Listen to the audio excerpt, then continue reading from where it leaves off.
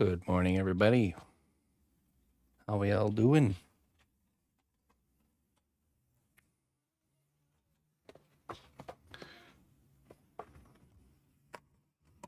Okay. Be doing some some mold making this morning, hopefully. Trying to gather what we need.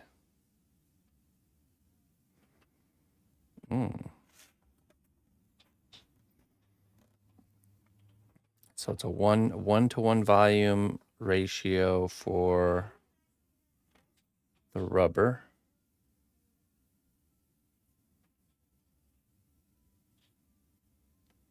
Liquid rubber, okay. Brush on flexible molds.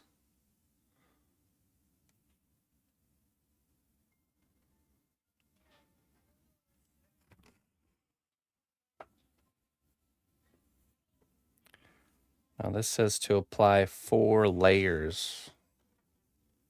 But I bought a solution that thickens the silicone. Maybe we don't have to do 4 layers.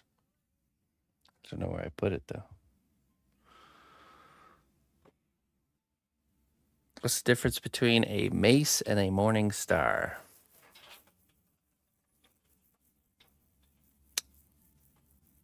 I don't know. Good question. You have a question? Yeah, what's your question? Is this what you do for a living? Yes, it is.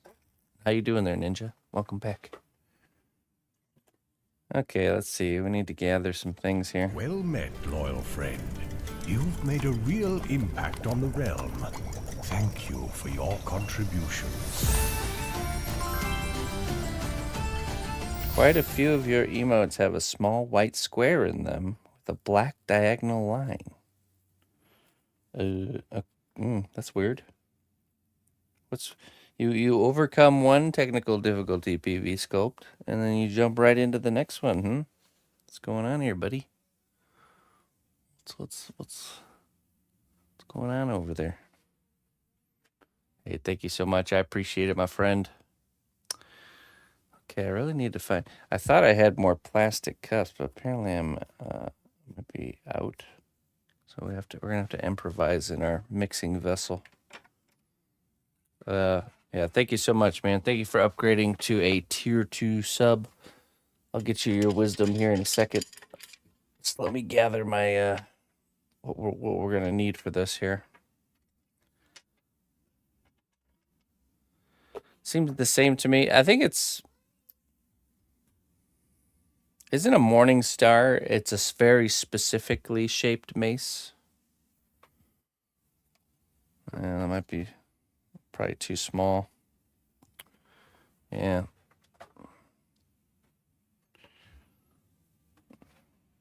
Hold on 1 second. I'll be right back.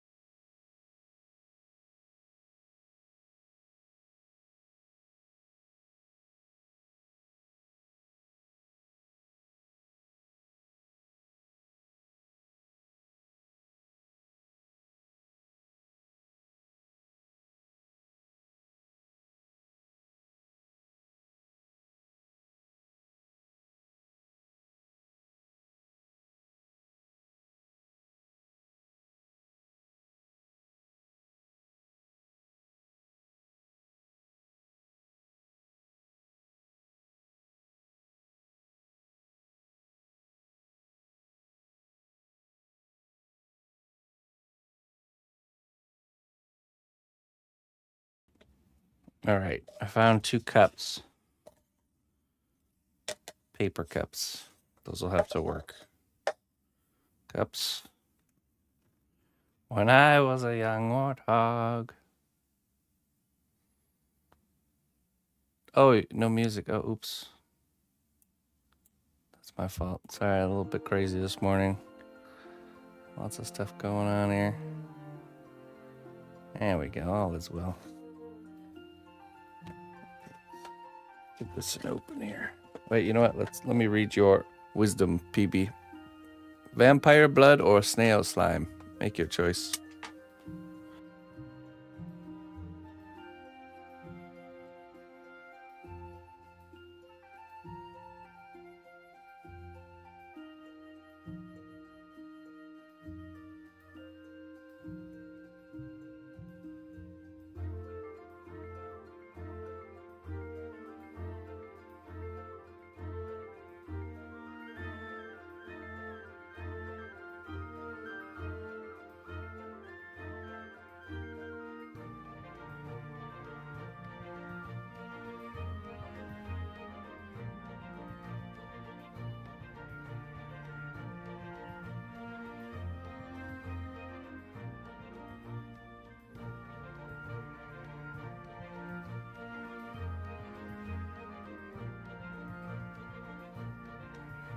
Can I turn what off?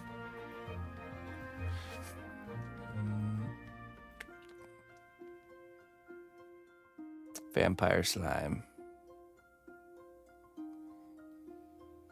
Is that like goth drool or something? This stuff right here? No, this is that is silicone.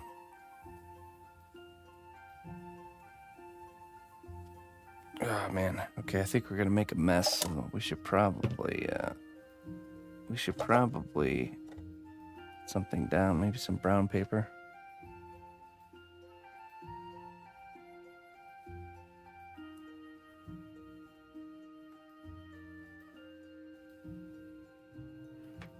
No, we're gonna play music.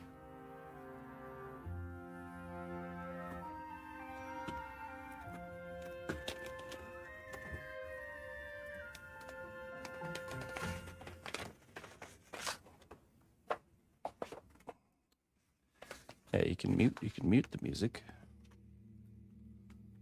There's a little volume slider. You can just slide it all the way down to the bottom. Okay. Let's be wise here and put down some brown paper.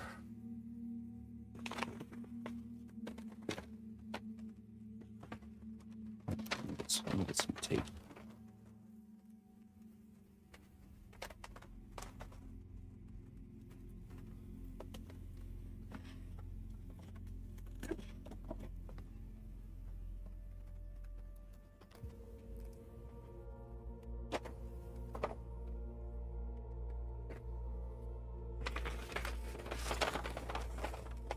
I've been through this rodeo before with jumping into it too haphazardly, and it's never any fun.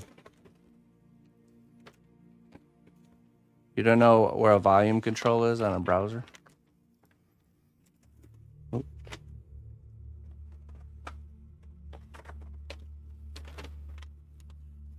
No? Oh, okay. Well, I can't help you then. Oh, I definitely can't help you. I'm less of an expert on mobile.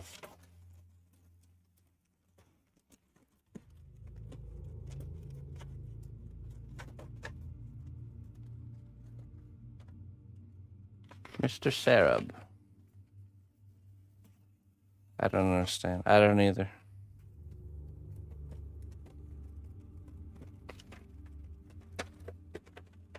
I don't understand.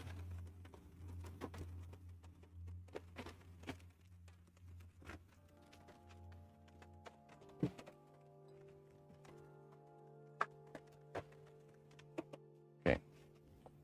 Get our tape first.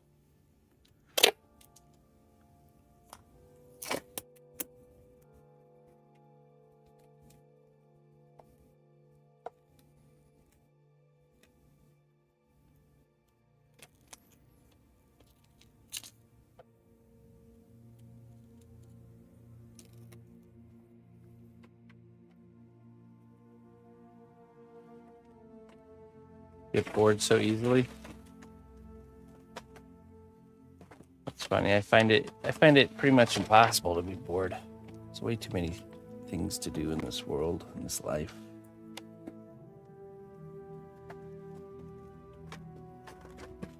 Especially if you're a creative person.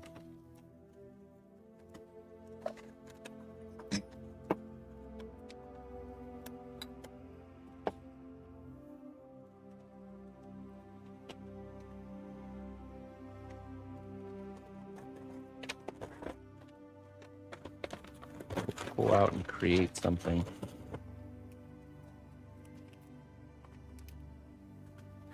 Yeah, exactly. I get sleepy far before I get bored every day.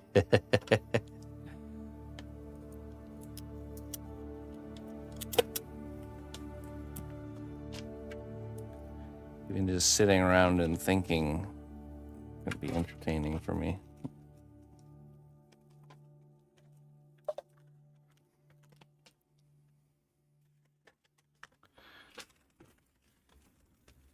But I'm sure when I was younger, it wasn't the case.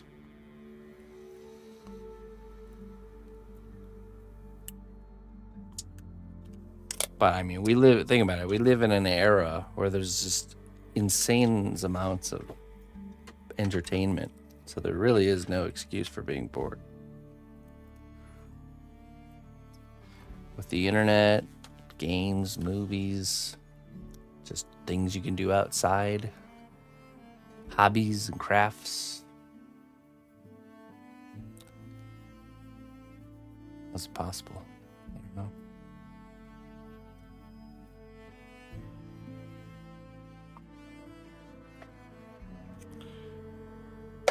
Okay.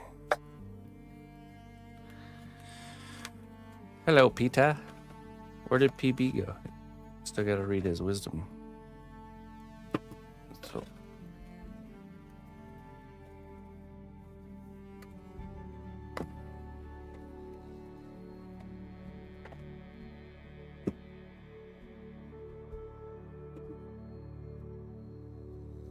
Rebound 25, brushable silicone rubber. Okay, now where is...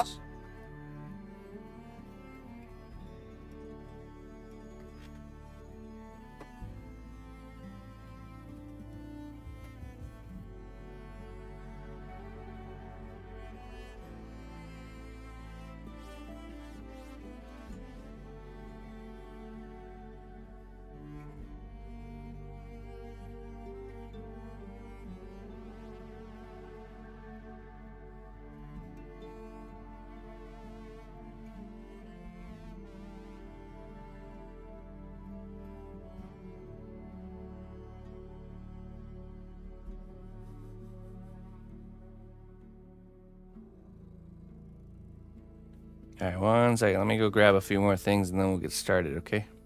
I'll be right back.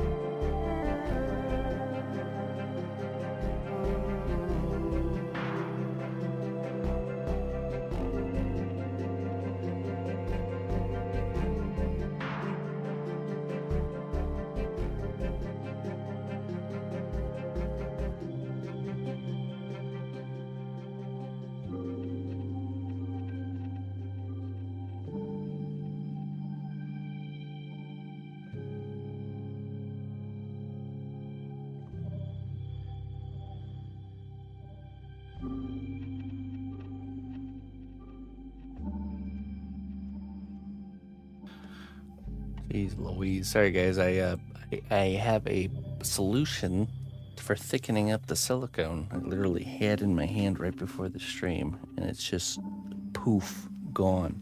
So, just trying to find it. Don't know where it is. It disappear. It's kind of a crucial component here. So, give me a few more minutes. Hopefully, I'll find it.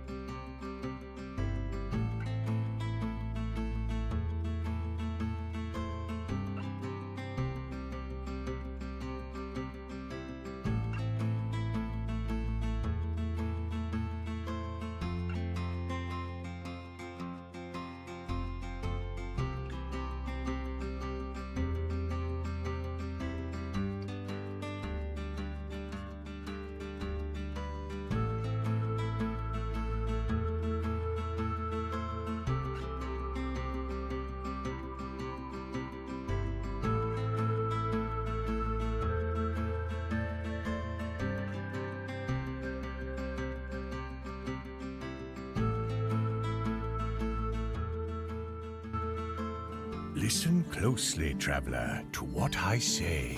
Twitch Prime does not even cost a dime.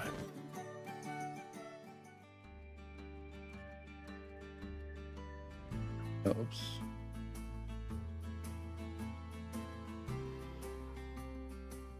Found it. Holy cannoli.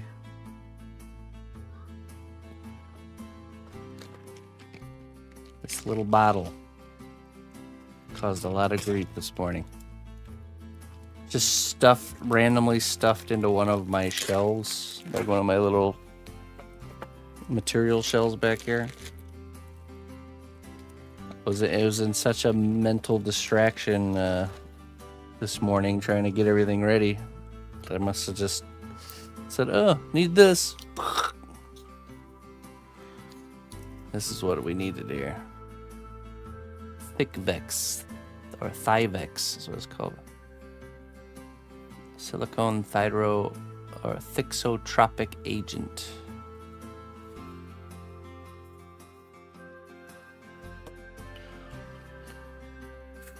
Jeez Louise. Hey, thank you so much there, Clompy, for the Prime sub. I appreciate that.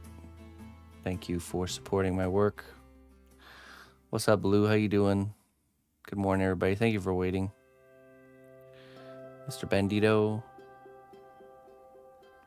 Good morning.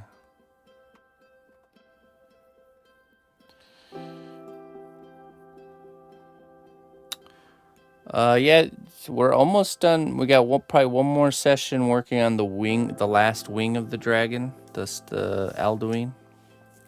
We had a big pause in our normal lineup work because we were commissioned by a bunch of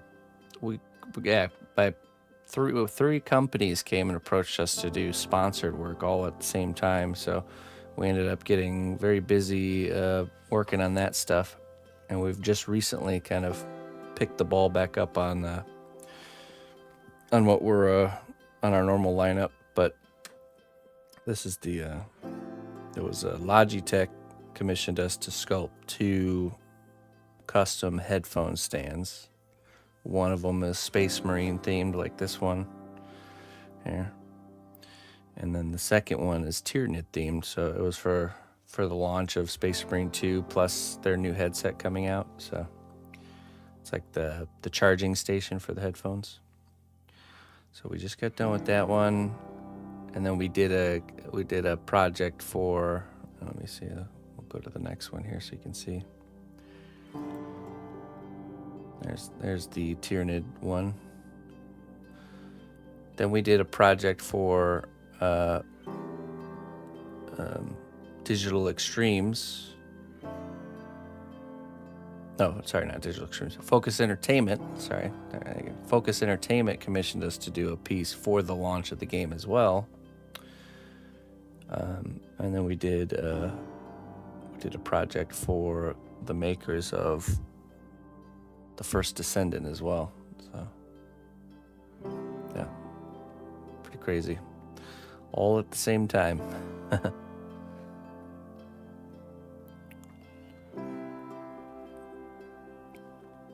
Okay, so we got brushes. We got some mixing cups here. We got our rubber, silicone rubber, and our thickening agent, which we might have to look up how much we're supposed to actually use. It's a liquid additive that will thicken some smooth-on tin cure or platinum cure mold rubbers for vertical surface.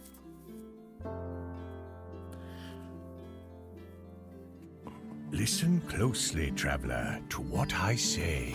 Twitch Prime does not even cost a dime. Hey, Tom, thank you so much, man. I appreciate that.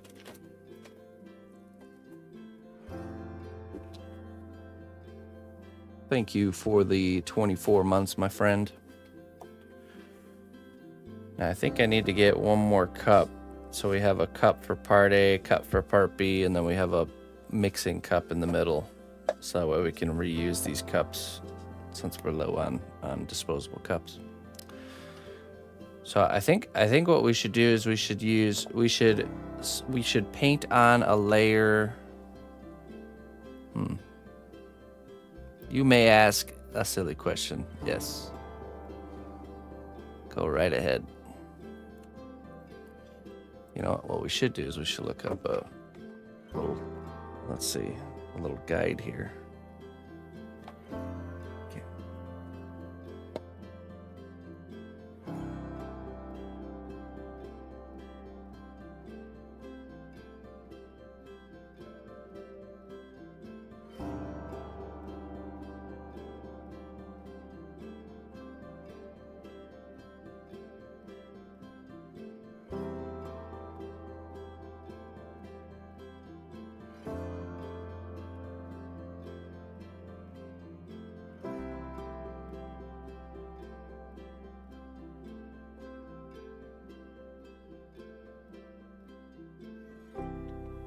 Okay. Are subs the only ones who earn channel points, or do followers too? No, we don't have channel points turned on currently. We need to redo that whole system. There was a lot of things that we used to use channel points for redemptions on that just weren't happening anymore. So we just didn't have a balanced economy for channel points. So it's better to just turn them off.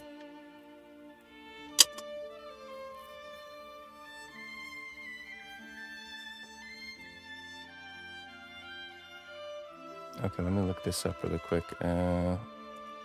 5x.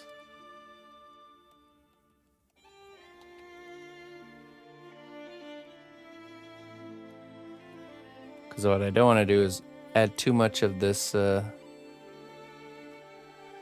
silicone thickener, and then it gets too thick. You know what I mean?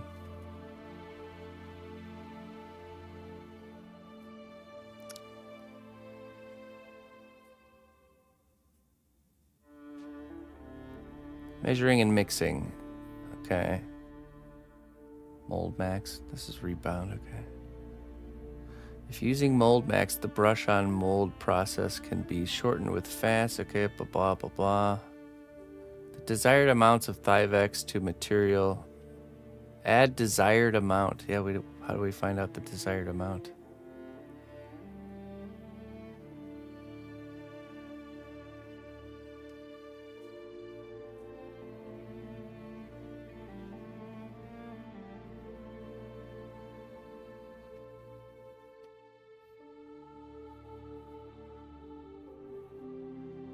Because, okay, so what I'm wondering is if maybe we have to do like a thin layer first to capture all the detail, and then we do a thick layer to just thicken it up. Or both.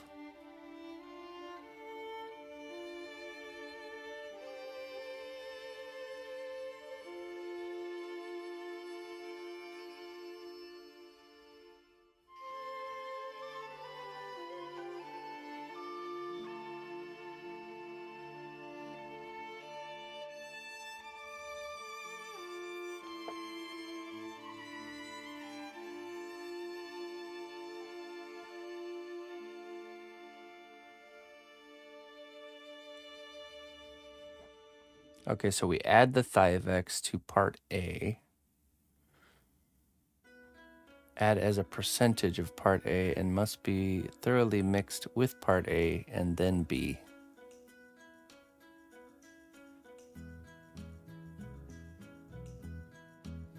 Okay, let's see.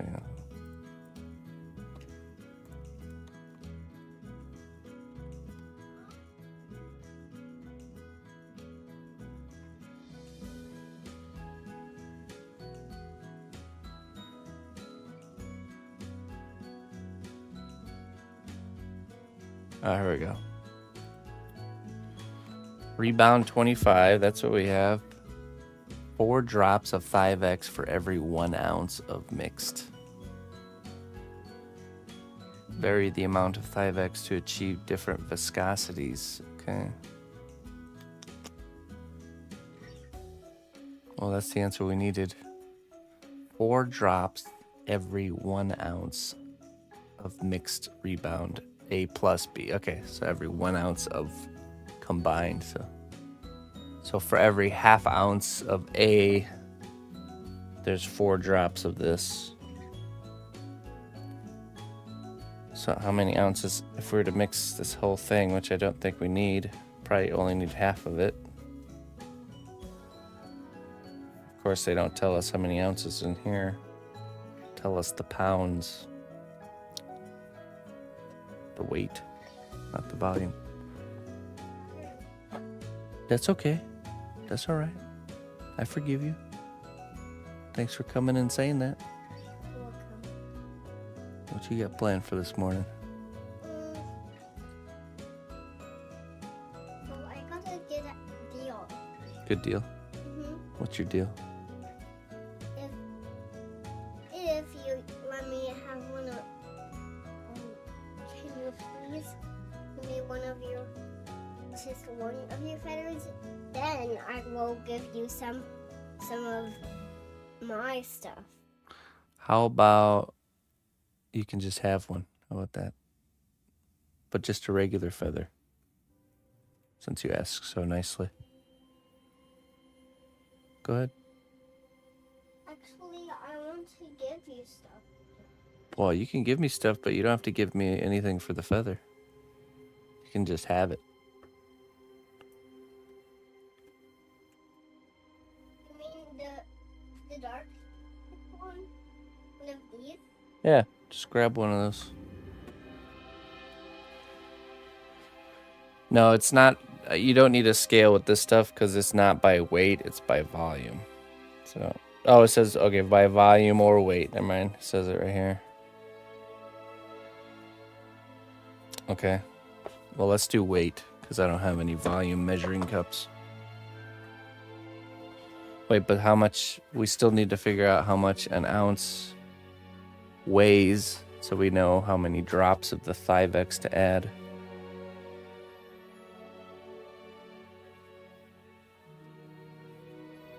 A scale can measure a volume as well.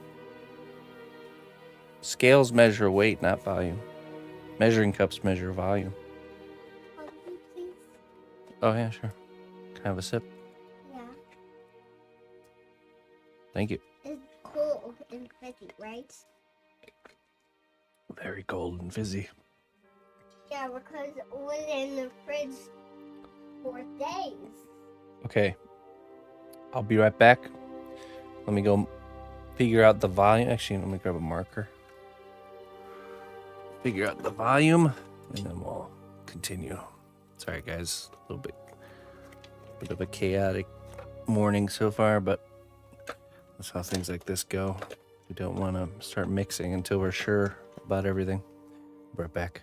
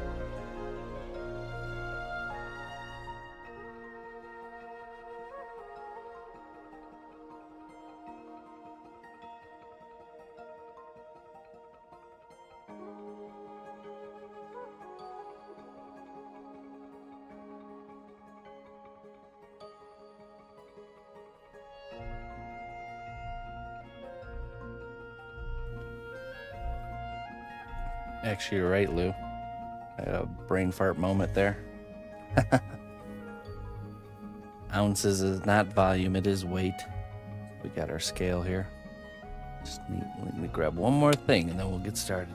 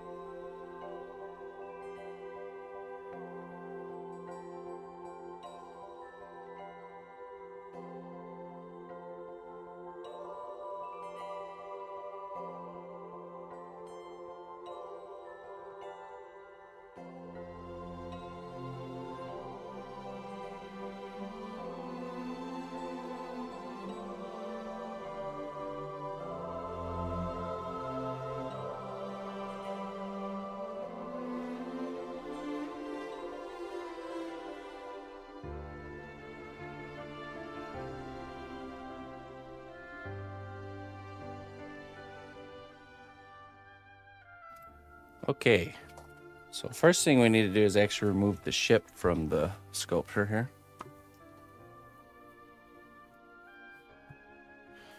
Move the scale out of the way here.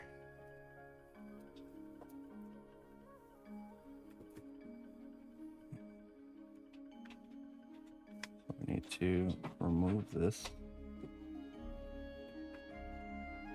like so.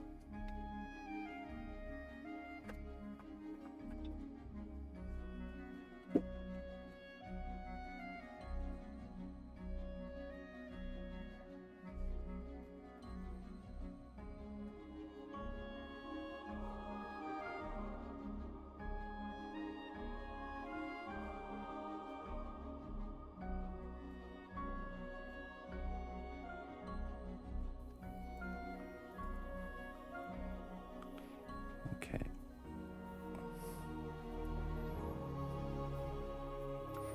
I'm kind of tempted to fill in these little areas here, these little undercuts.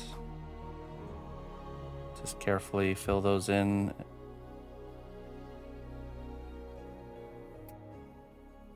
Yeah, I mean the silicone could get hung up on there, so let's do that really quick.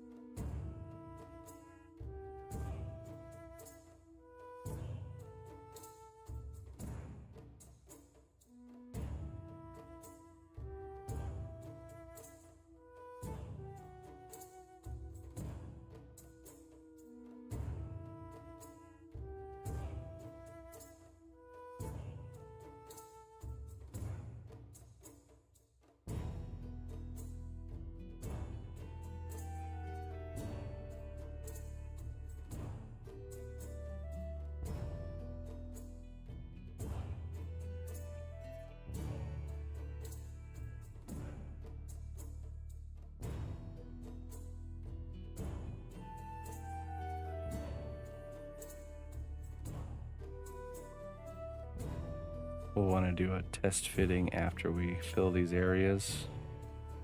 Let me make sure this still goes back in place.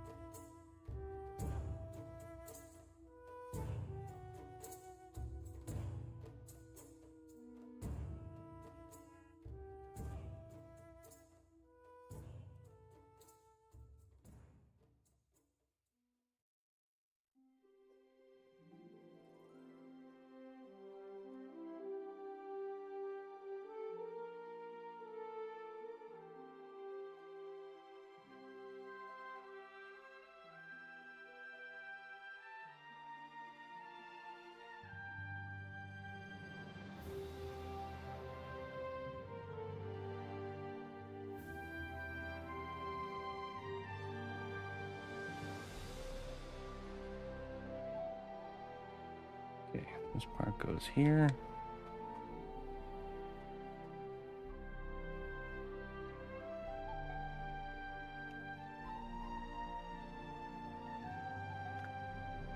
That one fits good.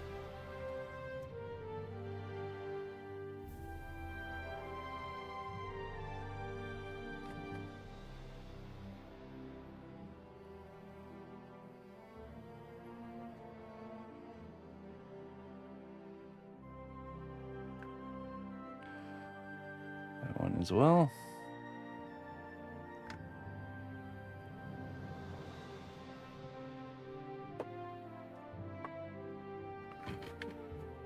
Okay, now our form is prepared.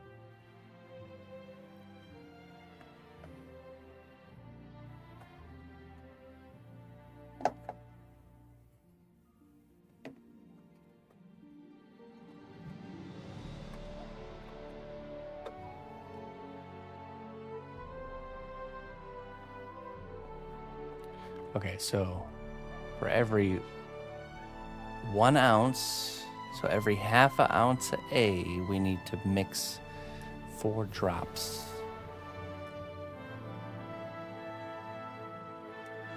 I hope this is right.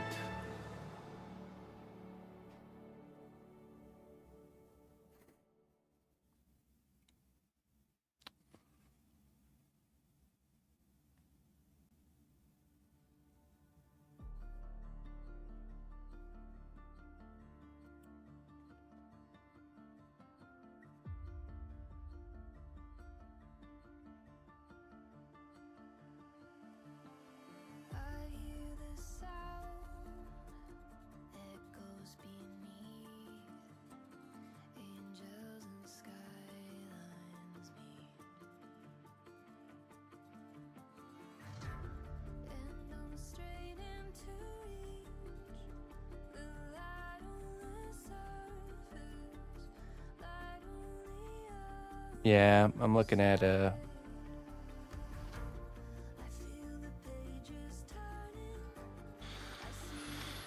I'm also seeing that some people do layers where they do like I said, they do the first layer without any of it, or first couple layers even, and then they do with it.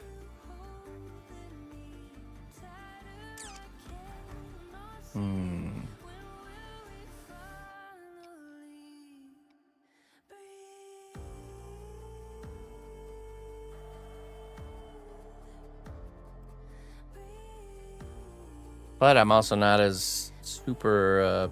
I'm not really. I wouldn't mind deformities in the casting.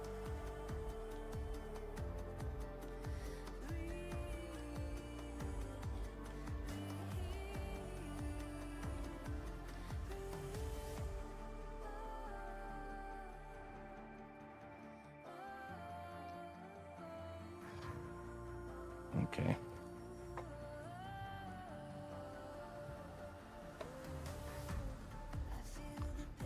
Get some mixing sticks.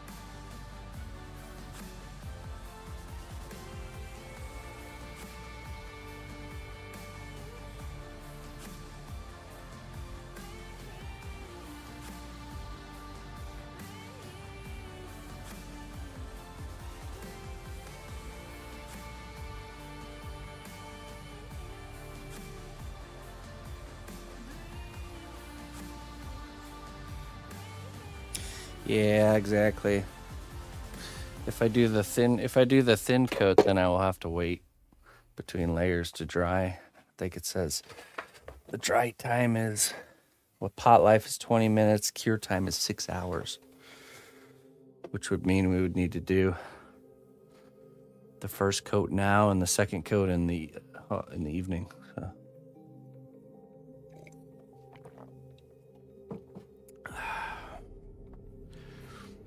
I feel like that would be smarter, wouldn't it?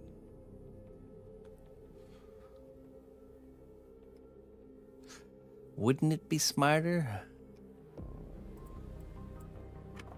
Let's see.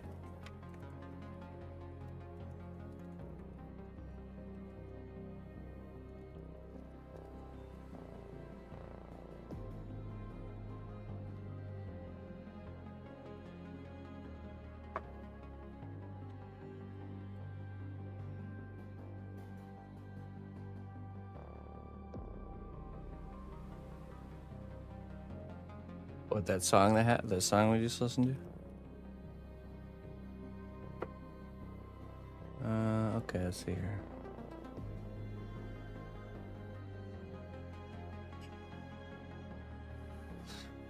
First layer, print coat is what it's called. First layer. Mix rebound 25 according to instructions, 1 part A/B ratio by volume. Apply a thin detail coating using a brush. This captures fine details. Let it cure until tacky. 10-15 minutes. Okay.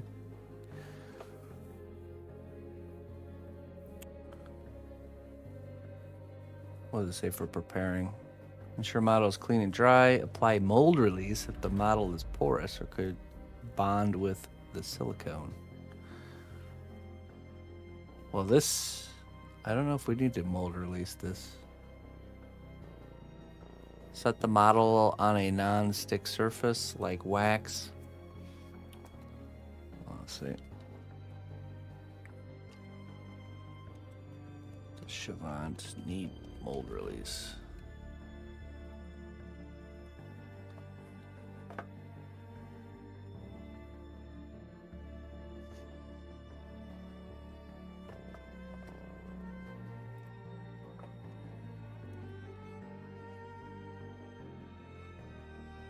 Yes, it does. Yes, it does. Okay, so we'll have to do that step. Spray it with mold release. I'll step outside for that. Okay, so anyways, first layer, print coat, mix it like normal. Then we brush it on, let it cure until tacky, 10 to 15 minutes. It's sulfur-free clay, yeah. If it had sulfur in it, you would have to, you couldn't use it, to be honest, yeah. Thickening layers, build strength, add 5x rebound in small amounts, a few drops per cup, and thicken it to a paste consistency. Apply multiple layers. letting each cure to a tacky state before the next, brushing on thickened layers, focusing on undercuts and delicate areas. Aim for at least 4 layers, ensuring the mold is a ½ inch thick in all areas. Optional, add keys, small ridges or bumps to help register the mold to its support shell.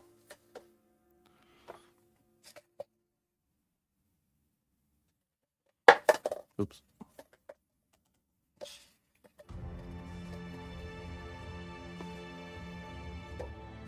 That's an optional step, though. I don't think we'll do that. Support shell. Once rubber mold is cured, create a rigid support shell using plaster bandages, which I have. Apply release agent on the silicone before adding the shell. Let it fully cure before demolding. Okay. All right, so that means I have to get my release agent out, which is in the heaviest bin of all on top of the shelf. I don't know why I put these heavy bins up here. Let me grab that really quick.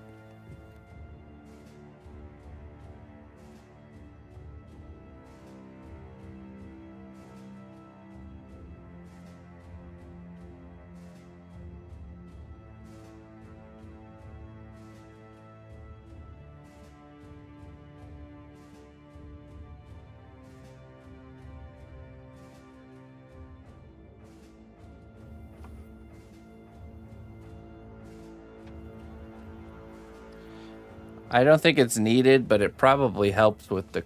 I'm thinking it probably helps when we demold, that there's just not a bunch of residual clay to have to clean out of the mold.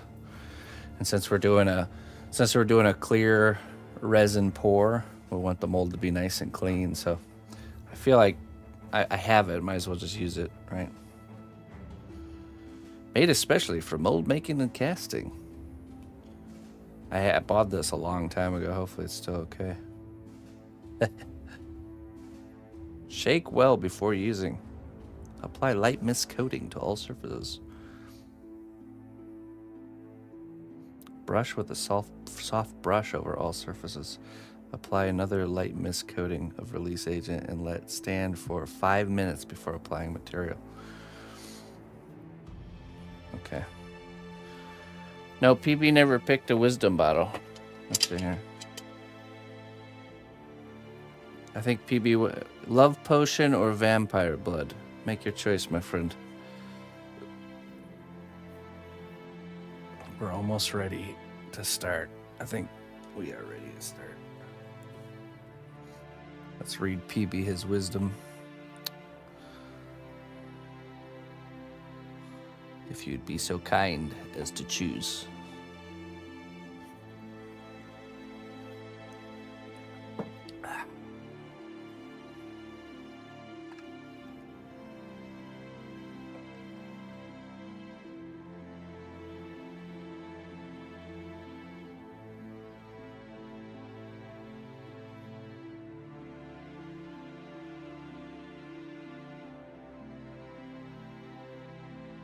Blood, all right. That's your choice.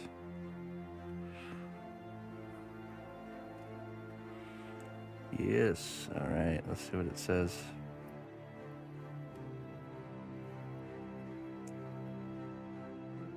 Success is not about what you accomplish in life.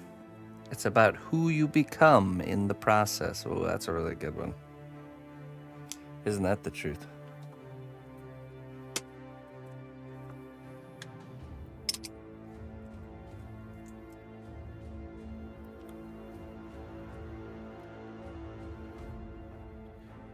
Okay, now I'm gonna take this outside and I'm going to spray it with our release agent.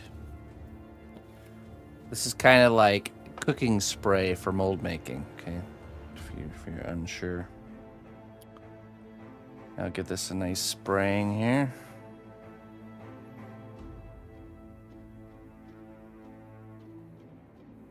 Clean that up a little bit more. You're fired. All right, I'll be right back.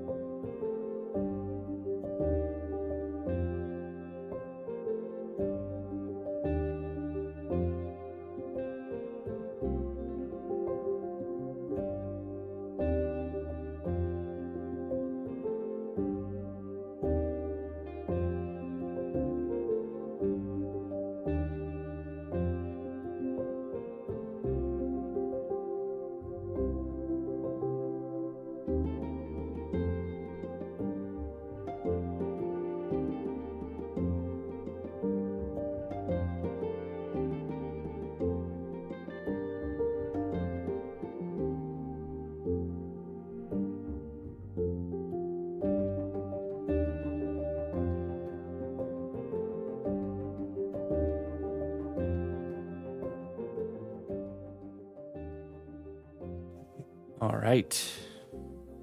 Mold release sprayed. It's snowing outside. What's going on around here? This weather.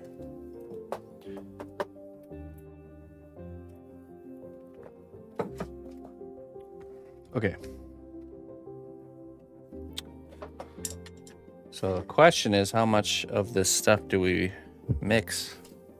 Maybe like, let me think here.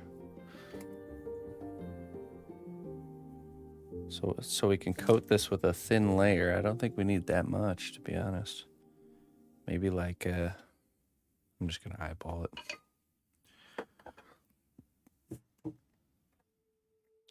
So this will be our part A cup. Turn our scale on.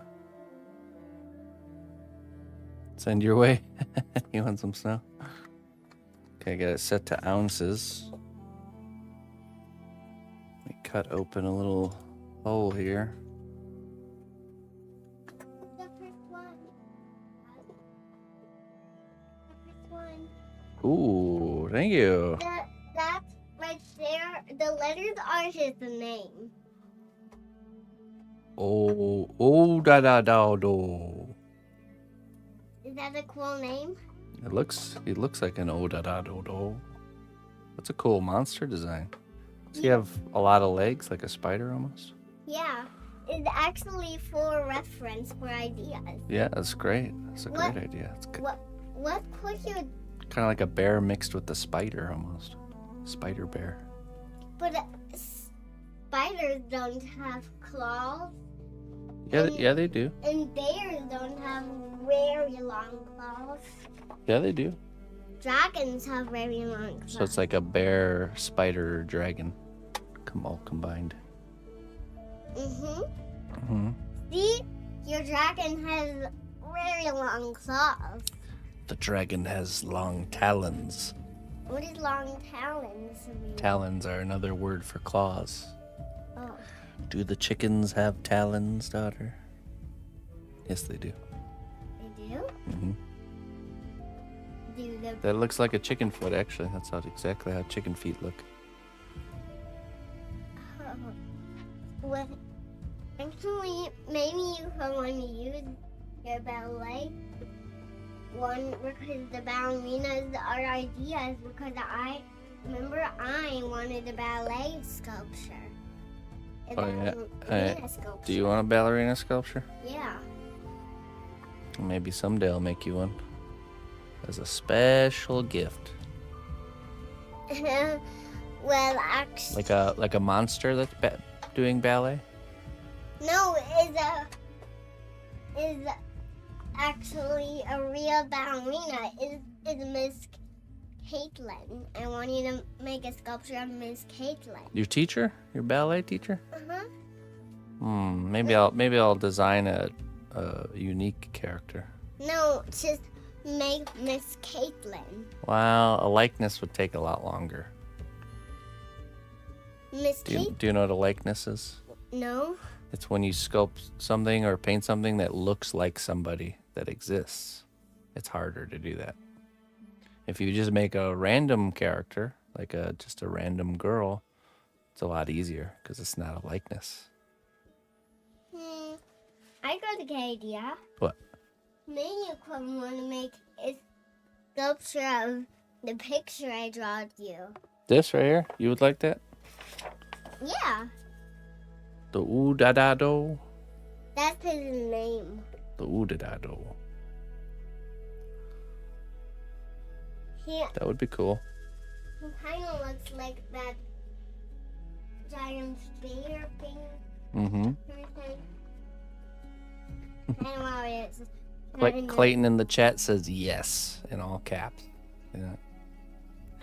Yes. He likes that idea, I think. Well, maybe I can make a dragon for you. Yeah, you should make some more characters. So I have a book of creature designs that I can look at for I have ideas. an idea. What? What about I make a character sculpture book? You Yeah. can Yeah. you can pick a character to make, or you can use Like an idea book, character idea book. yeah. You can make a character of that. Yeah. Get to work. It's not gonna make itself.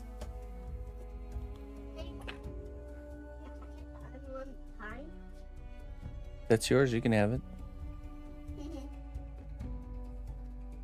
Thanks. Yeah. I thought it was the artist. No, I think the green one was yours, wasn't it? Oh, okay. I choose the blue one. Oh, okay. We'll have to find the blue one.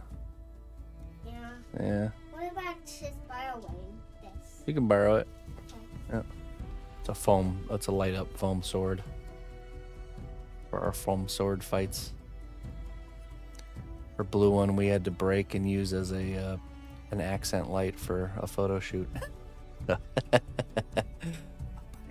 Just before she even notices, don't worry. It's like, we need a blue light, just a subtle blue light. This.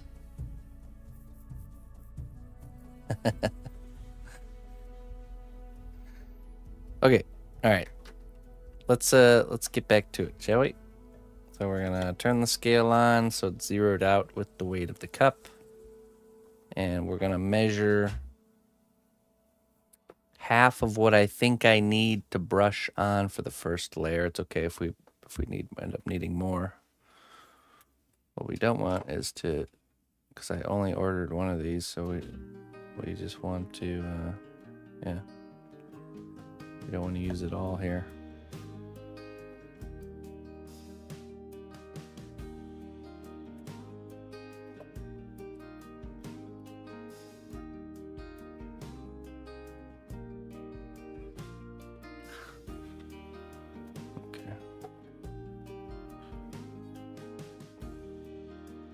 Really cutting out, is it? There we go. Just give it a little squeeze.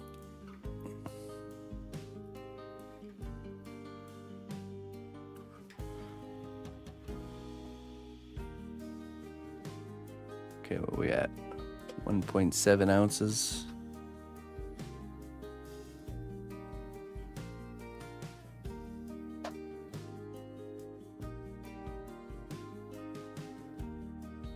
Turn it. All right. Mask. No, I don't think so. Not for silicone. Probably for the resin though. Okay, let's see here. What would 2.05 ounces. Listen closely, traveler, to what I say. Twitch Prime does not even cost a dime.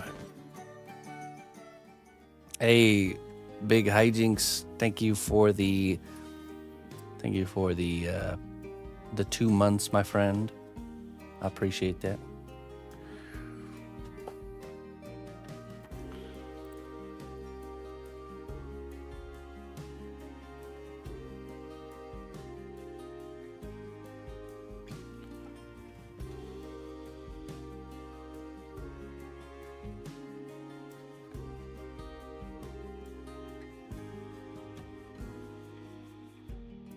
Yeah, no, this is silicone. No respirator needed for most room temperature silicones.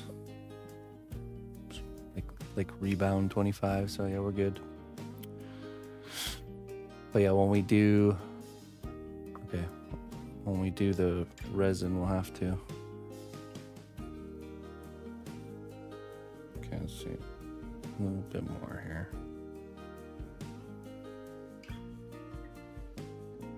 This is this is the part we gotta, oh wait, we're not mixing the drops yet. Mr. Steve.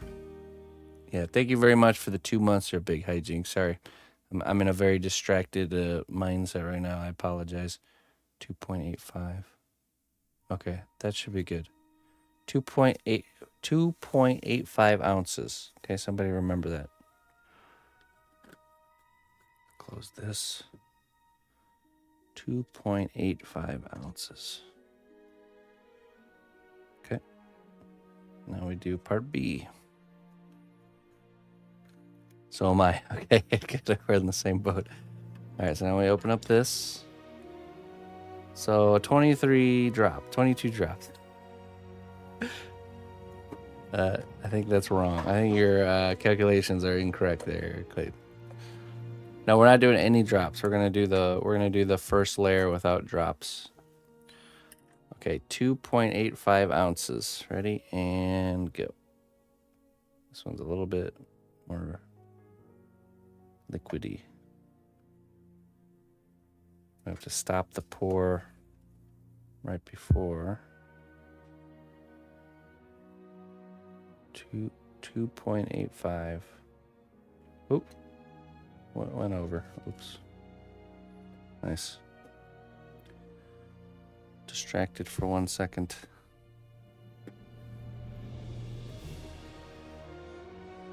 Okay, I got 3.1. Maybe I'll just add to the other one to make it even.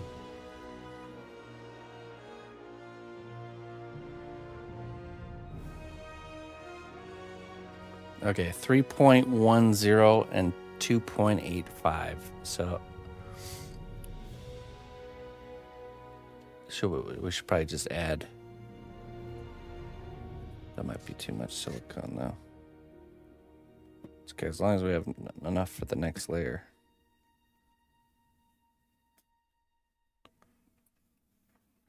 What did I say? 3.1. Oh, let me see. 3.1, 2.8. Legend says he's still adding and balancing the ratio. Before I know it, I'll have both of these containers in the cup. All right, it's even.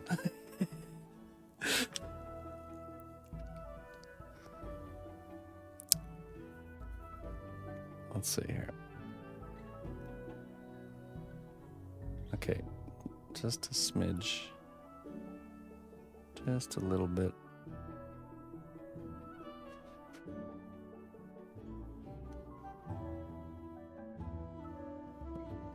Slow and steady wins the race. Give it one little squeeze here.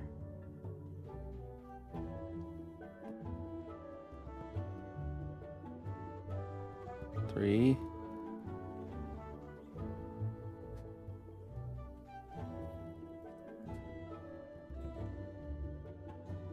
Okay, there we go. 3.15. That's good. That's close enough. We don't need to balance. That's close enough.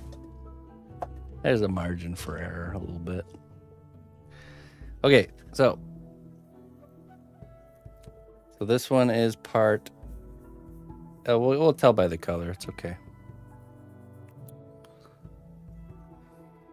3.15. It might be pi. I measured perfect pi. Okay, so scale, we don't need this. Now we take our cup that's going to be for mixing here. And we're going to... The reason I'm doing this way is because that way we can reuse these cups. Because we're at a shortage for cups. So we're going to have a mixing cup and we're going to have a part A cup and a part B cup, okay? That also means we need to have like a... Let me get some popsicle sticks to scrape the cup. To scrape the...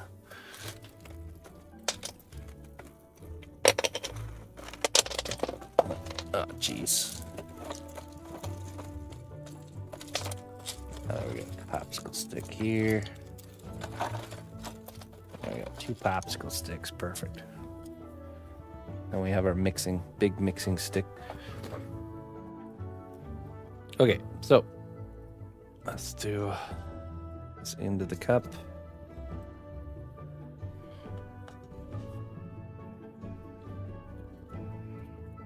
I'm not doing shirt cam for this part just because it's a little bit chaotic. Sorry about that, guys.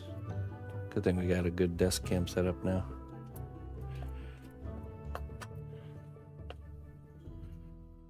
In you go.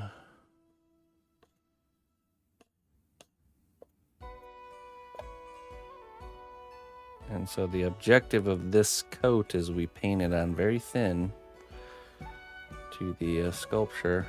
We're just trying to capture the detail.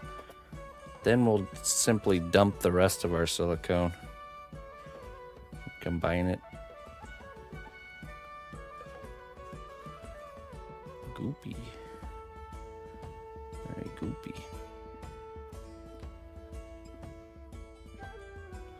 I'll write the name on these cups, Starbucks stuff. Okay, very goopy. There we go.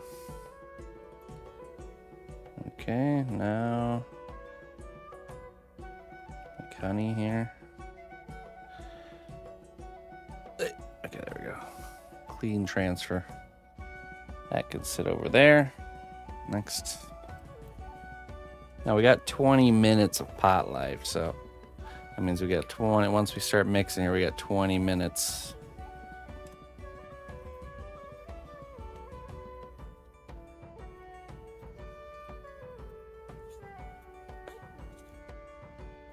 No, we don't really have to measure after this because we're just gonna mix whatever's left of that silicone, which should be the same because we took out the same amount from both of those containers.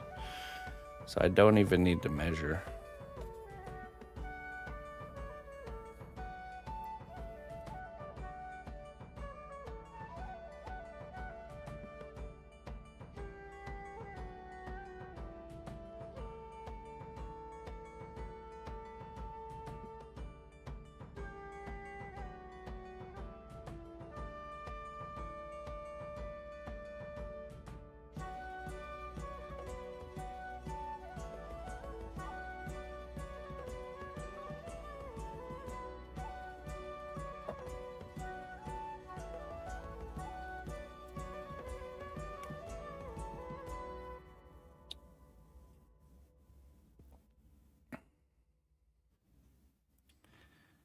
Yeah, it'll be perfectly balanced.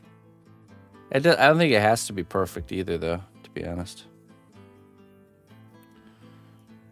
Just close to perfect. Just close enough. Okay. All right, so now we have both of our A and our B in this one cup. I'm going to use this hefty mixing stick, and I'm going to mix it thoroughly. And then I will use this here brush, and we will brush the mold. We'll switch to the shirt cam for that part.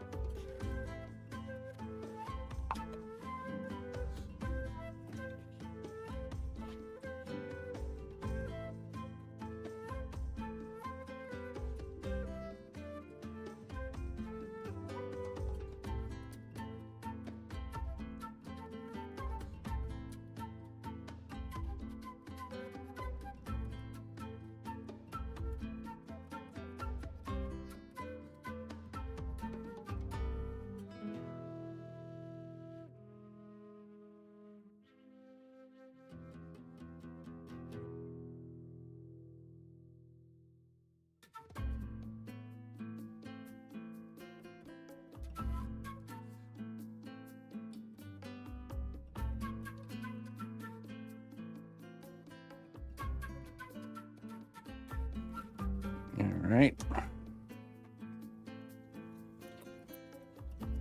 We want it nice and mixed. It's like a nice sherbet frosting. Scrape the sides of the cup on the bottom.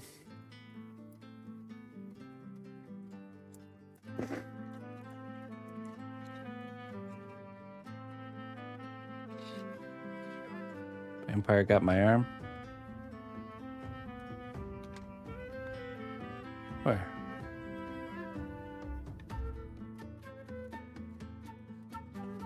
Oh, right there. Oh, yeah. Those pesky vampires. Always trying to turn a wizard into a vampire. I don't know. It doesn't work that way. Vampires are like pests around these parts. Like house mice.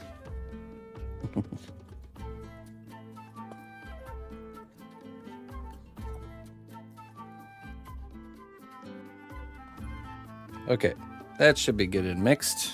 Now, you guys can join me and we're gonna begin the brushing on application.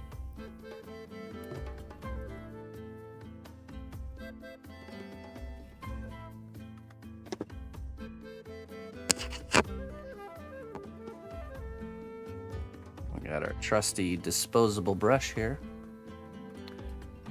This brush has served well in the cnotbusch kingdom for many a year. This will be its last day with us.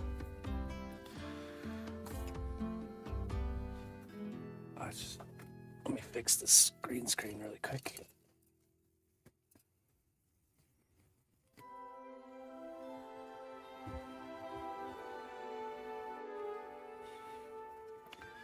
Okay.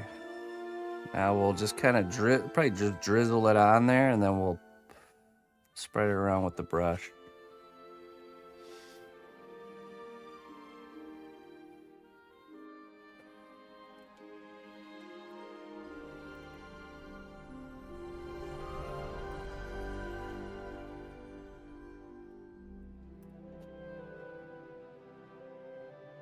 Okay, ready? Just gonna take a big glob here. We're just gonna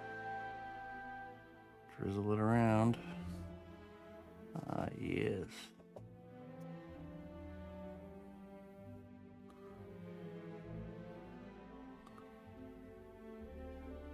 I have a lot of hindsight moments, I can already tell.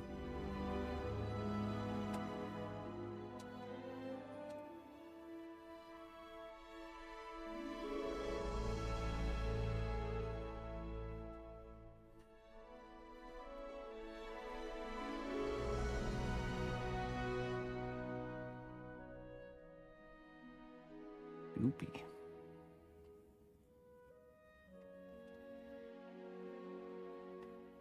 Okay. Take the brush here.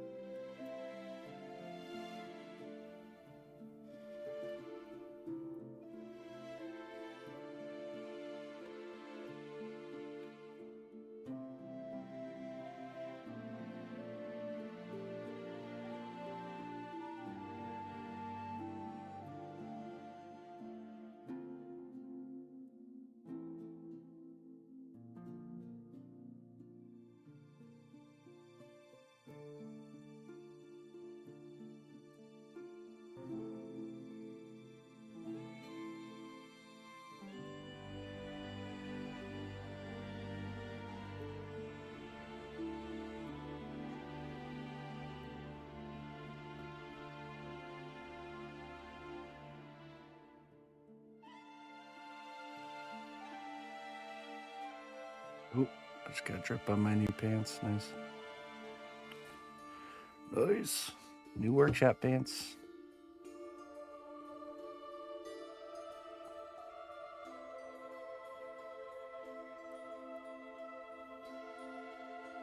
Definitely gonna have to add some more in those areas.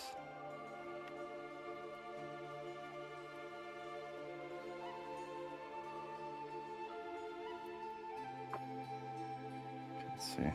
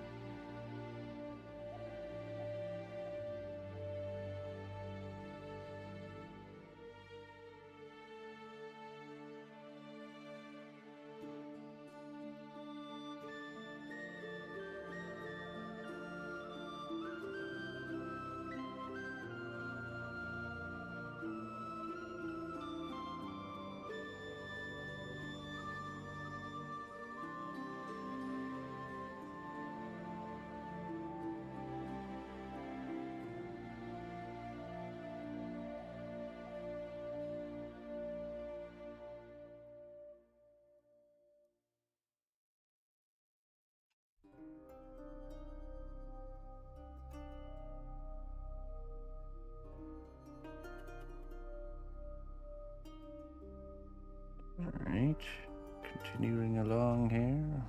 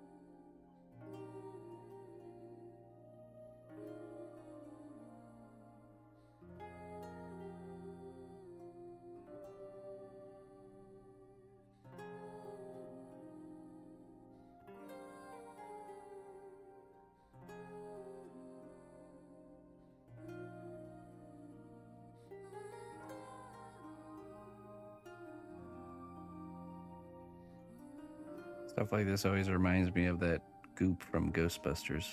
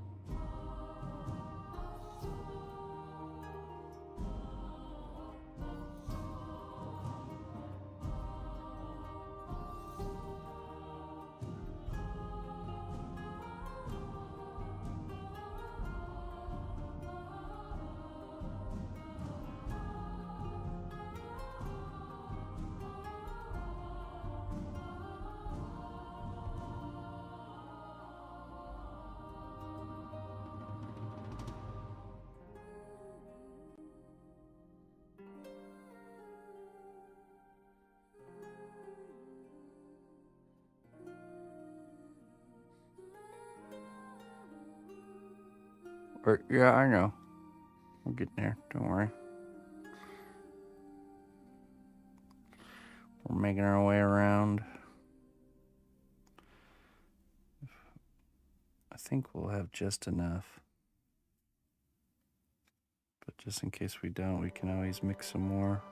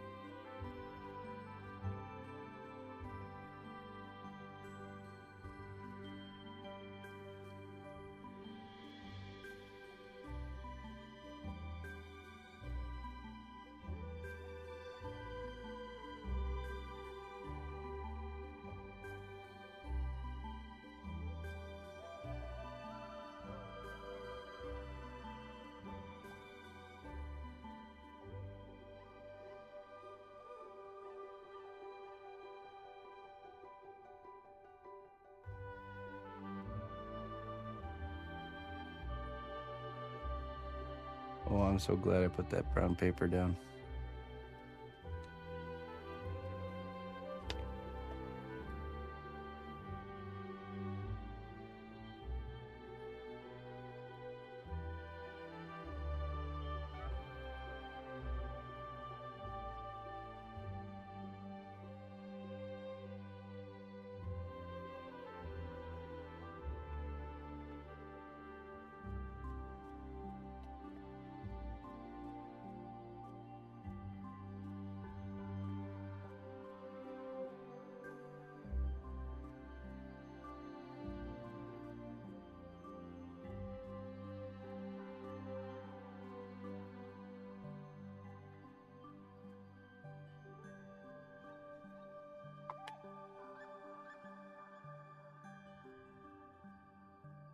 I think we had just enough. Perfect. Hmm? I can't pause doing this. You have to wait till this step is done. Yeah. Mom will let you know when I'm done with the silicone. Because this is drying right now, so I have to finish this step.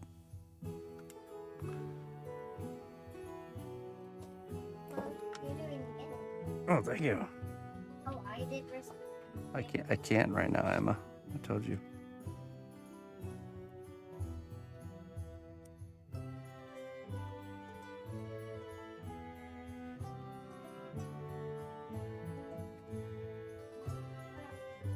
All right. Just come back when I'm done with this step.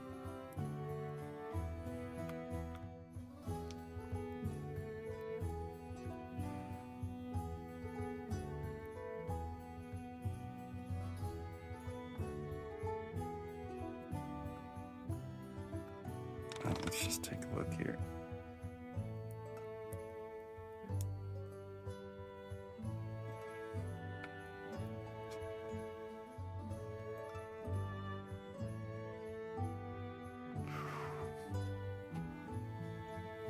The very front? Okay, let's see. Let's take a look.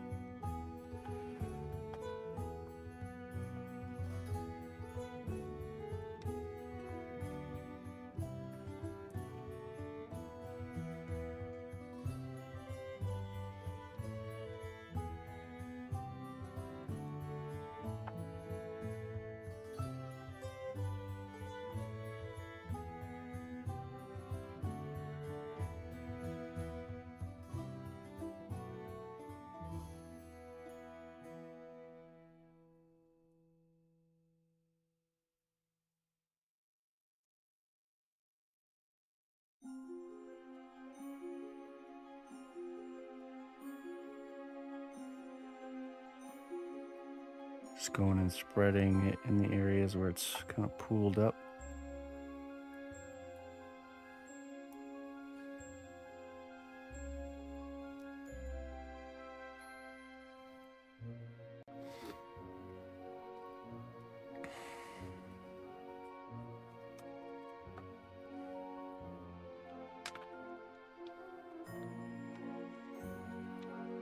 It's getting messy.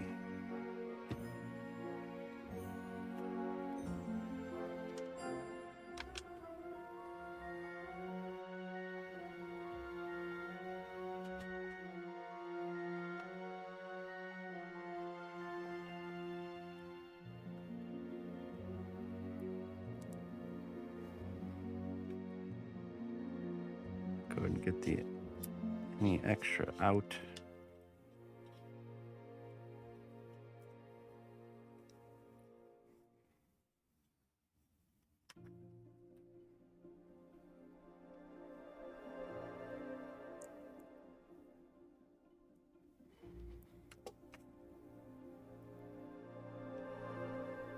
Now I know to never mess with. I'm by far not a professional with this stuff. I've done it quite a few times, but I'm sure There are less messy ways. I just tend to be a little more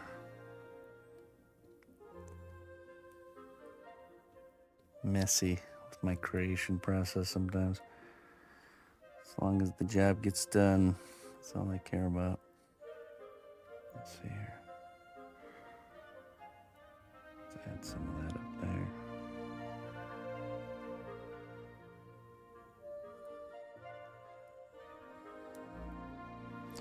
And so the idea is when we do the next coat, we're going to add that thickener agent, and it's going to be like really spreadable. And we're going to be able to spread it around and make a nice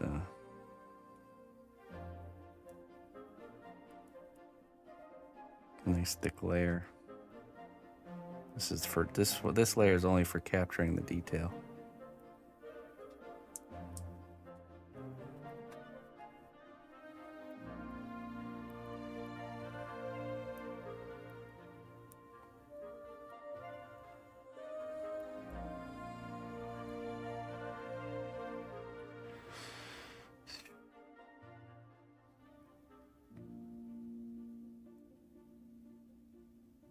There are less messy ways to do it, but you prefer the fun way. There are less messy ways to do it. I also have the added challenge of not only trying to live stream something like this, but also recording it for other social media stuff. It's a whole nother factor.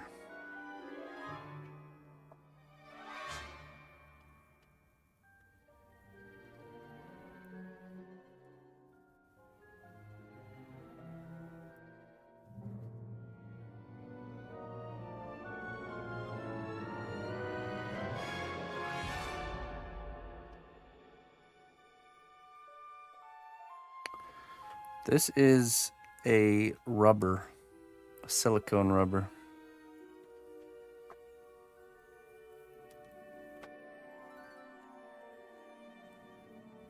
Let me wash my hands. I got a little bit on my fingers. Just a smidge.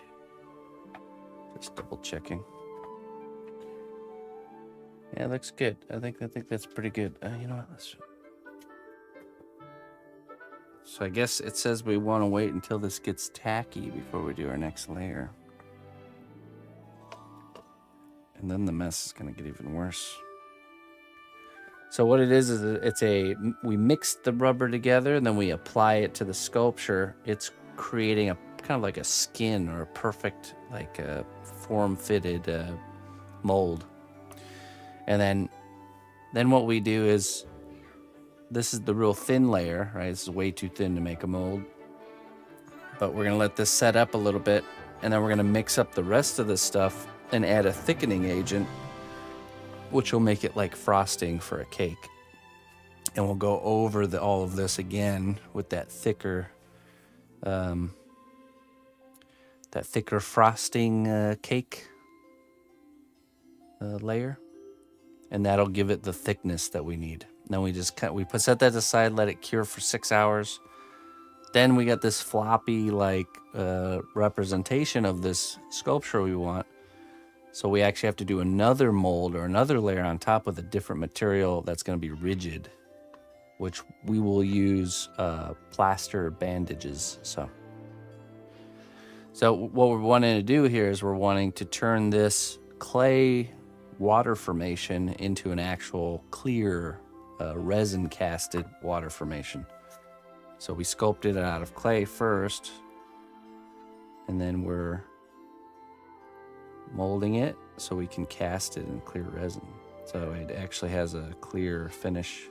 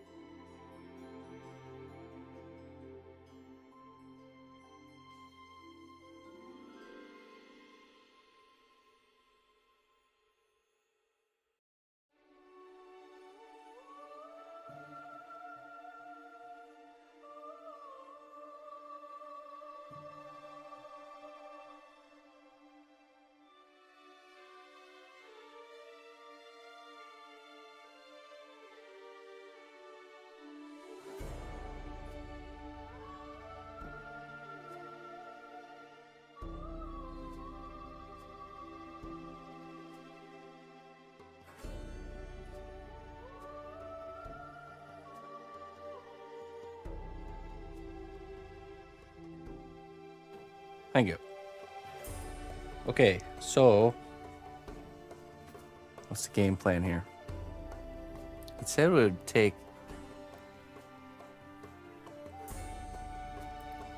this pot life, what, 20 minutes? It says. But it is colder. I know the temperature and the moisture in a room will change things, so maybe it's a little bit longer. How long has it been since I started mixing it? Now rub the rest of your hands and get permanent silicone gloves. Yeah. Form-fitted silicone gloves. Probably about 45 minutes. Okay. So that's a bit longer. Pot life 20 minutes. Cure time 6 hours. Started at 10 a.m. Oh, it's been only 19 minutes then.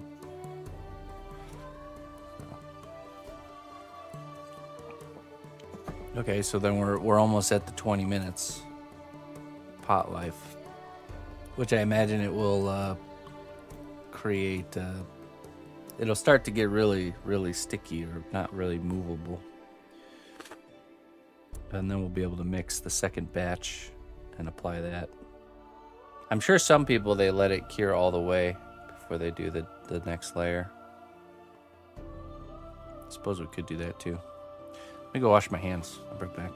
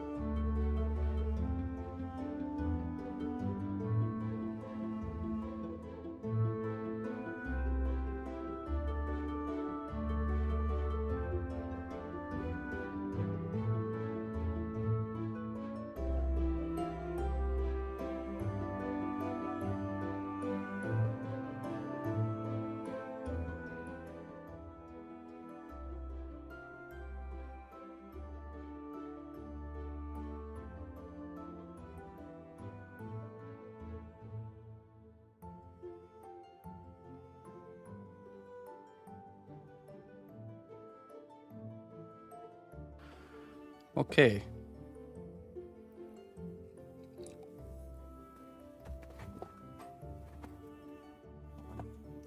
Not sure how long we're supposed to give this.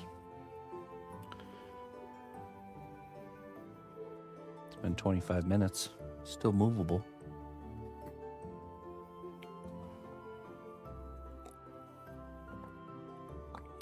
The mug of the harvest.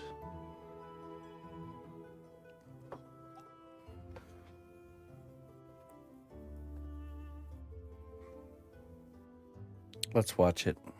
All right.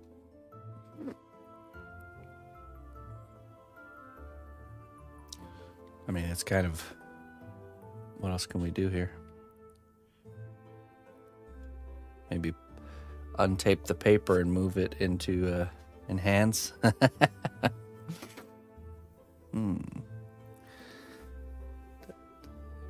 Untape the paper and move it over to my other workbench while it sets up, and we can work on putting planks on a ship or something. Oh, you know what? I have something in the oven. One second.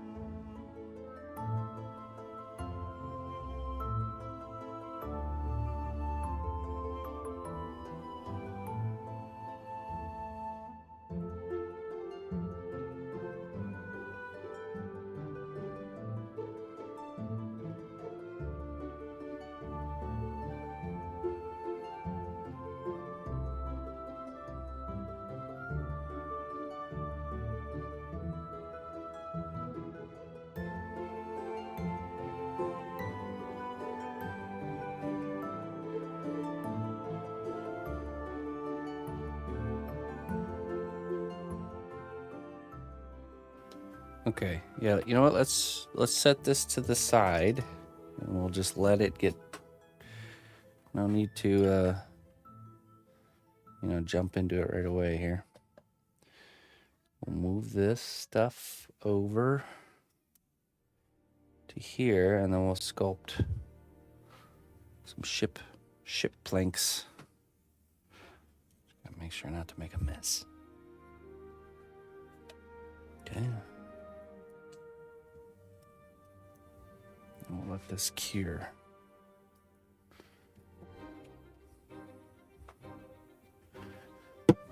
That's a good plan.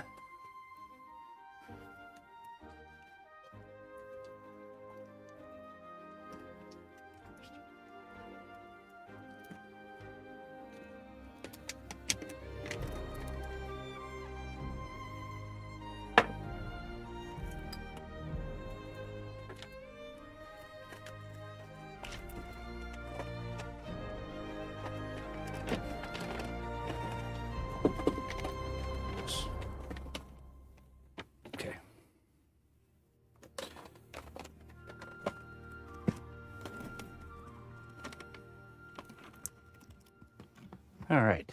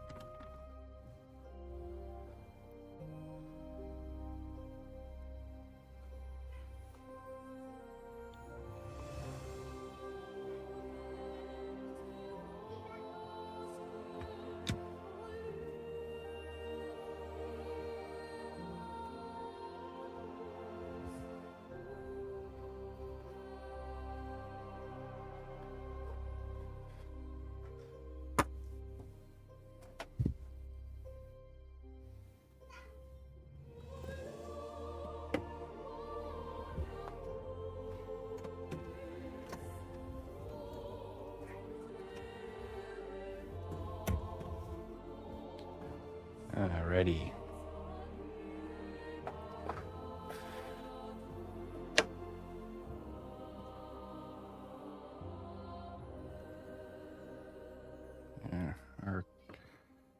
Our pirate needs his ship.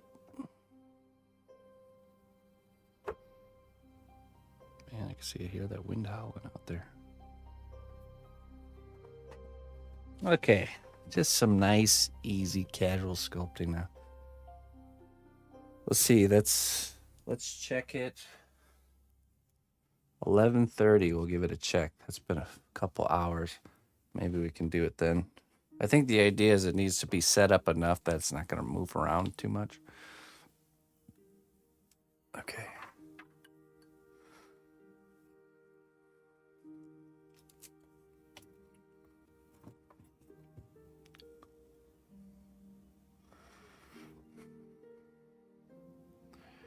So this is a skeleton pirate, CNOT original character piece that is actually available if anyone's interested in adopting this fella and giving him a home. It's going to be a LED lit piece with kind of like the chest area will be glowing blue. He'll have kind of fiber optic cables in the eyes to kind of create that floating dot of the eye effect. And yeah, and then of course he'll have the whole boat or front of a boat as his base.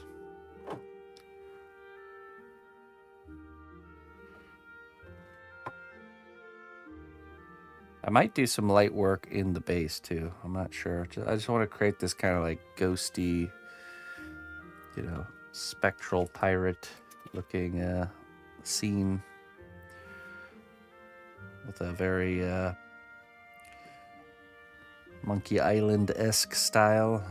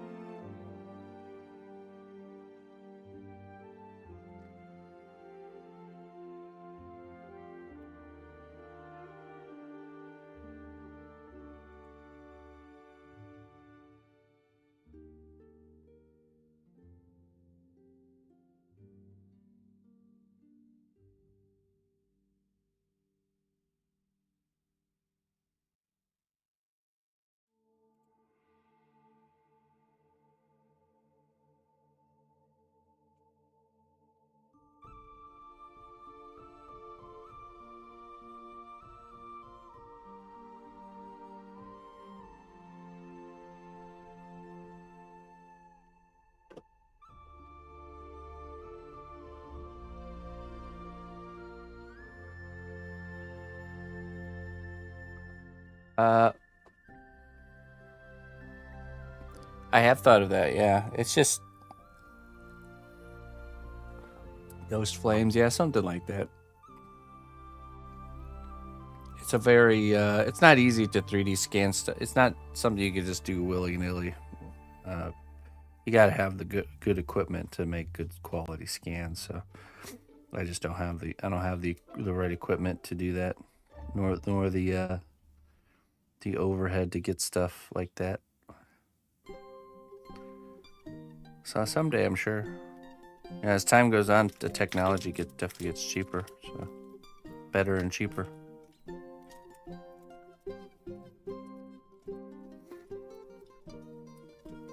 I suppose, you know, one thing I could do is probably look around in my area and see if there's somebody that does have a 3D scanning setup.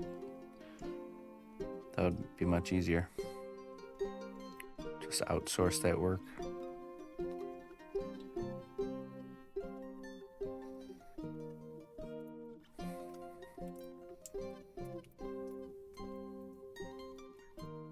Yeah, I mean, my main focus, though, is just making one-offs, one-of-a-kind original pieces for people. That's always, that's the main focus. Everything else is secondary.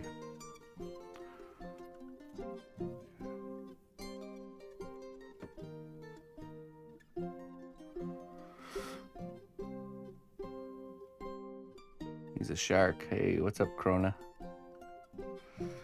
Teething. Oh boy, fun, fun.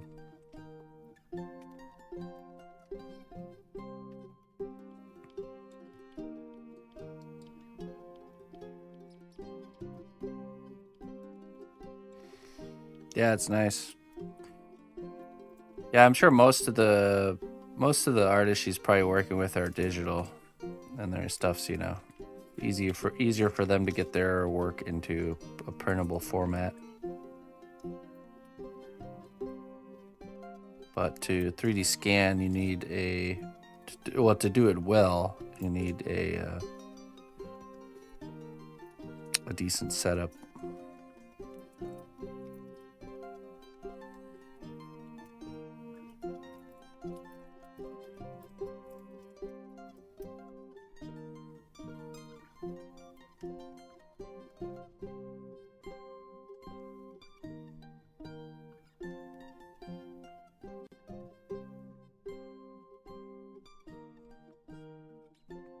Nice, Looney Lorna. It's okay. Give the old system a, you know, a refresher on fighting off illness. It's not such a bad thing. Boost the old immune system.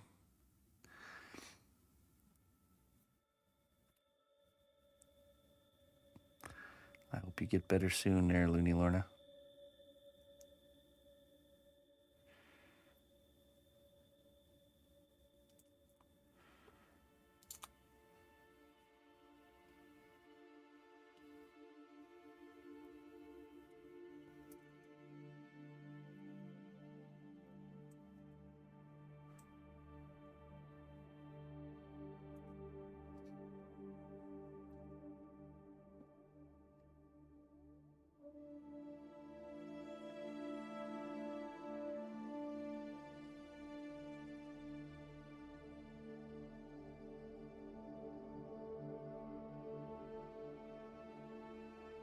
I'm pretty sure we'll have some sort of a trimming up at the top here, so I'm not going to worry about making the shape of that too clean.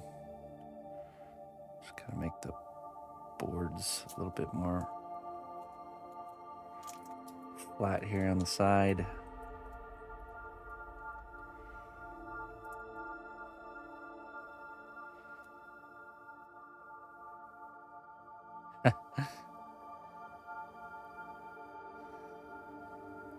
Uncured resin.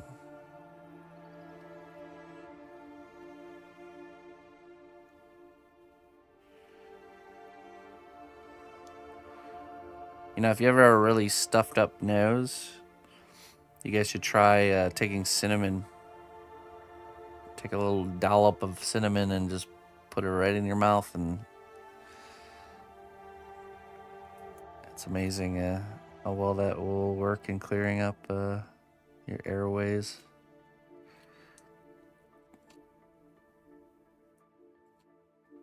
Try it next time, I dare you.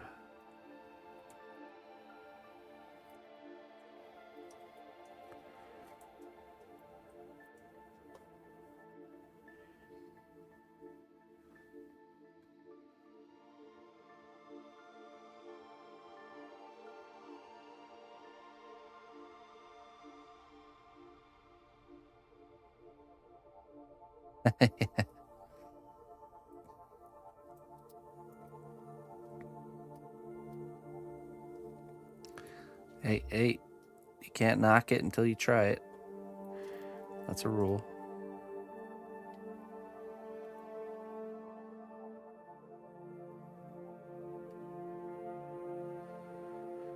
Yeah, I mean, you know how it is, Gravity. Totally.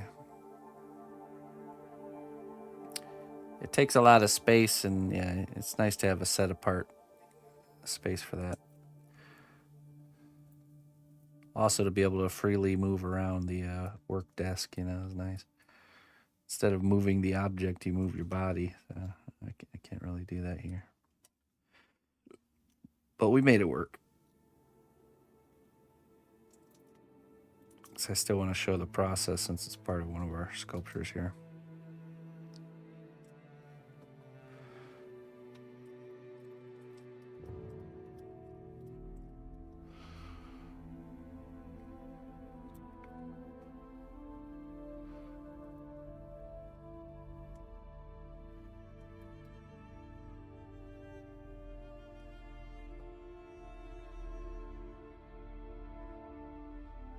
Yeah, I forgot you're pretty deep into the molding casting side of things, aren't you? Remember you mentioning that?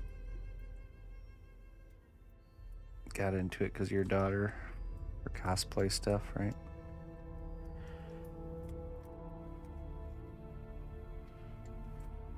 We're making a boat.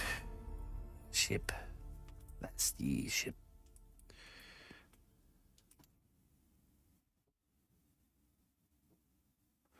It's the base for this pirate here, this skeleton pirate. Ooh.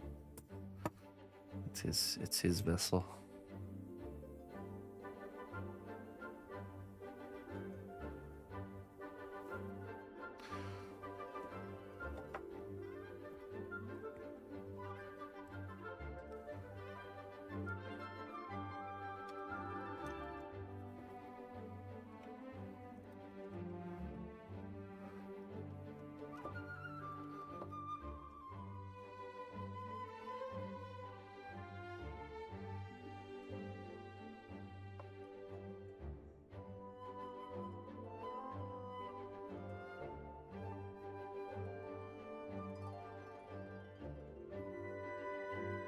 Look at some reference here.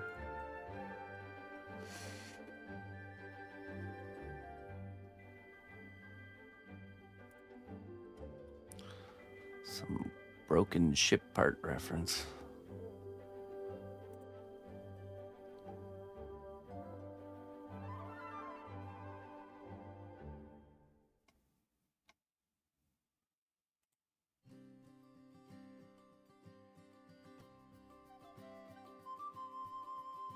Hey. Did you get here by chance or by fate? That's the question. I think the latter. Welcome.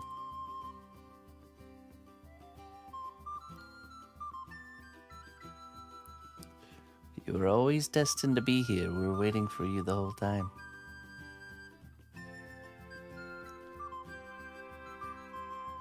Good. Now take that inspiration and bottle it up and put it into action. That's the key.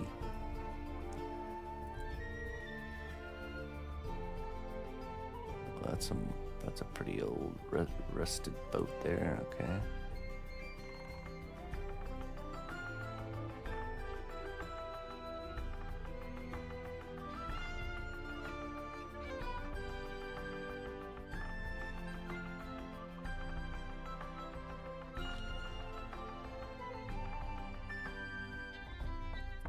Broken ship.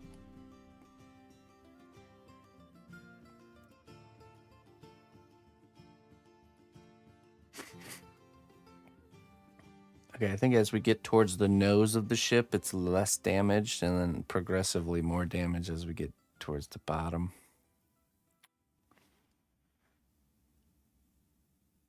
Yep, definitely.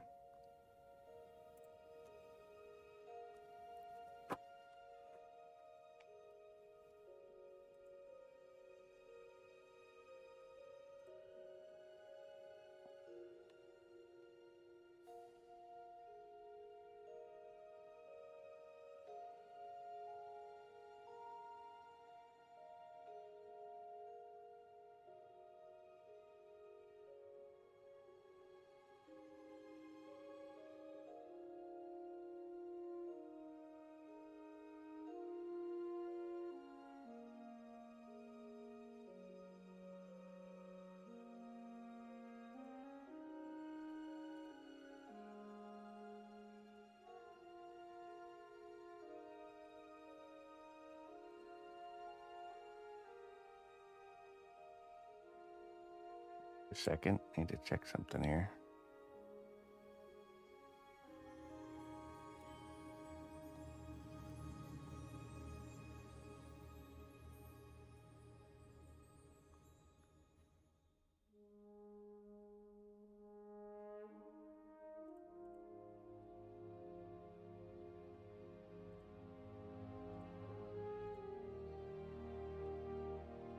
Oh yeah, we're totally gonna add some like barnacles and stuff on the bottom. Ooh, starfish might not be a bad idea.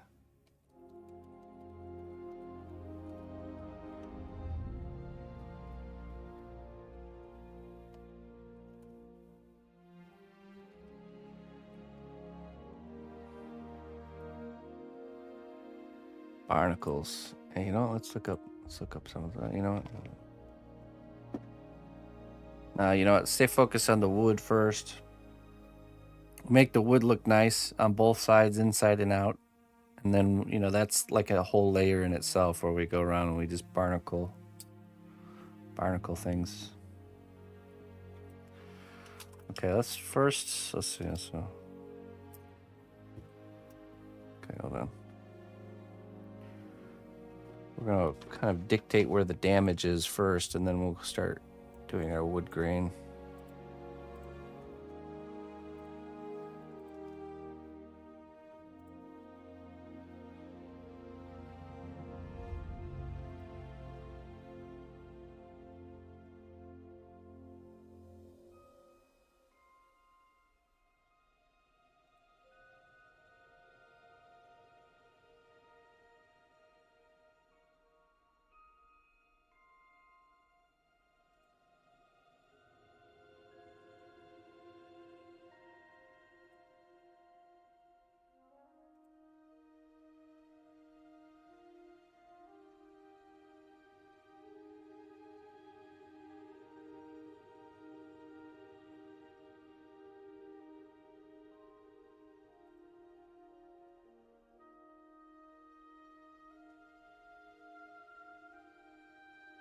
Cannonball holes, good idea. Okay, sorry about that.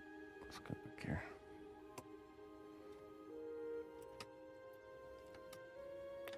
A little bit distracted.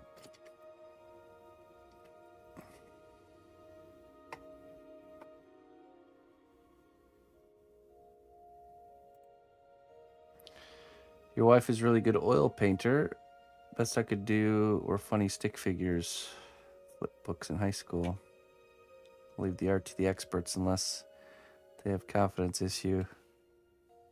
Need crappy art at the front of the show to keep expectations. Well, I mean, everyone, you know, that's how everyone starts. I think it's a common misconception. Everyone's bad at something before they're good at it. Even the best.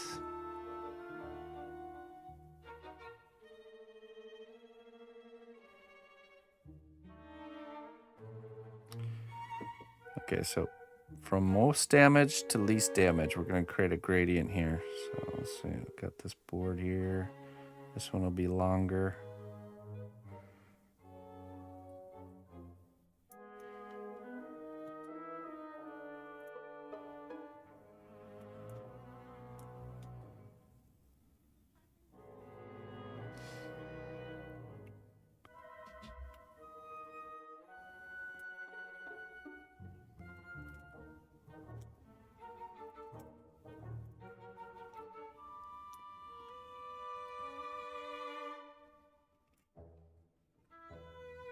Even the best still have imposter syndrome. Yeah, for sure. I've dealt with my fair share of that.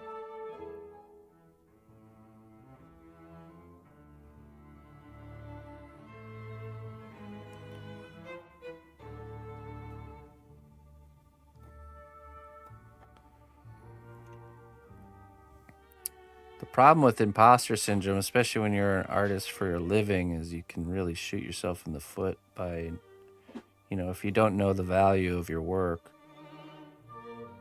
then you're going to end up undercharging for your work, which means you have to work more to make a living than you should, you know. So.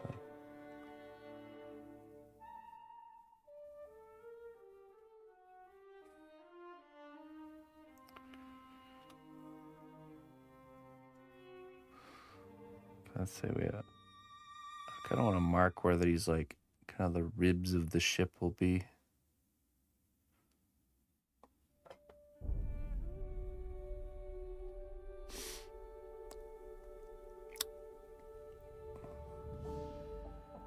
Just so you guys know, the commands have been changed for the classes.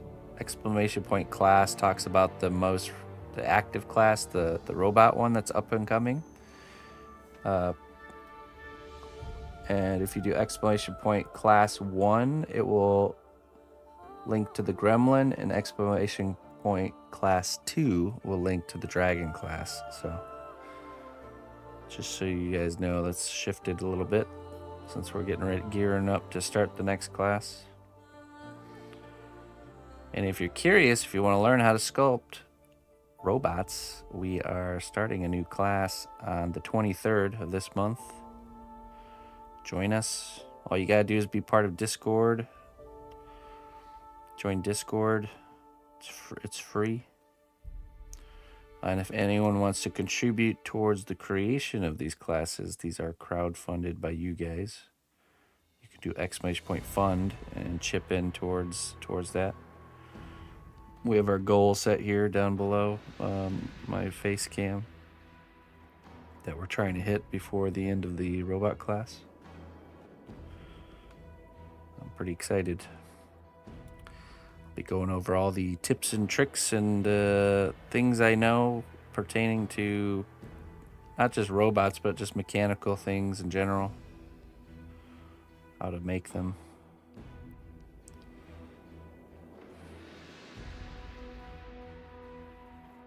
And you can join in any of the classes at any time and still submit your work for feedback each week.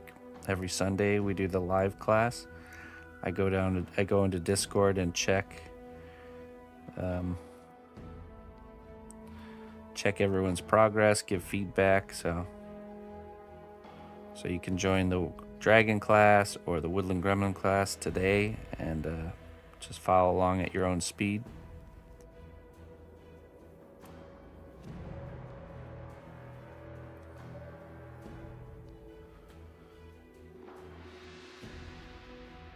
Got some gears coming in, huh? Very nice.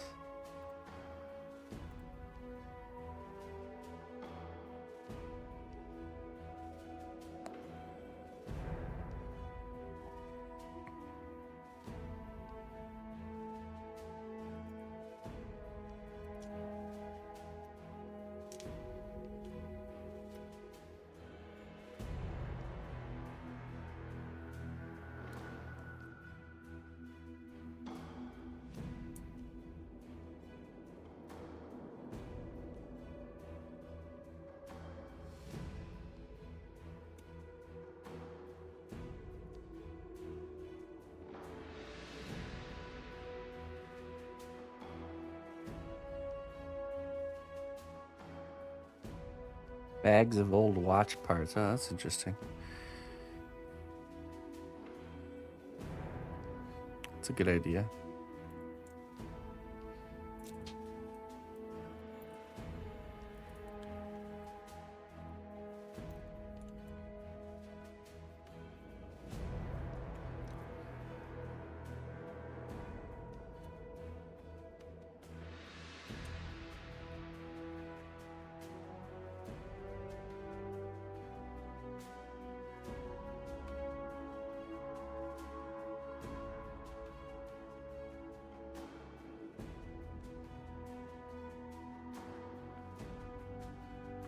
Well, I normally don't take coin for magic, but this is a special case. Mr. Special Case over here.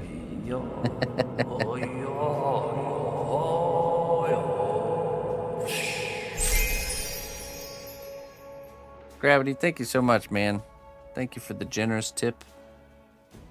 $53.34 towards the class fund. I appreciate it, man. Cheers, Gravity. Yeah. Gravity's over on the kick side, by the way, for you Twitch folks.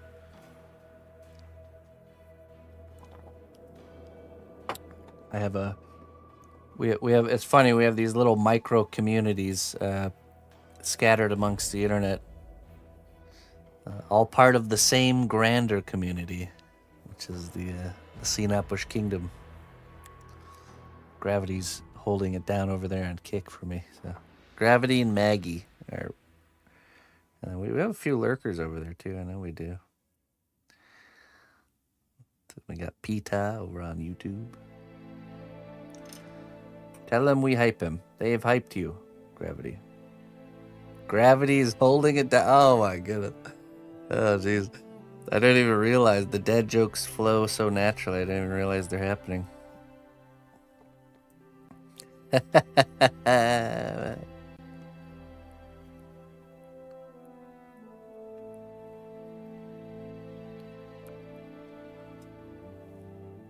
I appreciate it. Thank you so much, man. Thanks for the support.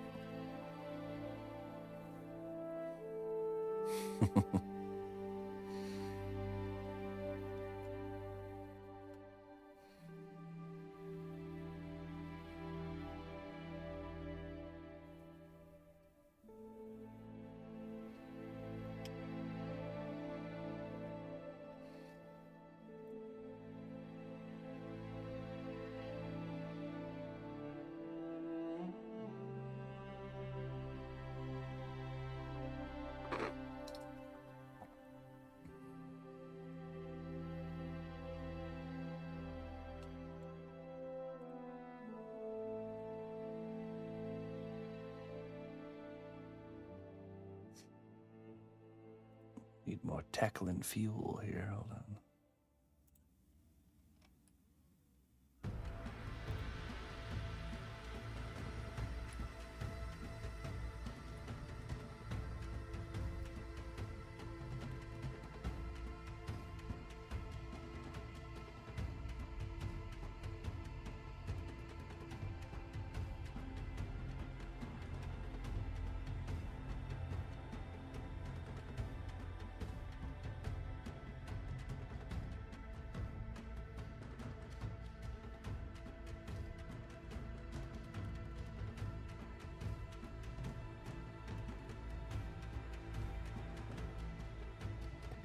I'm kind of thinking so see I'm cutting all the way down to the tinfoil here, that we will sculpt this, and after I get done with this first layer, we'll kind of poke holes through the foil and remove the foil in between. And then in the final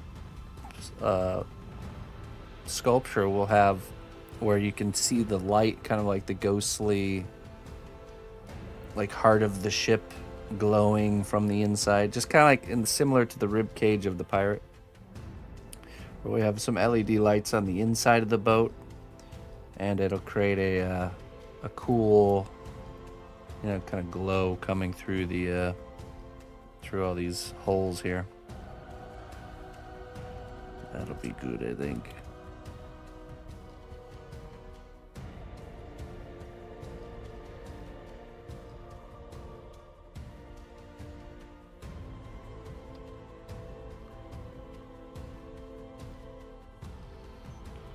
I think so too. I don't do these classes yet, but I love art and enjoy seeing my family here. Kick and other channel enjoy doing art. The arts must live on. Yeah, I appreciate that. You don't have to participate in the class to want to support the classes. And thank you very much, man.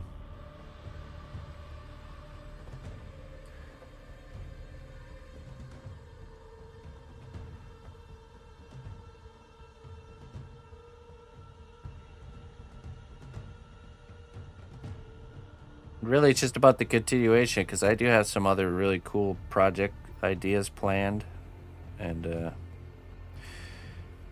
lot of my inspiration for the way we do these classes and stuff comes from when I was a long time ago, when Blender first came out, of all things. I was able to teach myself how to use Blender pretty well when I was like 11 years old. And I remember it was because if you went to the Blender website when it first came out, they had like a list of different projects, and they were tutorial-based projects. So it was a project you would literally just essentially copy what the person was doing step by step. And what I realized is by just trying to do exactly what the other person did step by step, it's a really effective way to actually learn, all the techniques and ways of doing things you learn along the way. That's the real value there, but you also get a cool looking project at the end of it. So it made it really, because there's more boring ways to learn, which is let's not do projects and just work on fundamentals for like hours on end, like sketching instead of sketching a bunch of circles, you know, until you get really good at sketching circles. Instead, like, make projects that involve the need to sketch circles, and so you're making a finished work that you can look at the end that's also helping you sharpen your skills, you know, and that's really what it's about. So, and really that's just how my whole sculpting journey has been personally. I didn't take any official classes or learning of anything. I tried to execute projects, but I really focused on the growing side, you know, the really pushing and growing the work I was producing as I went, you know, so learning and producing finished works at the same time. So I just think it's the best. So it was the best way for me, and I'm sure it's the best way for a lot of people to learn that way. It's like incentivizing the learning by also getting a cool sculpture that you can gift to somebody or do something with.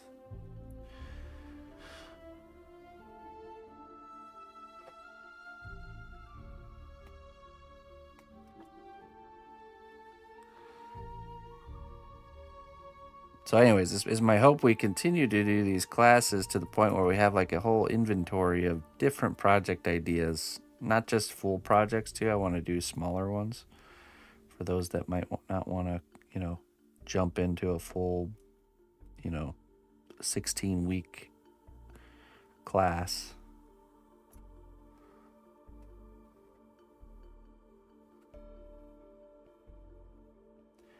David Rapanza.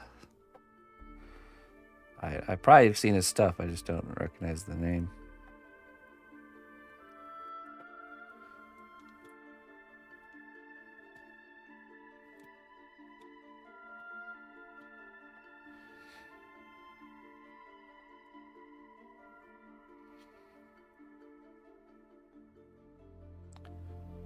Yeah, and it's just something I experienced myself through my journey as an artist, is that every project you do, even if you're doing the same thing that you've done before, has like a whole set of new lessons to learn, new techniques to grow, you know, new lessons to learn. So we'll call it project-based learning.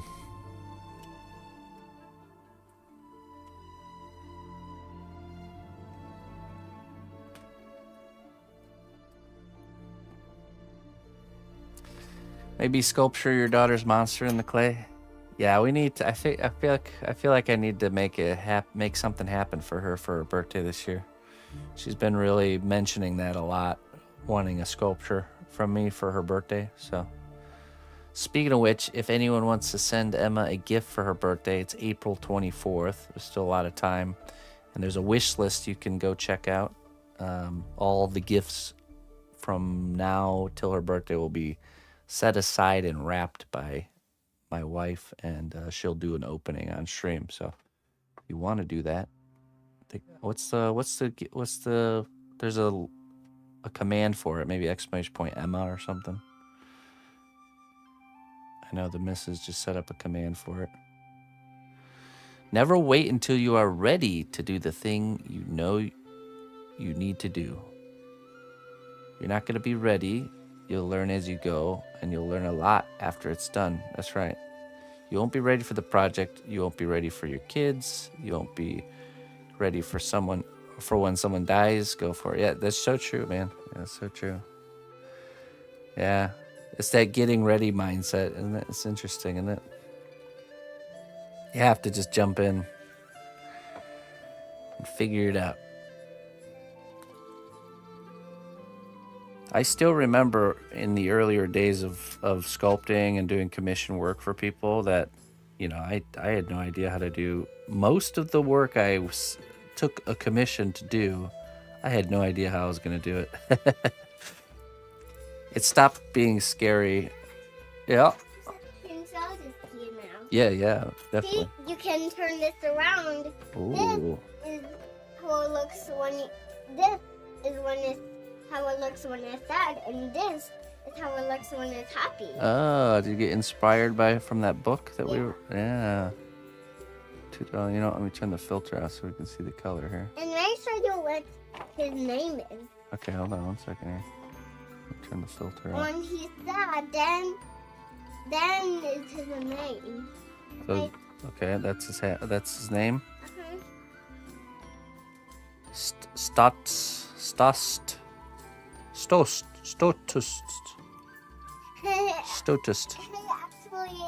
Actually, starts with that word. Statist. That's his name. Statist. Statist. Okay. So this is when he's happy. No, that's when he's sad. Oh yeah. That's how he looks when he's Okay, sad. and then this is when he's happy. Yeah, that's how he looks when he's happy. Oh, that's a cool character design. And turn it around. And then when he's sad, he has the name is the right way and the date is the right way. Right. Yeah. That's a cool design. What side do you like more? We got 2 monsters in your monster book. You got the Stotist and we got the Odado. The Odado monster and the Stotist. Wait, I forgot. What? Stay there. Oh, okay. And then I'm gonna stay right here. I'm not going anywhere. you must be looking at Emma's Monster Manual. Oh, what, the Odado? That's what his mommy named him. Oh, I see. And the type of monster it is. Oh, I see. That's just his name. See that slimy orange stuff right there? Just don't touch that, okay? Or you get very sticky. Okay? Oh, yeah. Super sticky. It'll get everywhere. It's within reach, the silicone mold.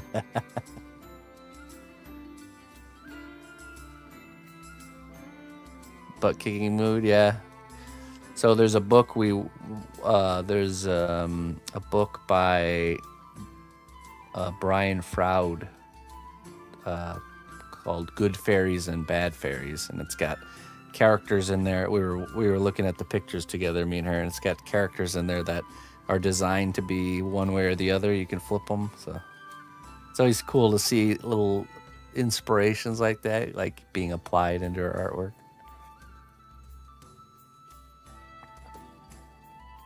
Who said Dwarvish was a dead language? Yeah, right.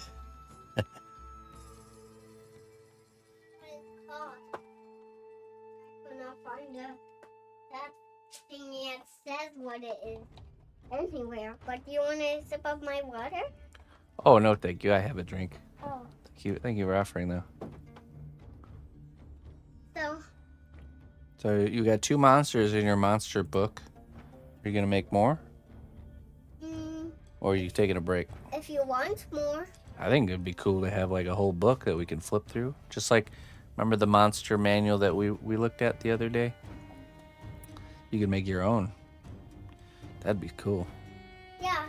What about we wait to do more and then we do it all together today? All together today?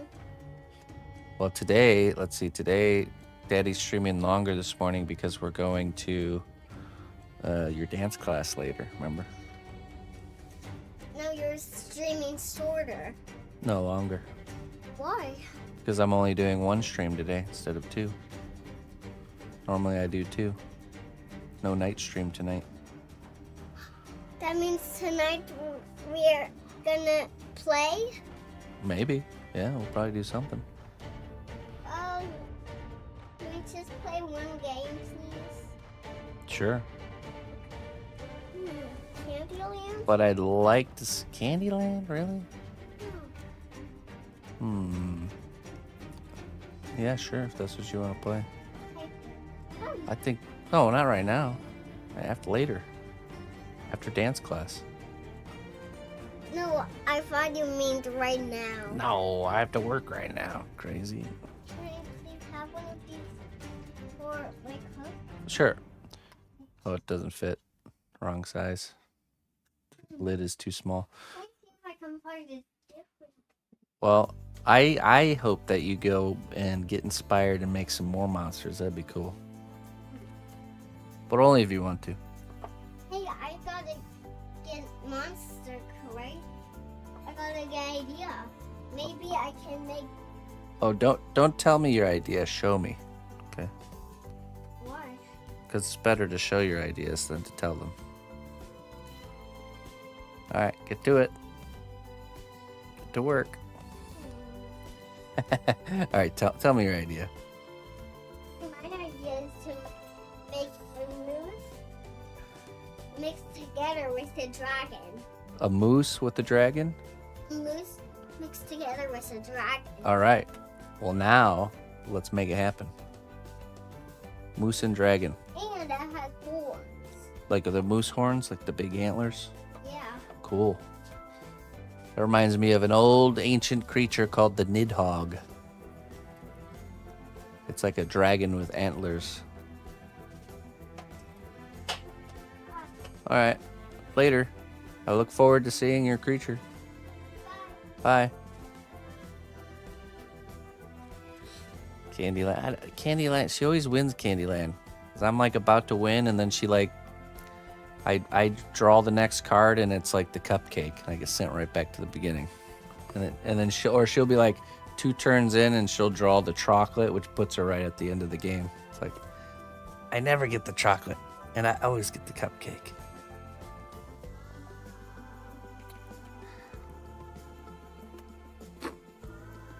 We need to get Catan. We need to get Settlers of Catan. That's what we need. Okay, so I'm really trying to think about the light dispersion here. Oh, and okay, it is the command for Emma's wish list. If you do want to send her a gift for her birthday, it's on it's !Emma. Get that set up. List is totally populated by her. So. Oh, skill issue. 0 skill game. It's like Chutes and Ladders.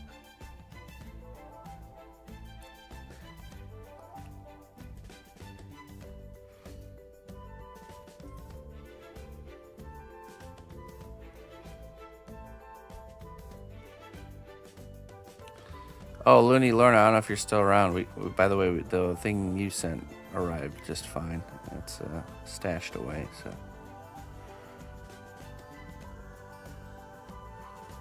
I can see when we get towards the end of this boat, we'll make some of these inner rib pieces. Oh. Let's see. It arrived safe and sound.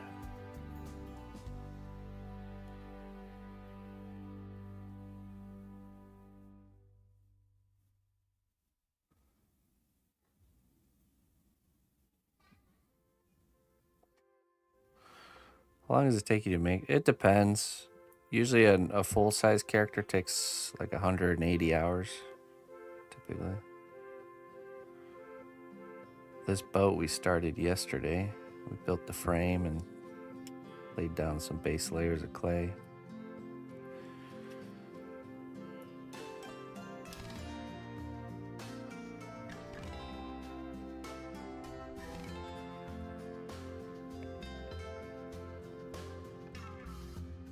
Seems difficult. It's not. I mean, it is, but it's not, you know. If you were to start doing it today, it would be difficult. Yeah, but I've been doing it for 16 years now, so it's less difficult, I'll just say. It still has its moments of challenge, and we want that. We want to still be challenging ourselves.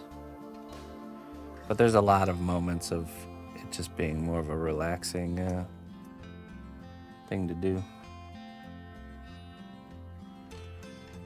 You get into a flow state. That's the real get into this, like, where your hands are almost like just on autopilot. They like automatically know what to do. I think about what I want to accomplish, and it just kind of like automatically starts happening. But at the beginning, there's not much flow state. It's more of like a struggle fest. Struggle bus, all aboard.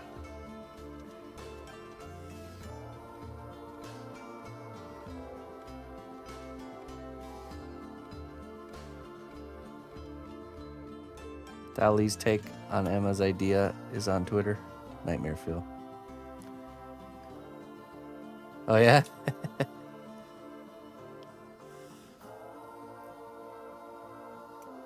What, like you just ran it through the the program?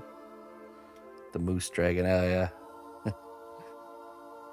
Yeah, there's a creature, I think it's in Norse mythology, called the Nidhogg, which I think is depicted as, it's like a dragon that has like a really nice set of deer antlers,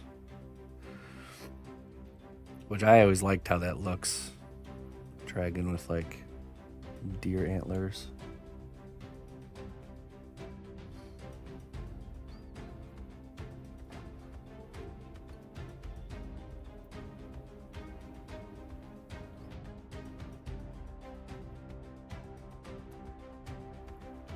Trying to imagine the light as I'm doing this here.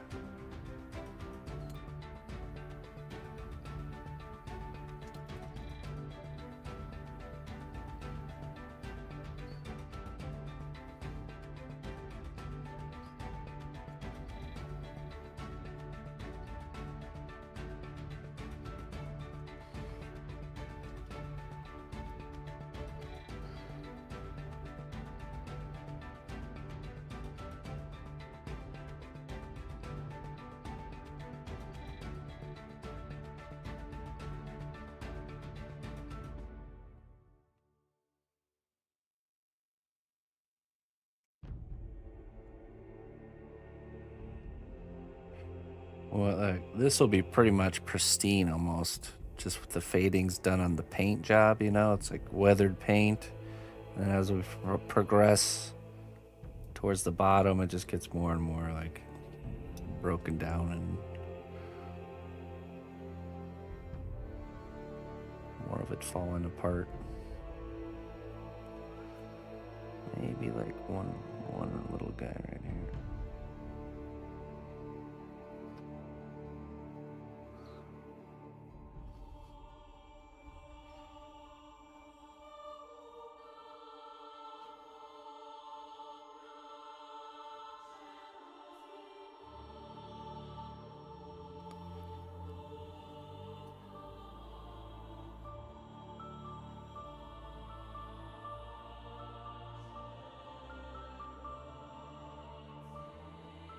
Little one right there too.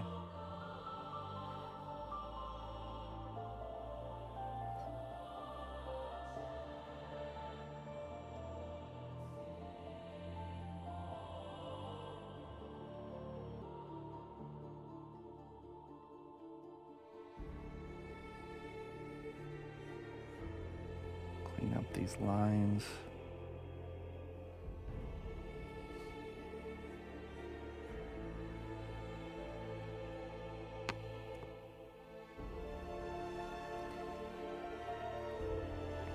About 20 more minutes, I'm gonna go poke the silicone, see how that's doing.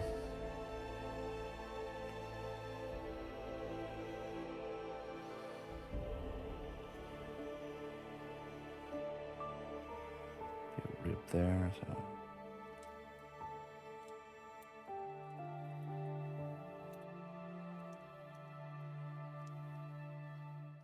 Give it a little poke.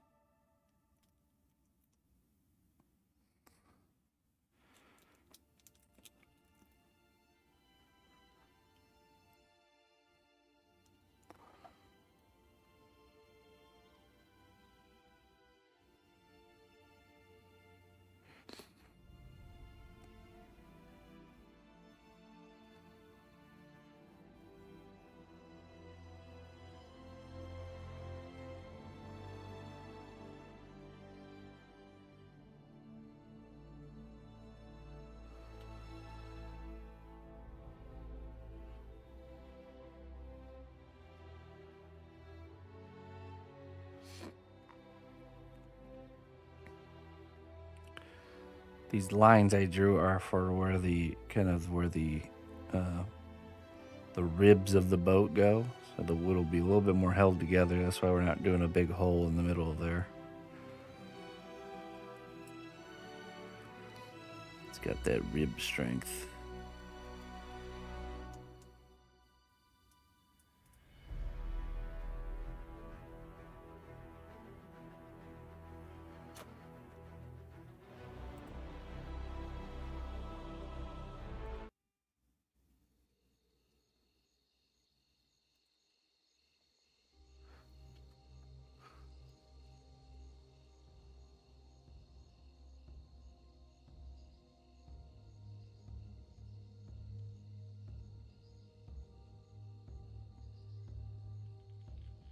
Dried her tears these 4 years gone, on my grave a setting sun. Be still, my dear, don't cry, for soon you will be at his side. Dark was the night, its wings were red, spread across the sky were thousands dead. Be still, my dear, don't cry, for soon you will be at her side. Death is no man, death is no wraith, death is a bird flying. Death is no man, death is not fate, death is a bird flying, flying.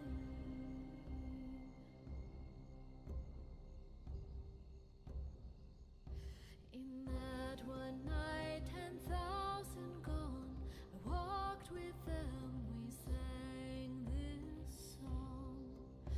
Be still, my dear, don't cry, for soon you will be at her side. Dark was his face, shrouded in cloth, and in his hand he held a moth.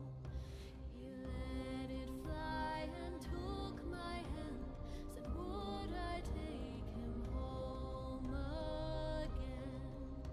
Be still, my dear, don't cry, for soon you will be at her side. Death is no man, death is no wraith, death is a bird flying. Death is no man, death is not fate, death is a bird flying, flying.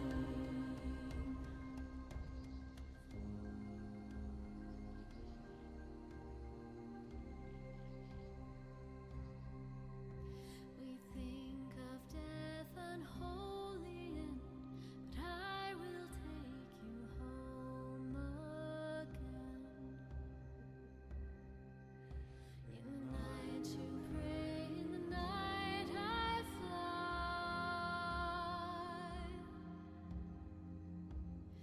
and sing to you death's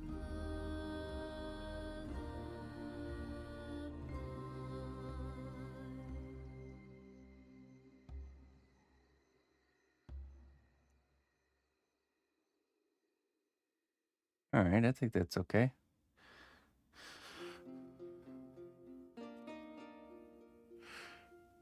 We can add more damage, after it's been cured.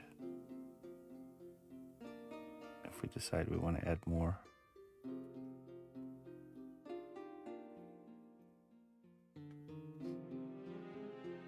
Davy Jones locker.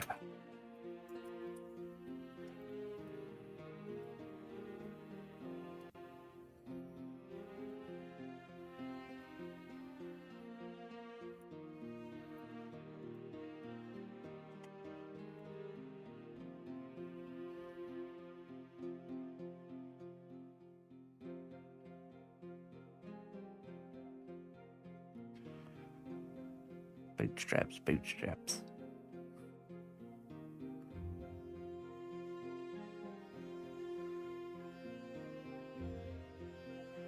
Mr. Turner.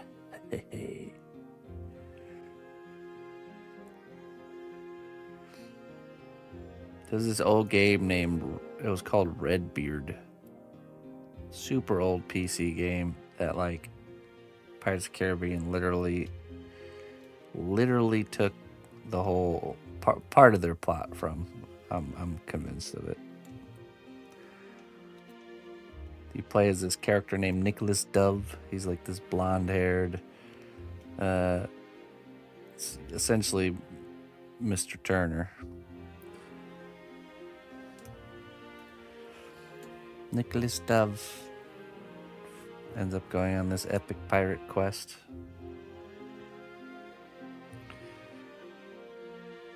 Was a young up-and-coming lad in a port city. Ends up finding out he's the, I think he's a son of Redbeard.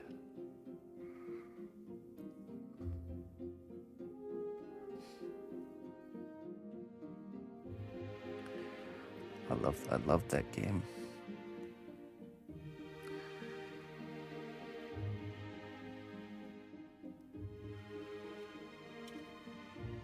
All right, let's begin with our texturing. I'm going to start with this tool, and we're going to just kind of create. I'm going to shape a little bit here. Not doing the line work just yet. Just cleaning up the shape.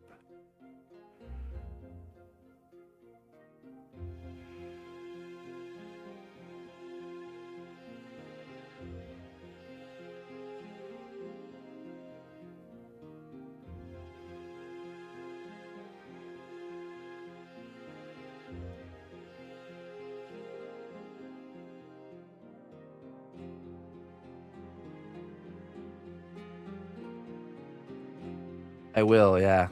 Because I think I'm going to put a light in the boat. Like a ghostly bluish green light. And we're going to... We want that effect of the light kind of coming through these holes, you know.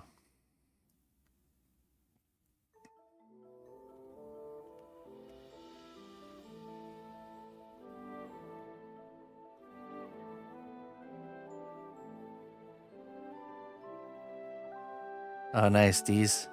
Now she's got a bunch of Among Us characters. Yes, good morning there, Greg.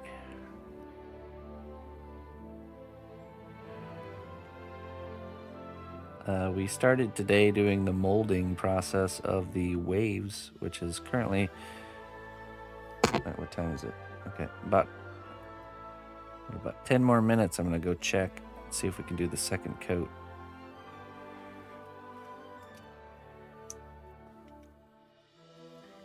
Goofy little Among Us. Nice.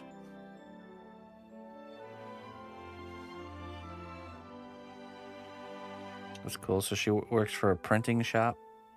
They just like take online printing orders or something.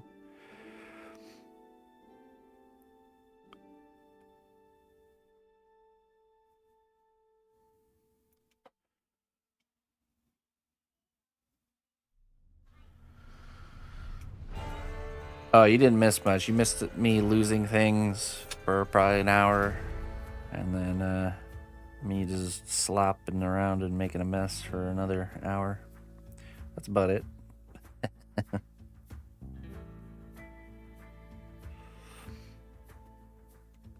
We mixed the silicone without any thickening agent. I have a thickening agent that I bought for it. And yeah, that's a cool job. Sure. Especially if she wants to be in this kind of an industry. Good kind of foot in the door type situation. But we painted on a real thin layer without the thickening agent to create like a kind of like a texture capture layer. And now we're going to take... Now we're going to take the thickening agent and mix up the rest of the silicone. And we're going to plaster on a real thick kind of frosting-like layer to build up the thickness of the silicone wall. And then that'll need to cure. But once that cures, we'll do the plaster bandages on the outside of that, and that will create like a hard shell around our soft shell.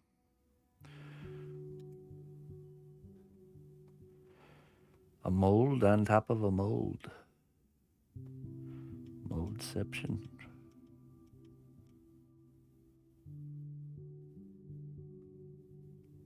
Then we should be good. And we just take the plaster part off once it cures. Peel away the silicone. Spray it with some mold release after it's cleaned. And then we can start messing around with clear resin. But that probably won't happen until next Wednesday. The actual resin pour.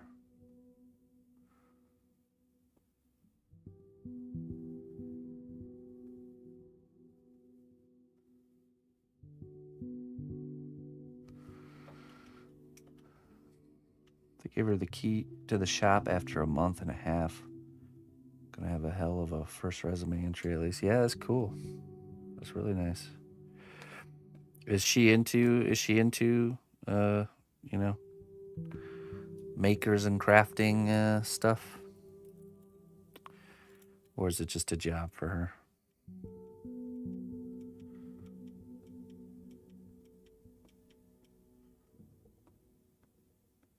I imagine she's into it. Usually people don't go out of their way to seek out jobs like that.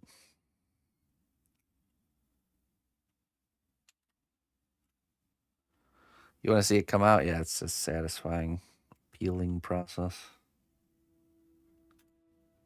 Hey, what's up, Art of Malice?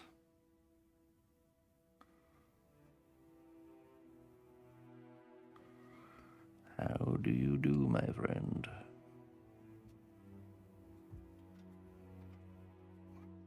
Your next one is done. Let's see what we got here. Whoa. That's the name. Is it this the first letter or is that the first letter? That is the first Okay. letter. Deddy. Mm-hmm. Or did it? Did it? Is that a t or is that a yeah? That's a yeah. Okay, so that's Deddy. Kind of like daddy, but with a E instead of an A. So, how do you like it? Filter. See? The colors are accurate here. I like it a lot. I like that. Oh, so you added 2 sets of eyes, so it's got 4 eyes. Yeah, actually, because it has double head. Oh, 2 heads. That head has horns and is very angry, and that one is very sad and has no horns. And it's breathing fire out this way, and that one's breathing fire out that way. Ah, I see it. And look, the feet are made out of fire. Fire feet. And the wings are made out of fire. Wow. And the eyes are made out of fire. That's crazy. And the tail's made out of fire. The wings too. And what's the body made out of? Fur? Very strong fur. Really strong fur. Fireproof fur. And the gray stuff is made out of very pointy stuff. Right. And cactus too. It's made out of cactus? Mhm. That's pretty pointy. But not the green part of cactus. No, it's made out of the sharp, pointy parts. Yeah.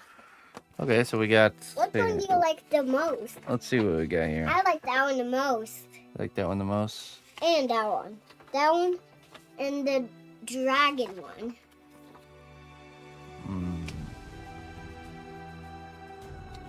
Oh, they're all three pretty good.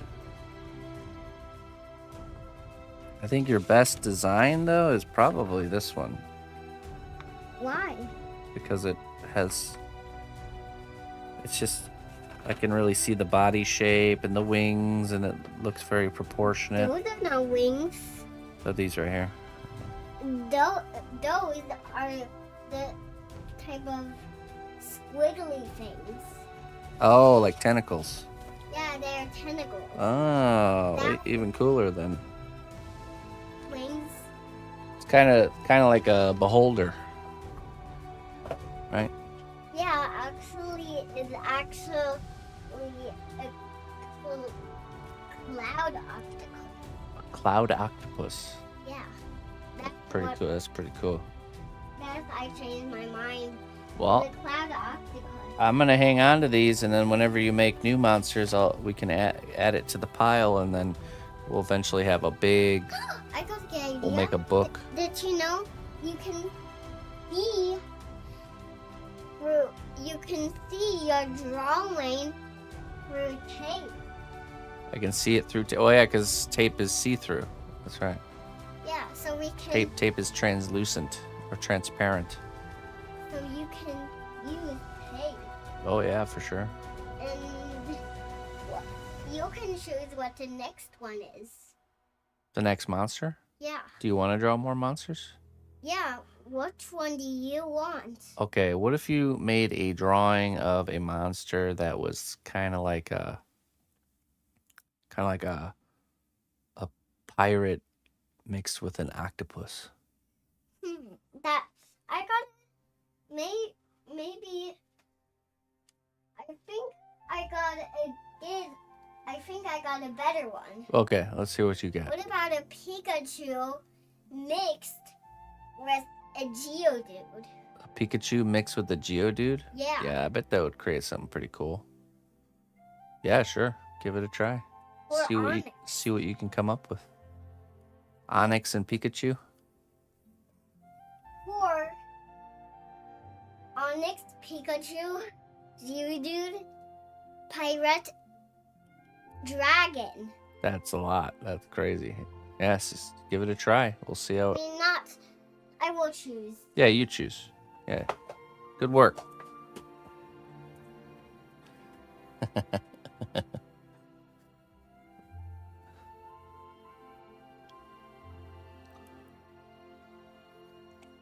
All right, I gotta go. Be right back for 1 second.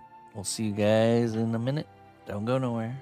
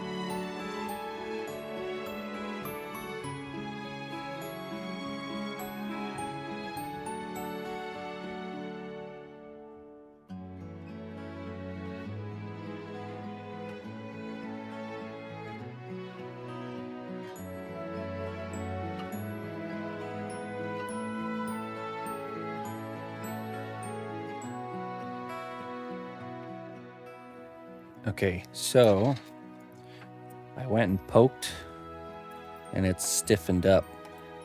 It's stiff and it's like a little bit tacky, which is perfect. So now, let's bring this back on here.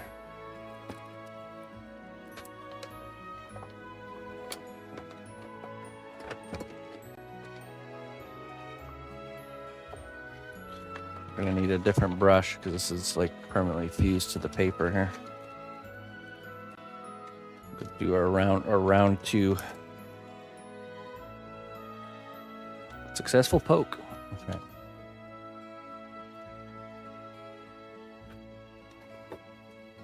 Poke test was successful. I'm just gonna...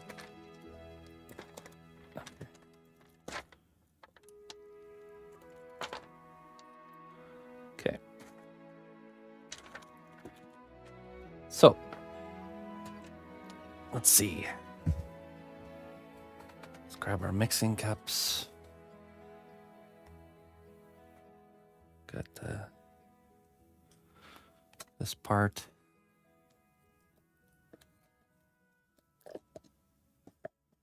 I'm gonna need another. Is that even gonna be big enough, that mixing cup?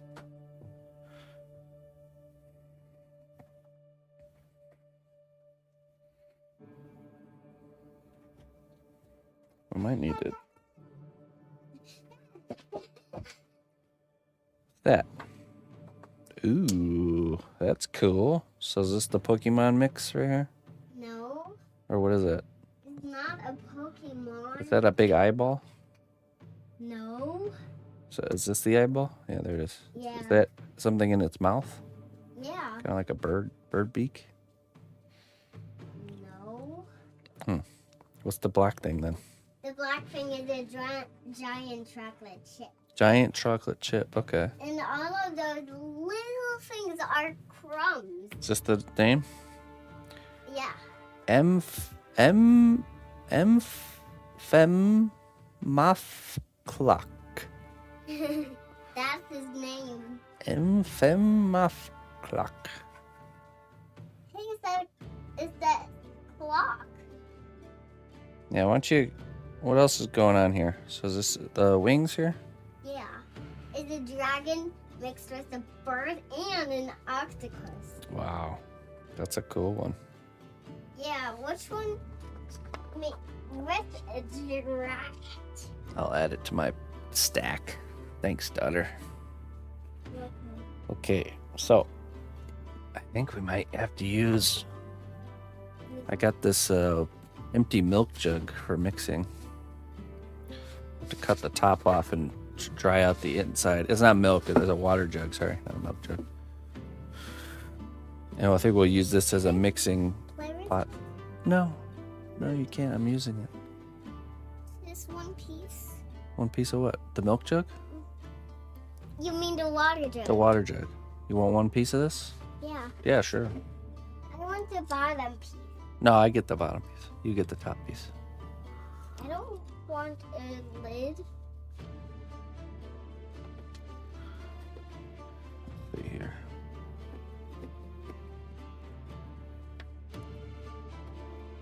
Just gonna cut this.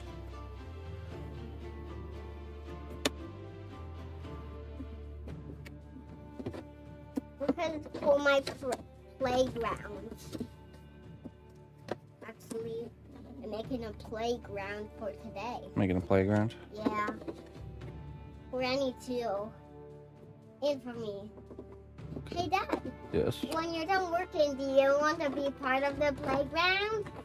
Yeah, sure. Okay. After we get back from dance class. Well, actually, you are very fun to climb on, so maybe you could be a part. Oh, I see. Not join the playground, but be actually part of the playground. Yeah, you can be part of the Ah. playground, and you can join the playground. The daddy jungle gym. Here you go. Here's your part. This one's my part. Now I gotta dry this out with a paper towel because we don't want any moisture in there. Be right back.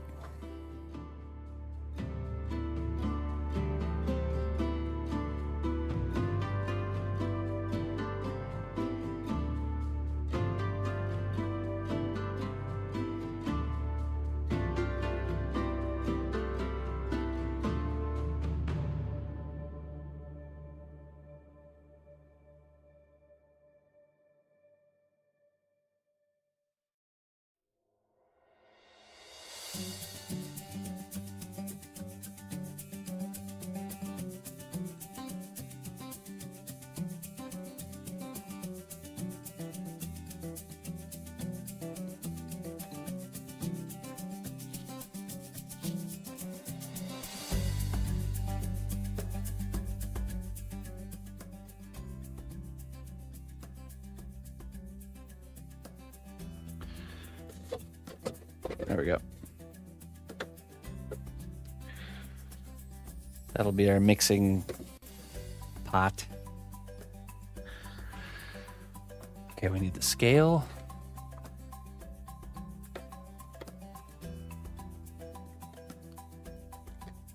So every 1 ounce would need 4 drops of the thickener.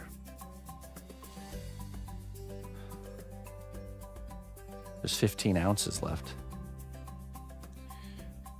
15 ounces. I'm just giving a rough estimate.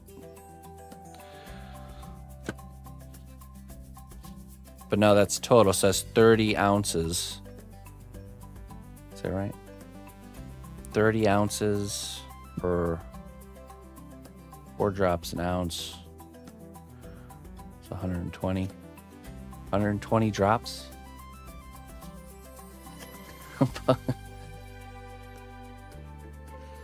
Okay. Hopefully that's right.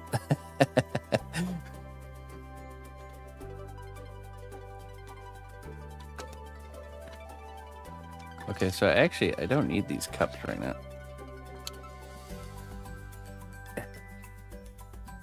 We don't need the cups anymore. Let's take this all out. We don't even need the scale. I'm just gonna dump it all out into this milk jug.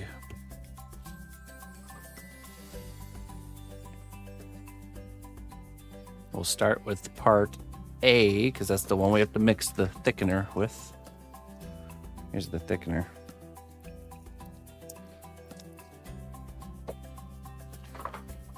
Four times 30 is 120. Yes. Yes, indeed. Okay. Milk jug. Water jug, sorry. Part A. This time I will wear gloves.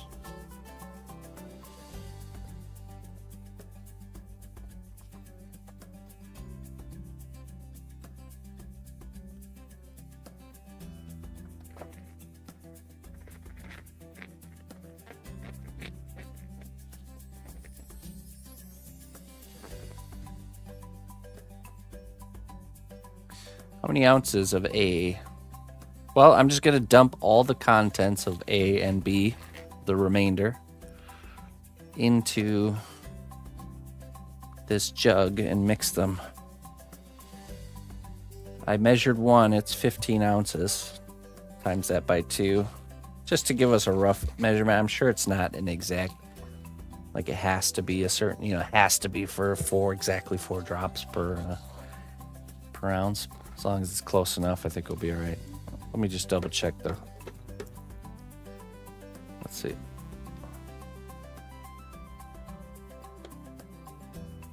Zero out. Okay. 15.15 of A. 15.25 of B. So just a little bit difference, but it should end up being about the same. Close enough, right? So. Got our new fresh mixing stick here. We need another popsicle stick for scraping the inside of the container. I have this brush here. Let me see if I have a better one. Really need to just buy like 1/2-inch brushes just to have around for random things like this.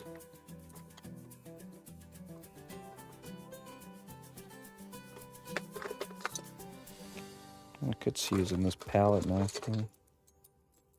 I have all these extra palette knives.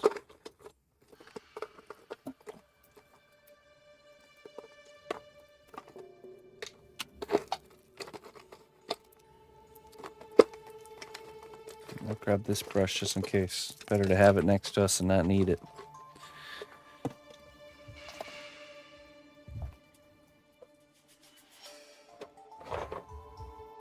Yeah, we just add drops to A, right? So we will add A to the mixture. Let me open up our brush here. Oh, nice little fan brush. That should be good.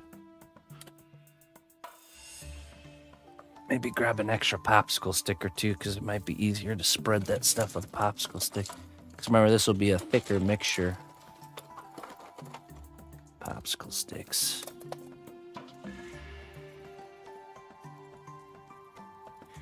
The presser of thy tongue.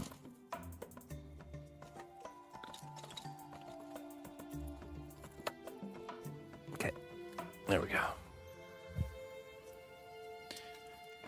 Popsicle sticks handy.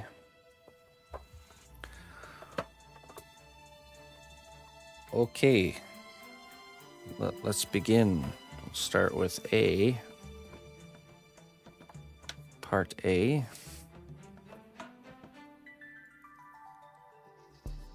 We're just going to dump out all the contents into... Wait, this is part A, right? Yeah.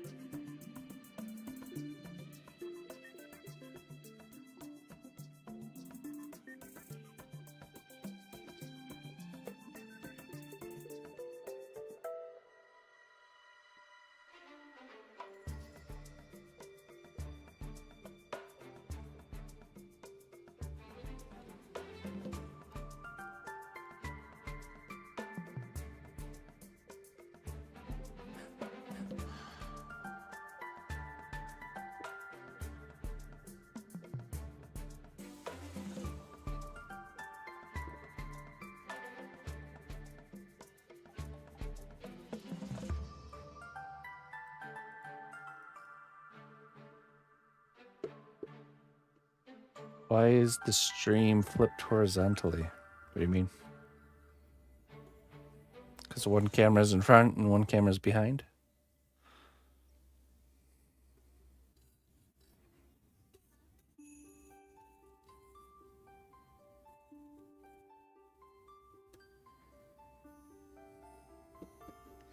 Two different perspectives.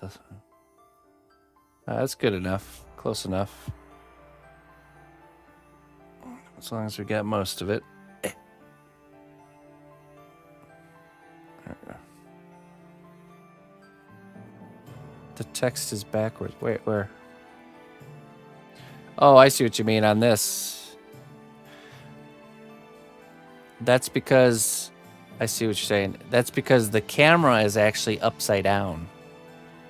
And it's actually flipped vertically. So...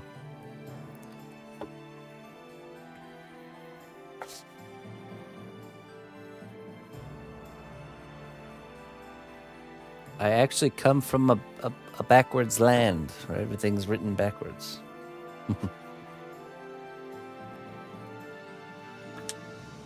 Oh, wait. Before we add B, now we add the 120 drips of our 5X. 5X.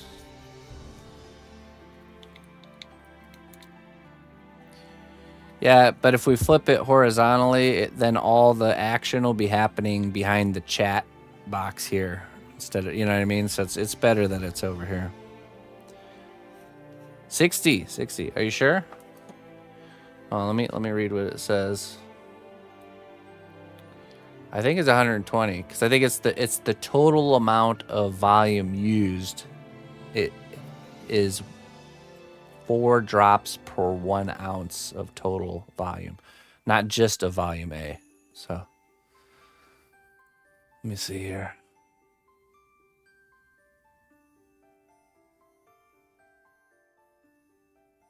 So where was it? Okay, let me just double check.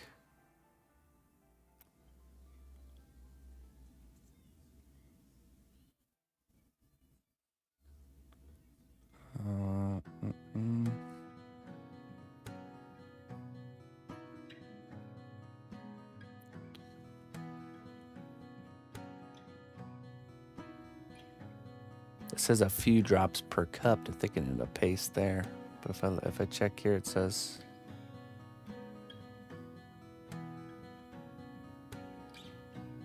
30 ounces equals 120 drops, right? Yeah, but now I'm okay. Let's see here.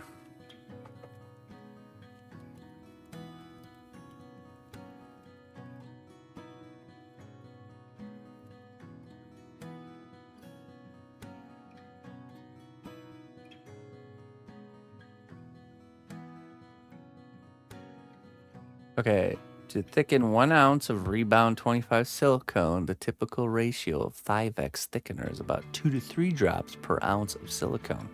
You can adjust this depending on how thick you need the mixture. 2 drops, slightly thick, pourable consistency. 3 drops, medium thick, still brushable. 4 to 5 drops, very thick, paste like it's okay. So we do let's do 4. 4 per ounce. Start with 2 drops, mix thoroughly, and gradually add more if you need a thicker consistency. Okay, so then wait a minute.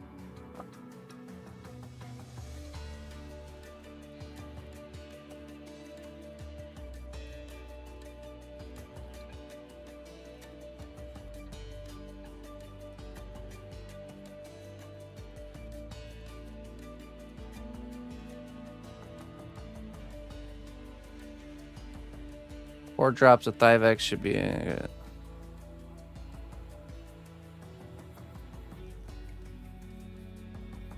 1 ounce of part A and 1 ounce of part B. You'd add 4 drops to part A and 4 drops to part B, then mix them together unless the thickener is evenly distributed in both parts.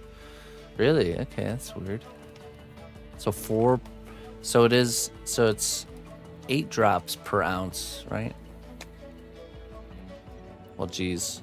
I think we just need to try it. Let's just start with 4 ounces or 4 drops per ounce, which would be 120. And then just add, after we mix it, if it's not thick enough, we'll just add more. Okay. 1, 2, 3, 4, 5, 6, 7, 8, 9, 10, 11, 12, 13, 14, 15, 16, 17, 18, 19, 20, 21, 22, 23, 24, 25, 26, 27, 28, 29, 30, 31, 32, 33, 34, 35, 36, 37, 38, 39, 40, 41, 42, 43, 44, 45, 46, 47, 48, 49, 50, 51, 52, 53, 54, 55, 56, 57, 58, 59, 60, 61, 62, 63, 64, 65, 66, 67, 68, 69, 70, 71, 72, 73, 74, 75, 76, 77, 78, 79, 80. 81, 82, 83, 84, 85, 86, 87, 88, 89, 90, 91, 92, 93, 94, 95, 96, 97, 98, 99, 100.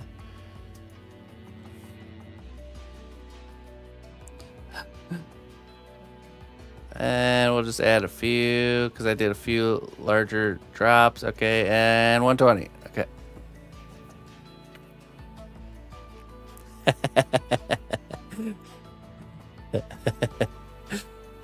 All right, perfectly measured. So.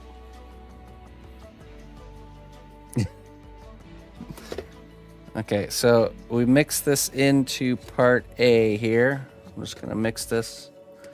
And then once it's thoroughly mixed into our part A, then we'll just dump in part B, mix it, and if the consistency is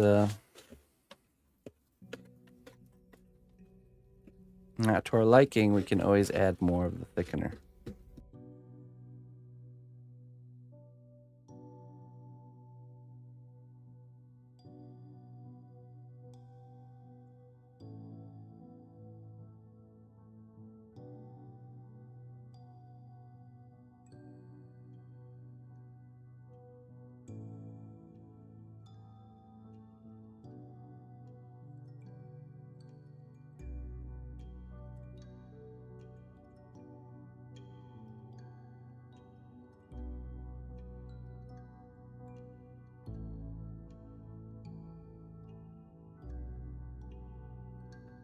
All right, so now we're going to add part B. Making some Italian pastas, right? Pastaccini Alfredo. Now we take part B, and we're just going to dump this in here. Right in the middle, just like that.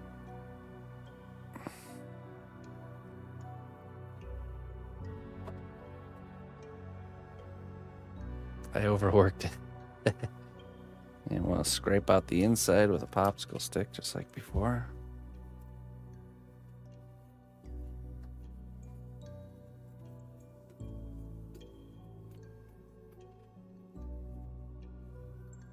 $240 drops might give you concrete. Yeah, I don't know. Maybe.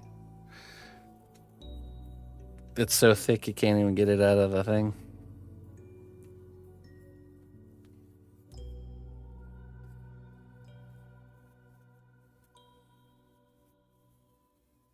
Quick memory note, pot life is 20 minutes. Okay, yes. So 20 minutes starts pretty much now. Probably more so once we have it mixed. And pot life, for those that don't know, is how long you can kind of work with the material before it starts to really start setting up. You need to be done working with it by then. So now's the time. Now is go time.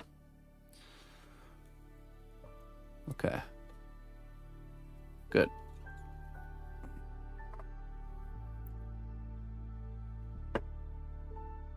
Hey, what's up, Red Ticket? Sorry, there's no danger to using this material. There's no harmful vapors or whatever. Okay, so now we're gonna mix this together.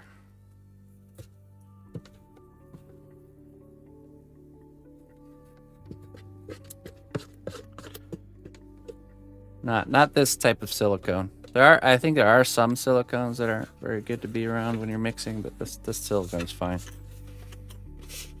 Totally safe. All right, give it a nice mixture here.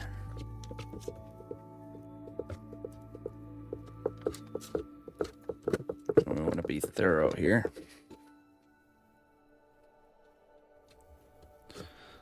So give us the proper forearm workout for the day. I'm just gonna hold it like here, like I do when I'm cooking.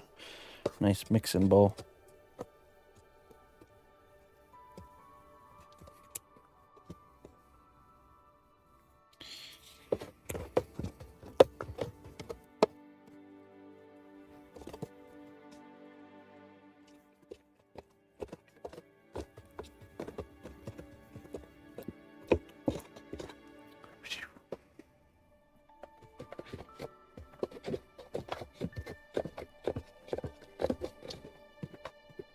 Like scrape the sides.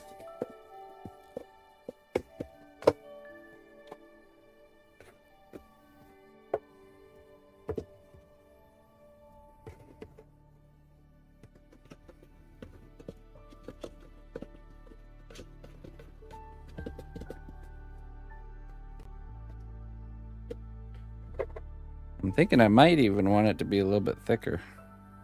I mean, it is pretty thick. Maybe I might do a few more drops though, just to see.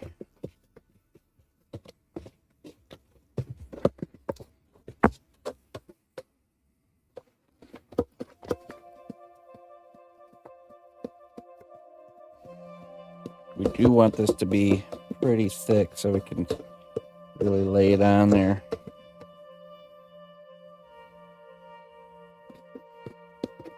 Let's do a little bit more. Just a little bit more here.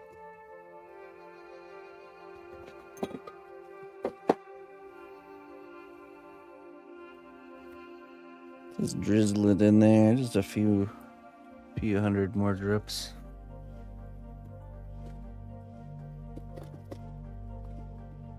And mix it in.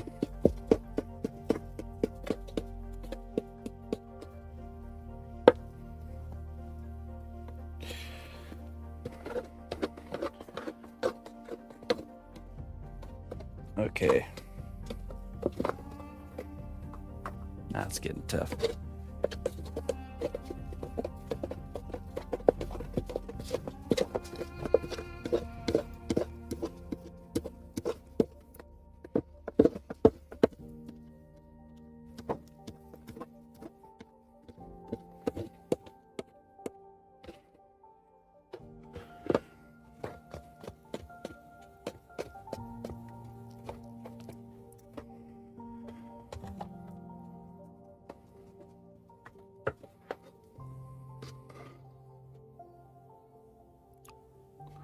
I'm just using the stick to see how well it kind of holds its shape. I think this could be good enough. Let's start applying it, and then if it's not good enough, we'll just mix in some more of the thickener. 12:10. We'll start time. Okay, we're doing good. We're doing good on time. Here we go. I think I want to use a popsicle stick to kind of smear it around though, not a brush. Let's see.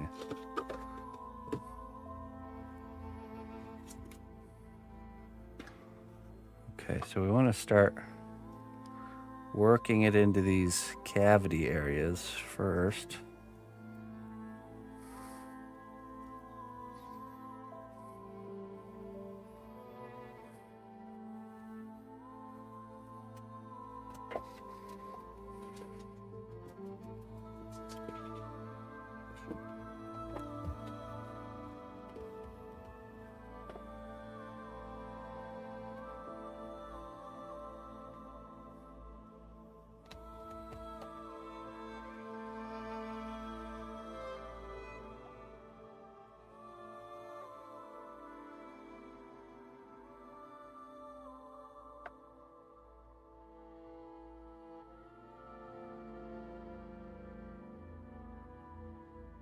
These.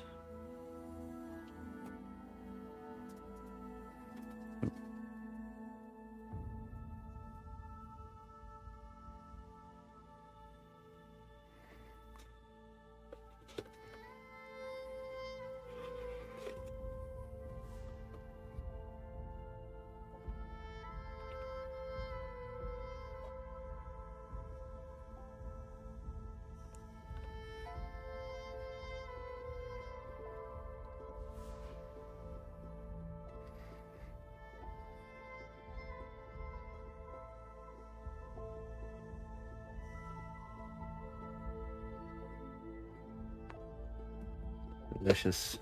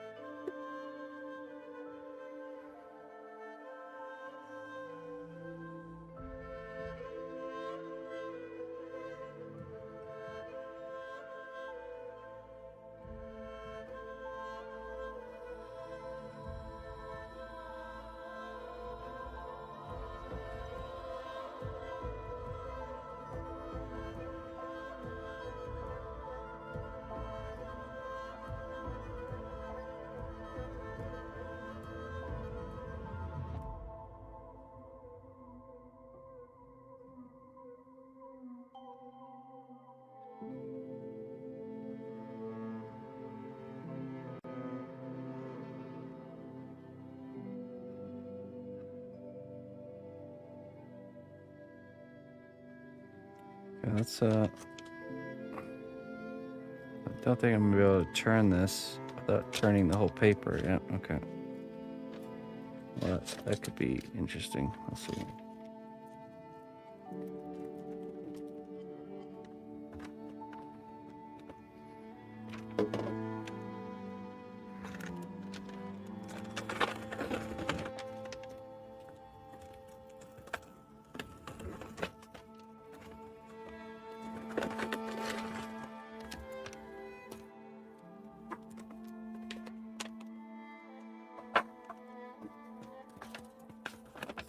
Oop. Oh no.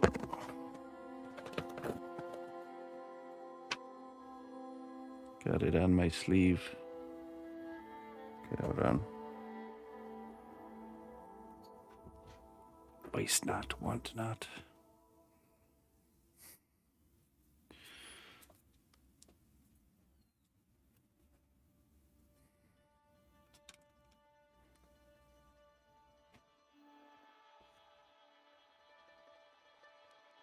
All right.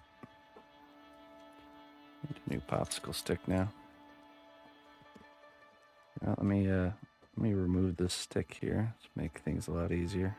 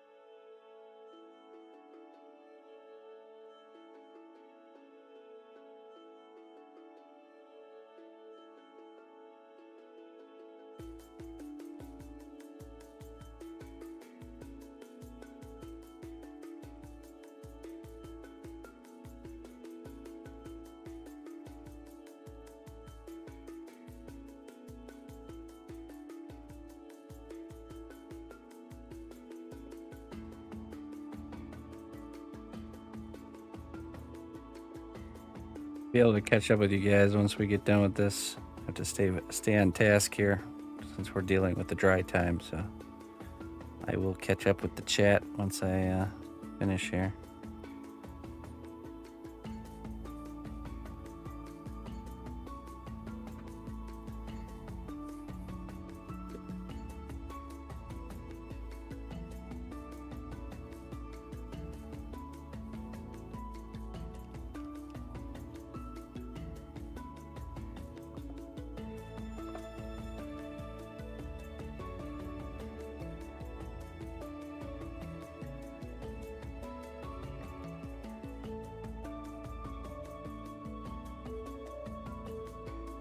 Stay on target.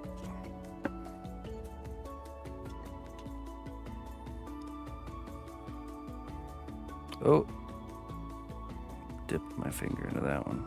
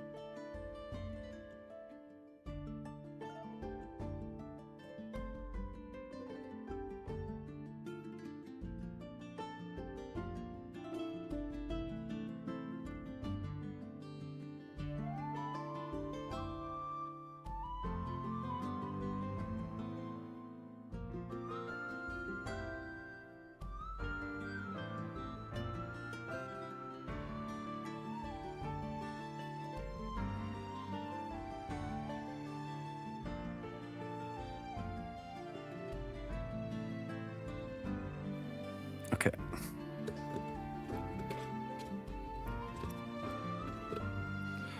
Stay on target.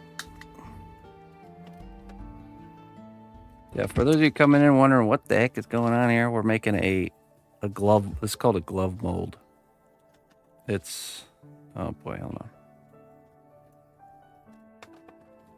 It's where we make a mold of something using a thin layer of silicone instead of like usually when you make a mold, you'll sculpt an object and you'll kind of create walls around that object and then pour silicone into a space and kind of fill all the areas around the sculpture with the silicone.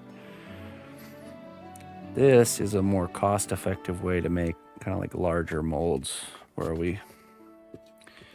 we're applying the silicone around the sculpture instead of pouring it. Glove mold or sleeve mold, I think. That's how they call it. So we get this really floppy piece of rubber that will have all the detail of the sculpture. And then we'll create a hard shell around that using a plaster mold.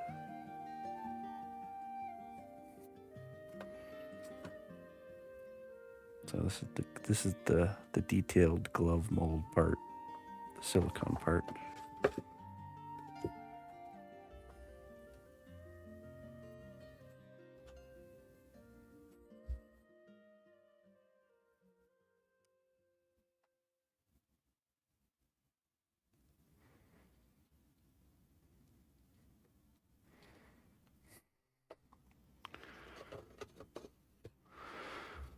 Will the sculpt pull out of this? Yeah, it will. We're really only looking for one reproduction. So even if we have to destroy the mold in getting that reproduction, it's fine. Because we're only trying to make one of these out of resin. Okay, now we're going to do this top side here.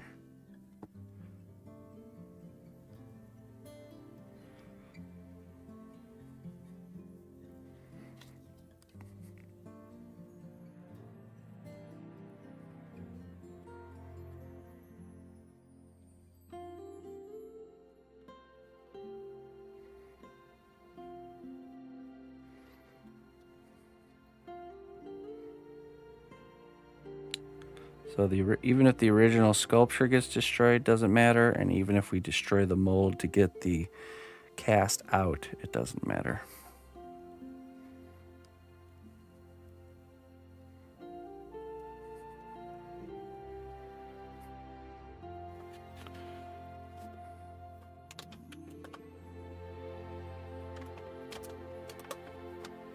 Because we want to cast it in a translucent material to make it look like water, clear resin cast. Instead of sculpting, we can't sculpt. There's no crystal clear material that looks like water to sculpt. Yeah. Oh, she would love to be involved with this, but it would make a huge mess. That's a definite no on that one.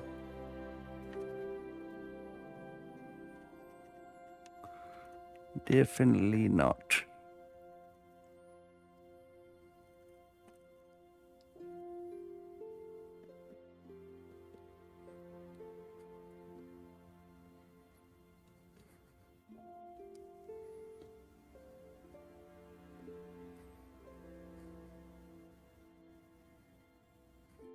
Oh, jeez. Dipping my arm in there.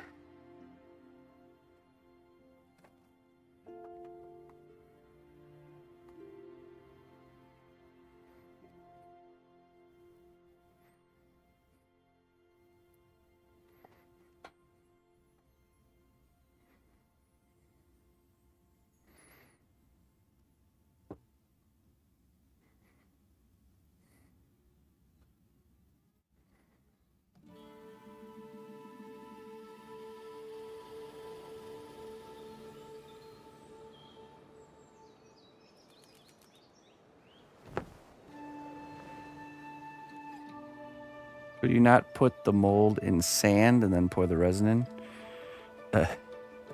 No. Definitely not. If you want sand in your resin, then yes. I think sand wouldn't hold resin. Resin would just soak into the sand, and then you'd have a big chunk of sandy resin, probably. Okay, let's just put this blob right here.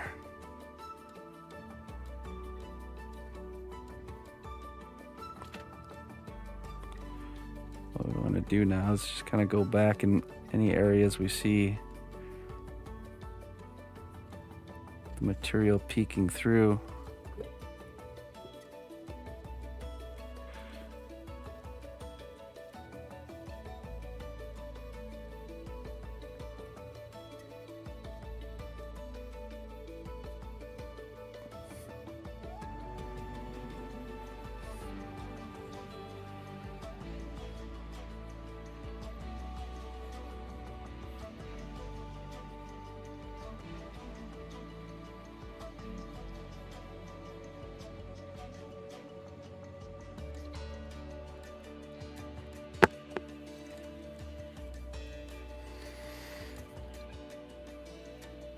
Yeah, we put a mold release.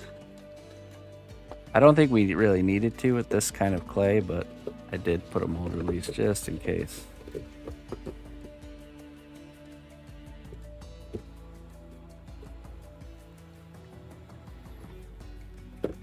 Okay, let's give it a spin here. A little bit right there.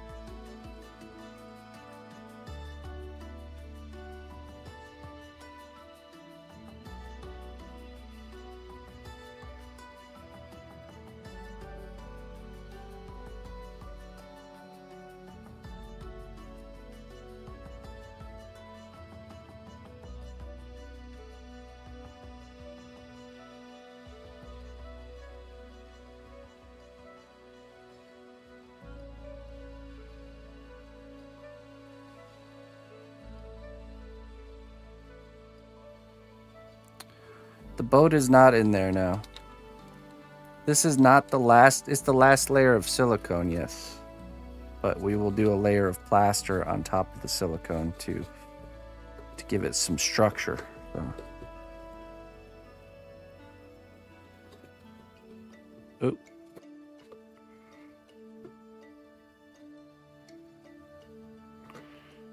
Okay, need a place to set that. There we go.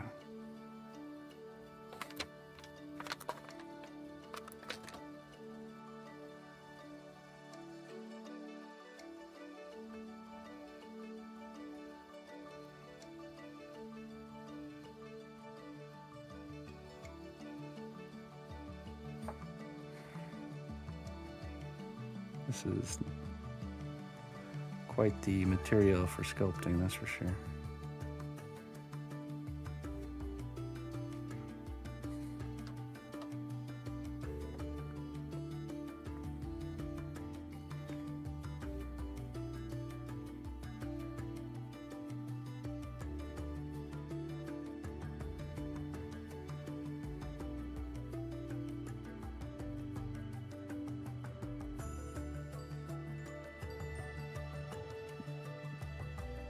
I think most pros, they do like multiple thinner layers, but I went ham mode. I don't think it's necessary. And honestly, this particular mold that we're doing, it's not really crucial that there's no defects, so.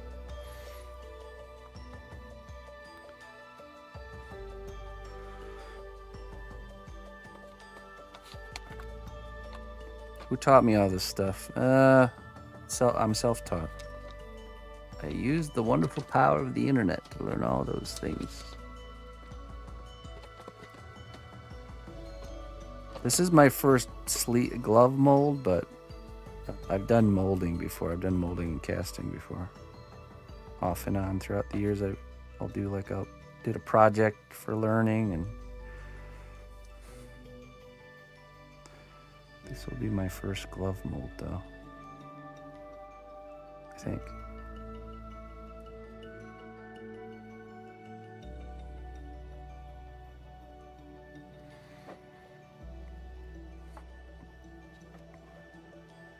Okay, let's give it a turn here. Let's see how we're looking.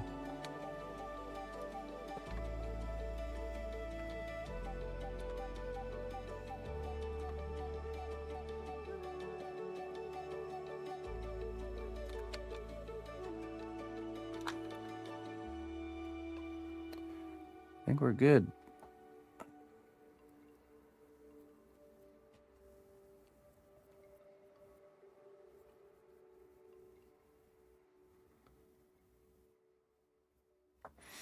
Yeah, this area is pretty thick because this is where it pooled up in the thinner layer, so it should be good. Okay, I'm happy with it.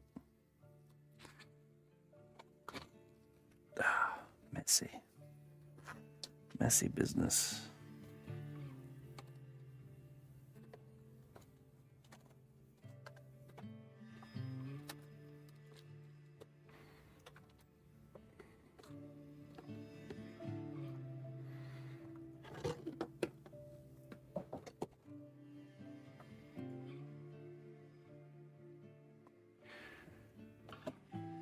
Now we'll let this fully rest until tomorrow. Maybe tomorrow evening we'll do the bandages. So this is the next step. Next step is we let this fully cure till it's like a nice hard rubbery exterior, which is 6-hour cure time. Tomorrow I have plaster bandages, which is essentially like tape that's a fibrous tape that's embedded with plaster. And you take these and you dip them in water, and then you just kind of bandage. We're going to bandage layers of plaster bandages on the exterior here to create a hard shell. Hard enough to support the sculpture, so. And then we're pretty much good. Then after that, we're just, we let the exterior shell harden, and then begins the demolding process, so.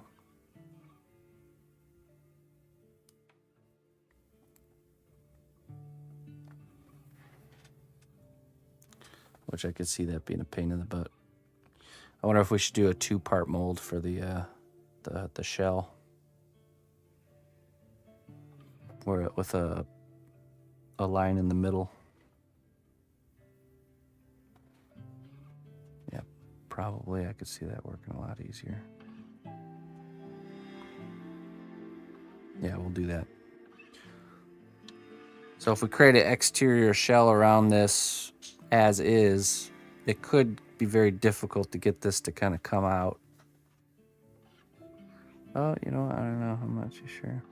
Yeah, if we do a part down the middle, meaning the shell, the outside shell is in 2 pieces, then this piece can go this way and this piece can go that way.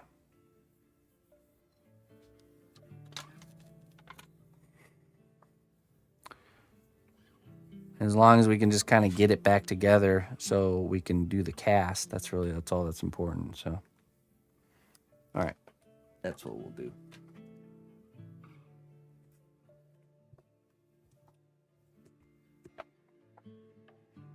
Would latex be the same, if not more easy to use? I think it'd be the same, to be honest. The same. latex. Latex and silicone, I imagine, work the same. Okay, we'll set this down over here, and we can get back to work on our ship. Put that gear. All right, that's exciting.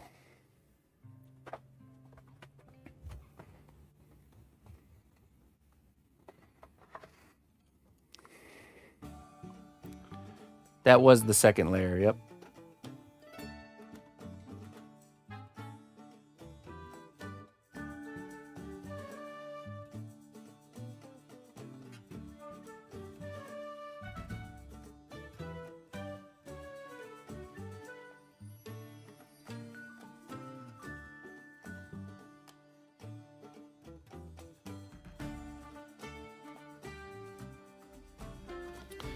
Yeah, that's the so that was the second layer that we added the thickener to and made it into that really sticky paste.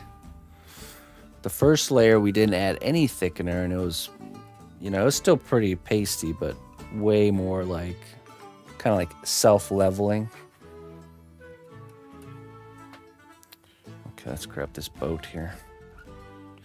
Back to the simple life of making knot molds.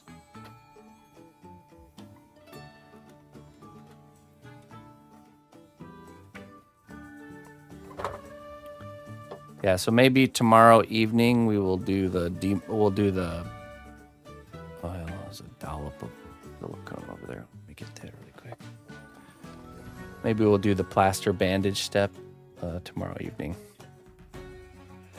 Because it'd be nice to have it all ready for pouring the resin cast next Wednesday. That's my game plan, I think.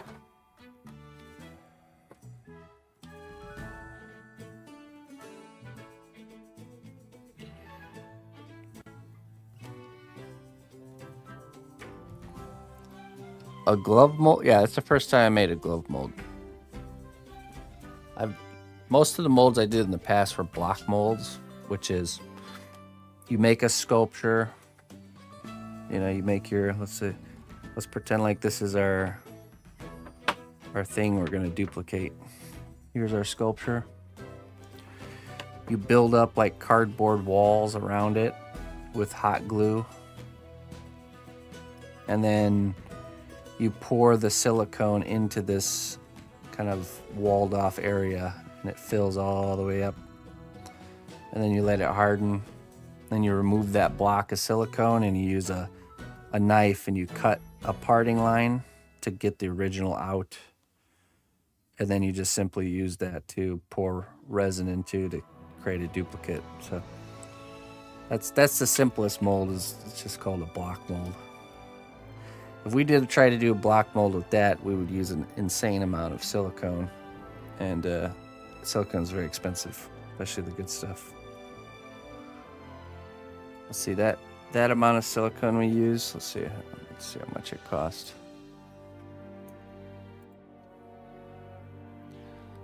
Let me check.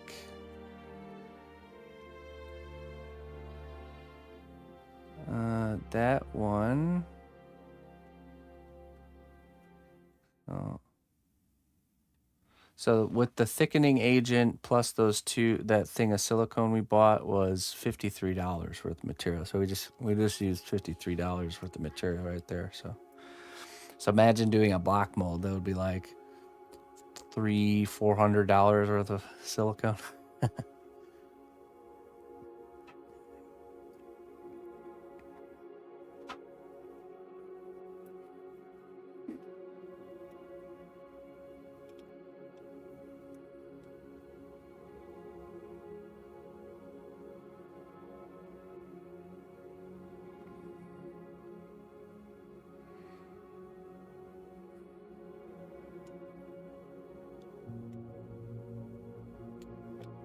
All that, yeah, and all that for one pour. It's okay to spend money on a lot of silicone if you're going to be like producing something, like duplicating it a lot, but we're just trying to get one pour.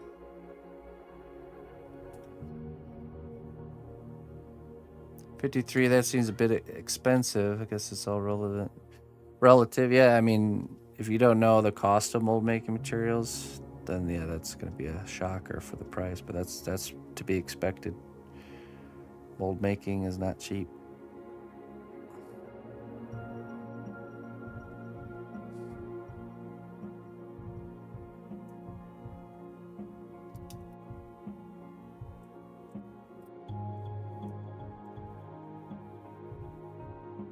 It's expensive in material costs and in labor.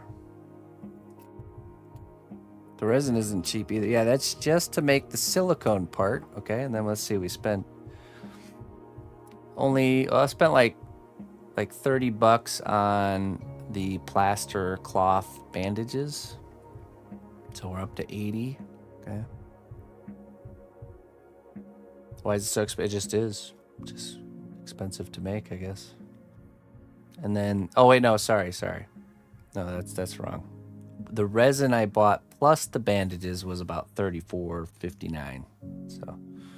So the resin I got isn't too, but I think I'm gonna need another one of those. I don't think it's gonna be enough if I want it to be a solid cast.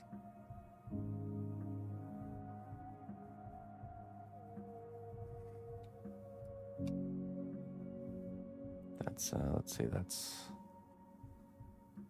okay. Oh, it's on sale. Nice. $11. So probably about $20 worth of resin to fill it. The bandages costed $20. So it's $50, $70, $90. Plus I had to get dyes to dye the resin because we're gonna add a little bit of color. How much is those? $10. So yeah, $100. $100.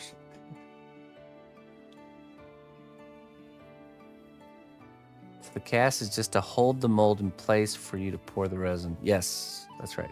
To hold the shape. If I would take that silicone sleeve off and flip it upside down and pour resin into it, it's gonna stretch out like a balloon because it's very thin. You know, it's just like a latex balloon kind of thing, you know. Not as thin as a balloon, but same principle. So we have to reinforce the shape with another hardened material on the outside.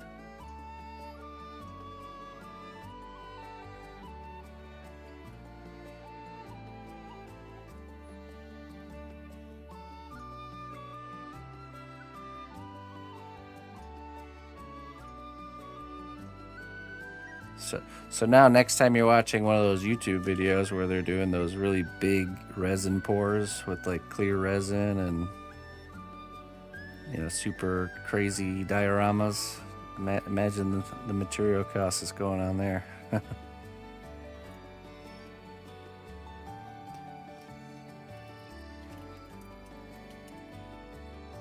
Practical effects are expensive, yeah. Mm.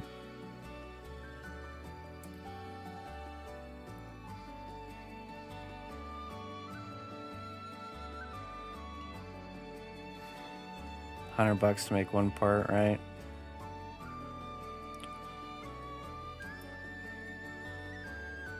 In this case, for this project, it's certainly worth it.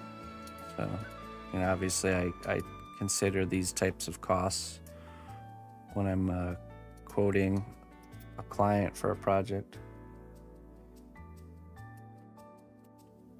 Sometimes there's an afterthought and it just comes out of my pocket for the sake of making the piece more epic.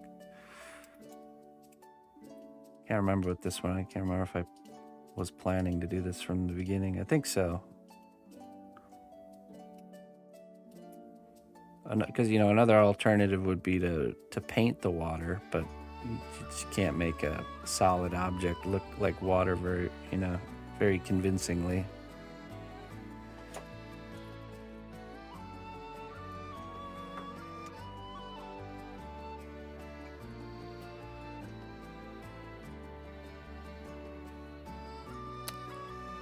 Yeah. I believe it. North of the border, yeah. He's not joking around. You hear people say stuff like that and you're just like, just over exaggerating or whatever. It's like, no, he's actually just telling the truth.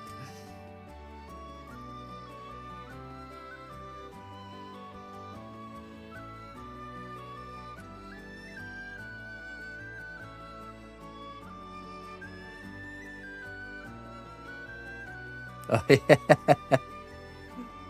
Nice, Jones.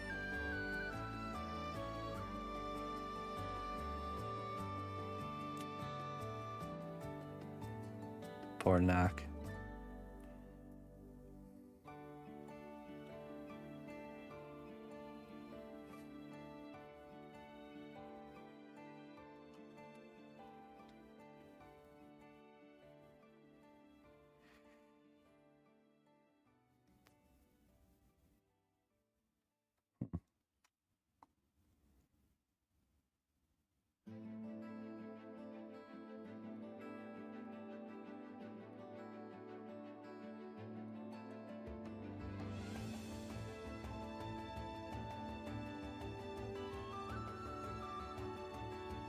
$500 to $1,000 just in resin.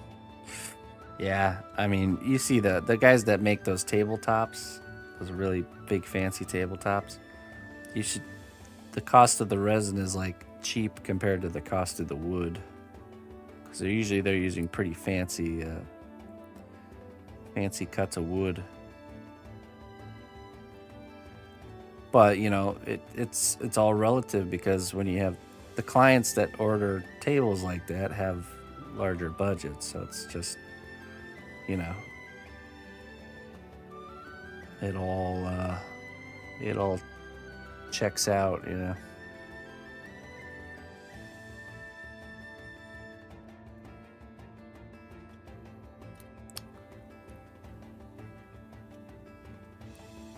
When you're making a $30,000 table, cost of the resin being $1,000, or maybe it's the same material cost, like $2,000. Checks out.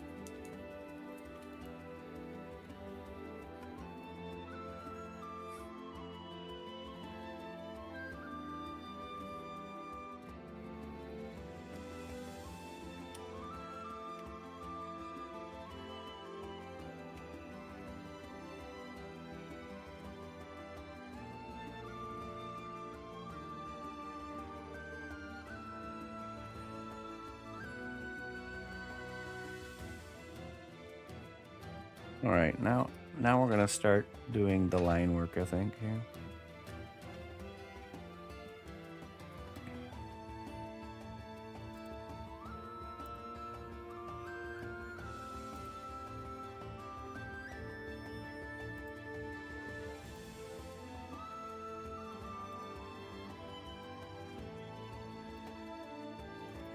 Let's see.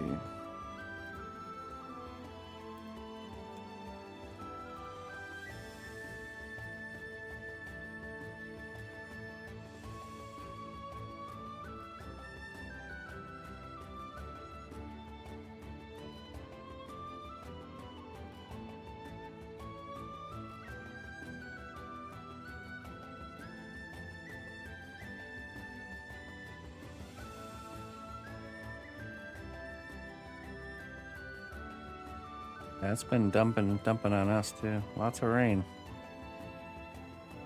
But you know what? It's an appropriate time for the rain, though, to be honest. Okay, let's go this way.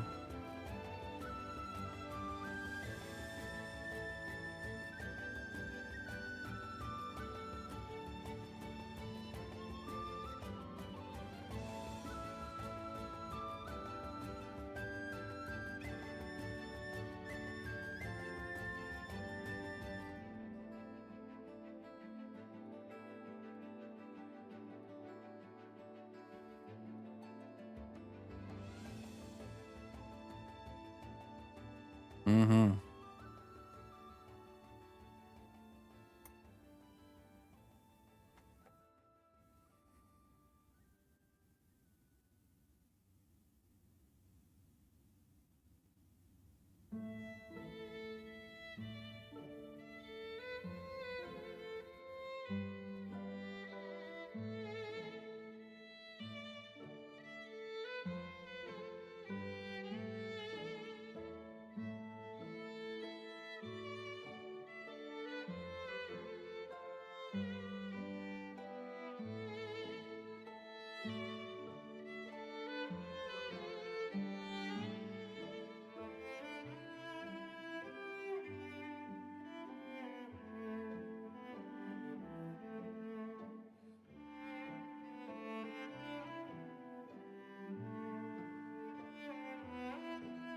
That's right, yeah.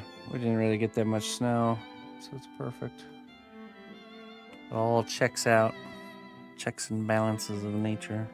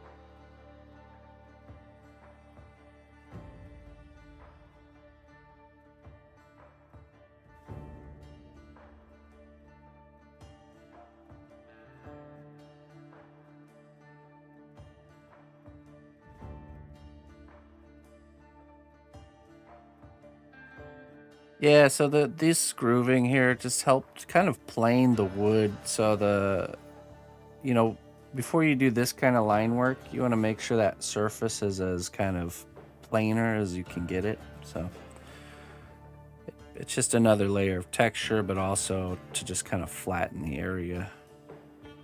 You know, kind of remove any lumps and bumps.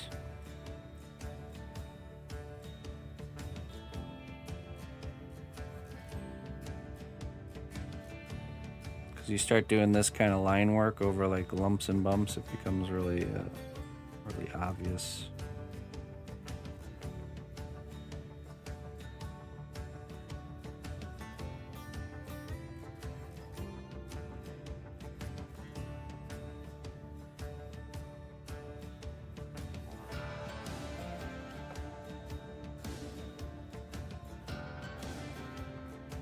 Oop.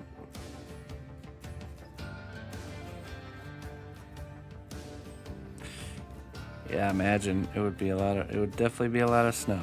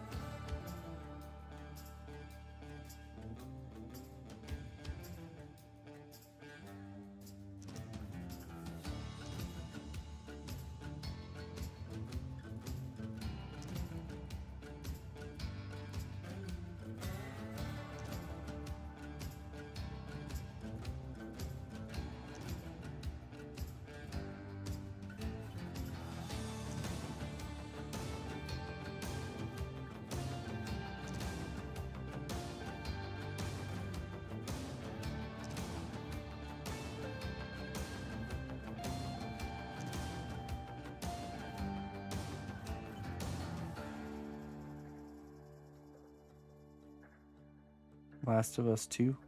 I don't know. I didn't play the first one. Okay, now we go back in and we're gonna add in kind of like little deeper areas here. Deeper splits in the wood.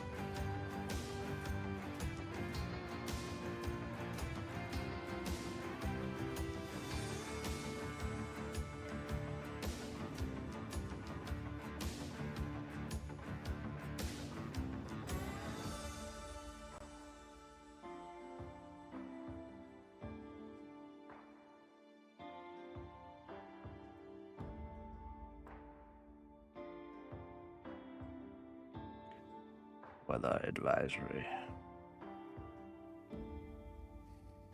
Be advised. There is weather outside. Be advised.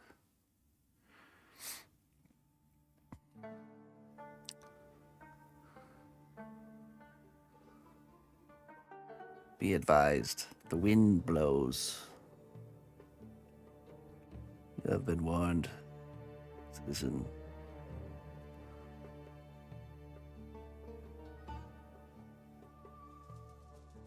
Rain is wet. The wind blows. The sun is hot. Heed my warnings, and you shall do well.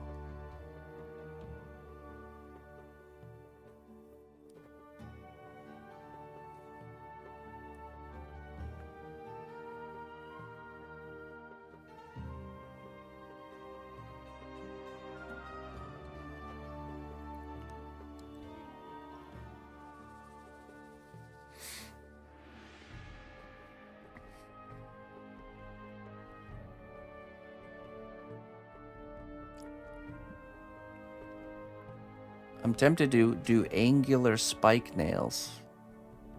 I feel like this pirate would have angular spike nails instead of regular nails. But that's certainly creating more work for myself.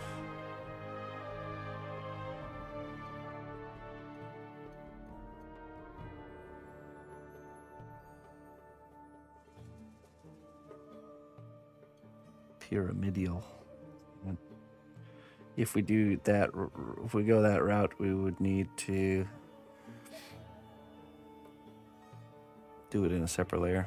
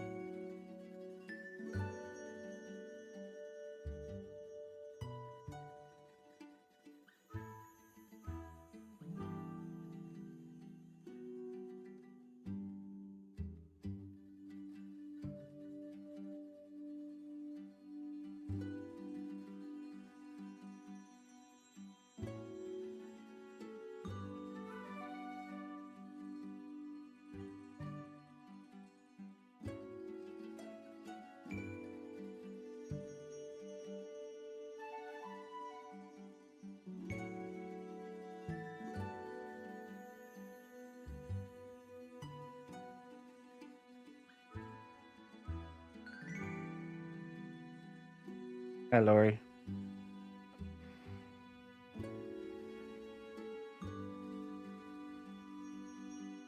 How do you do?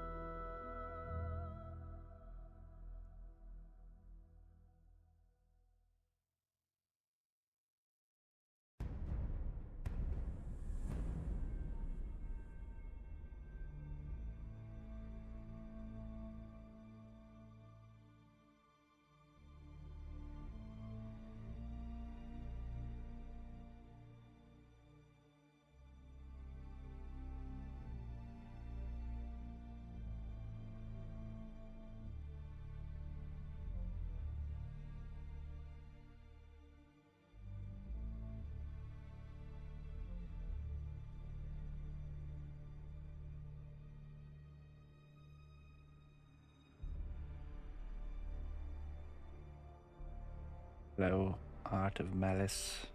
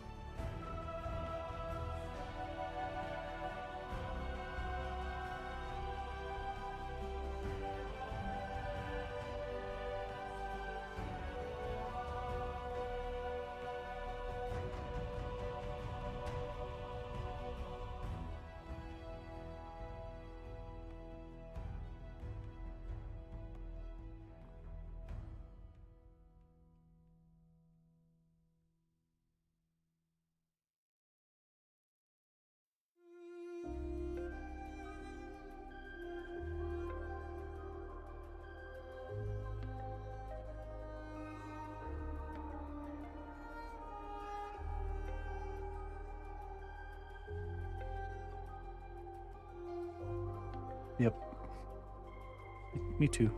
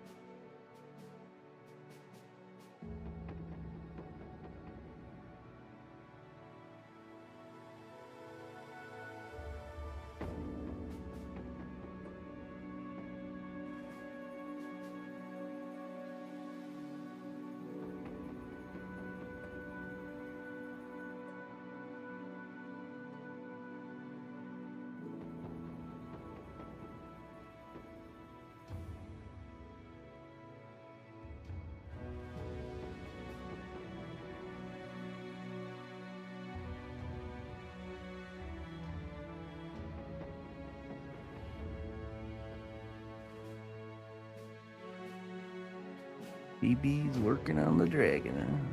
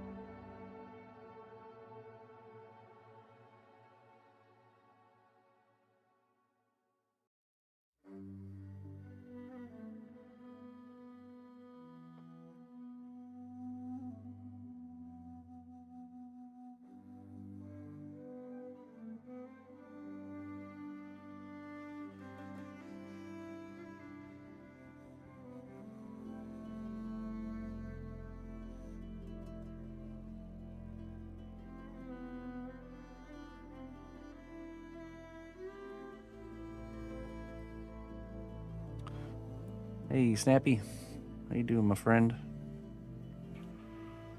I'm doing good. Just enjoying me some good old-fashioned wood texture sculpting. Monster Hunter Wilds. Okay. Yeah, I've always heard good things about Monster Hunter games. Never played one myself, but I have heard good things.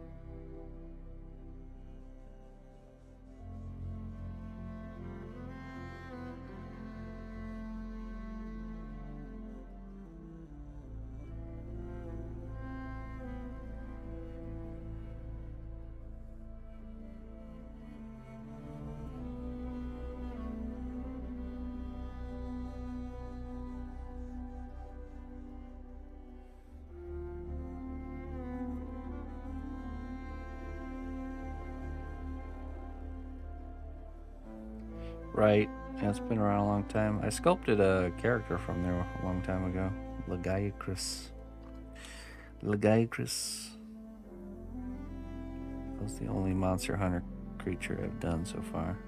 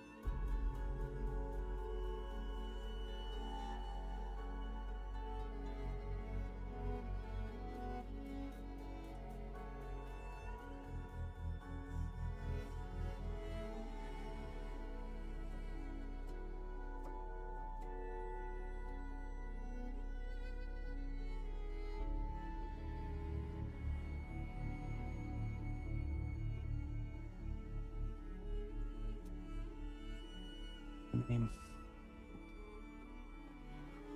Get up here.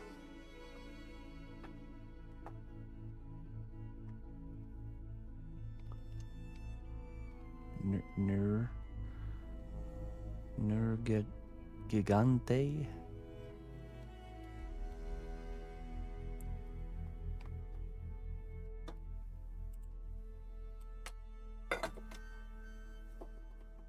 Pretty epic. Pretty cool looking. That guy right there. That would be pretty sweet. Are those giant ears or are those horns?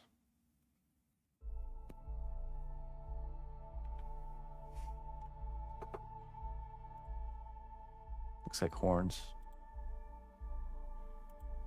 Almost like probably inspired by like an ox or something. Oxen.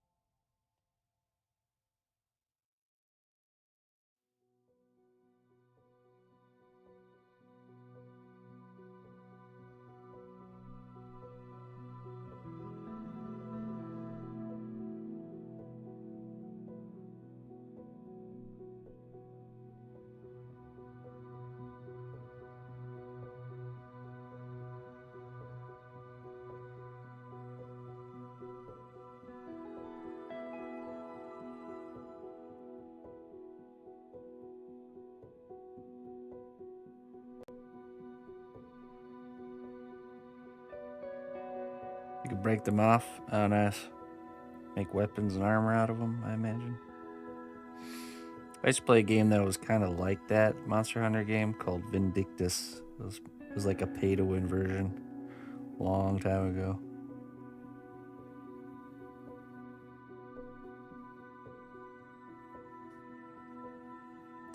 The ships are very close to you? What do you mean? Ships.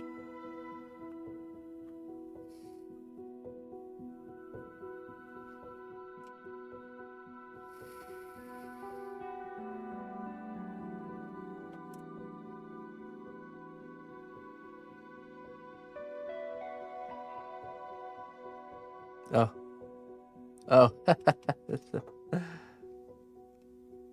Let me click over there and see what's going on here. Ah, yes.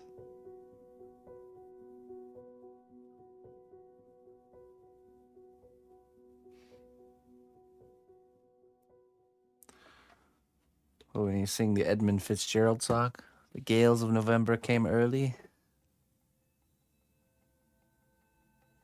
Or is it gales of November? It's in March.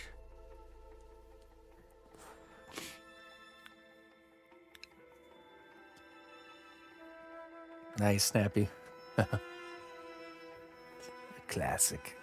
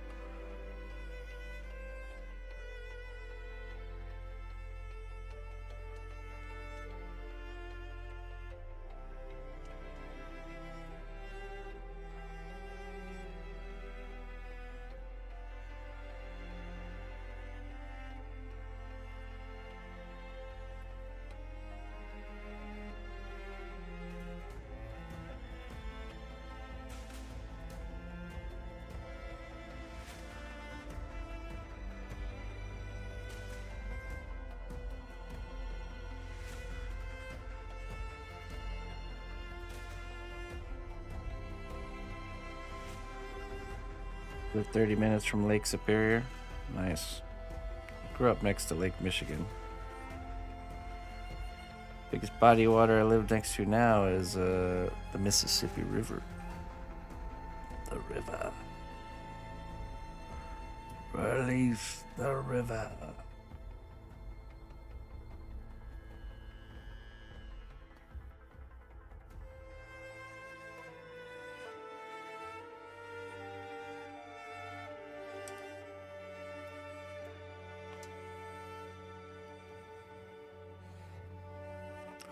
I like that song, Wreck of the Edmund Fitzgerald.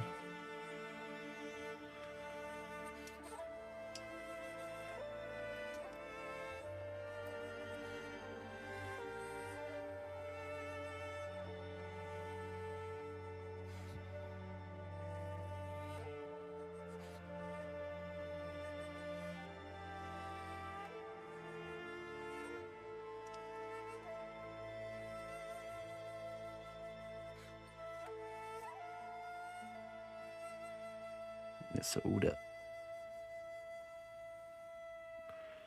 A lot of good fishing.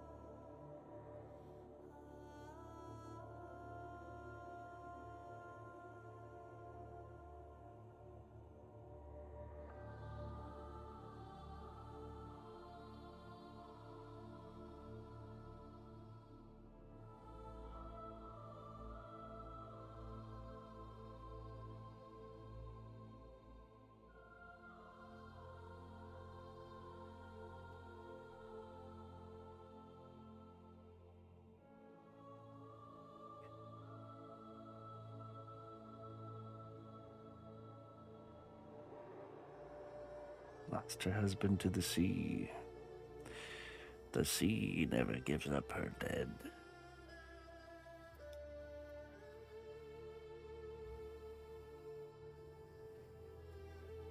Tragedy.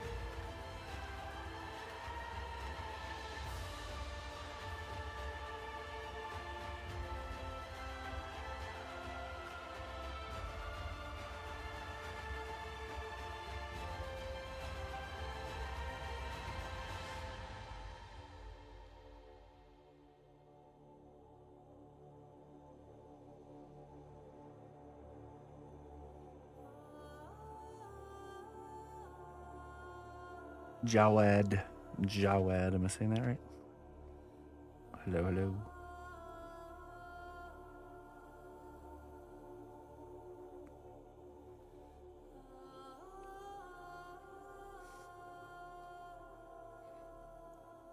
Nice.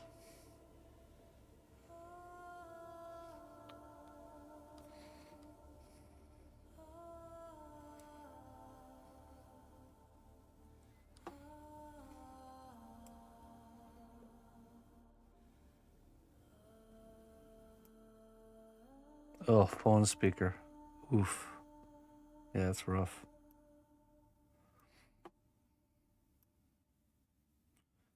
Headphones is the way to go. Nice. Upgrade.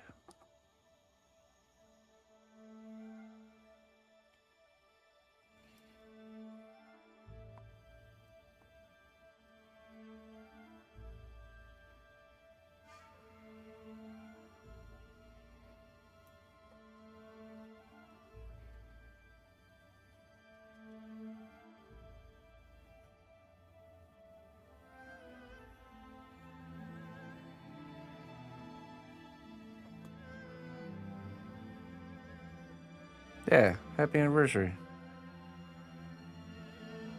Wonderful.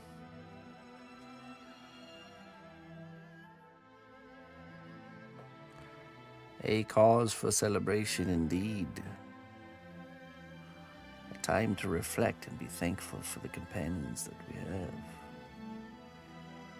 For we're not guaranteed we'll have them tomorrow. Never. One day they're there, the next day they're gone.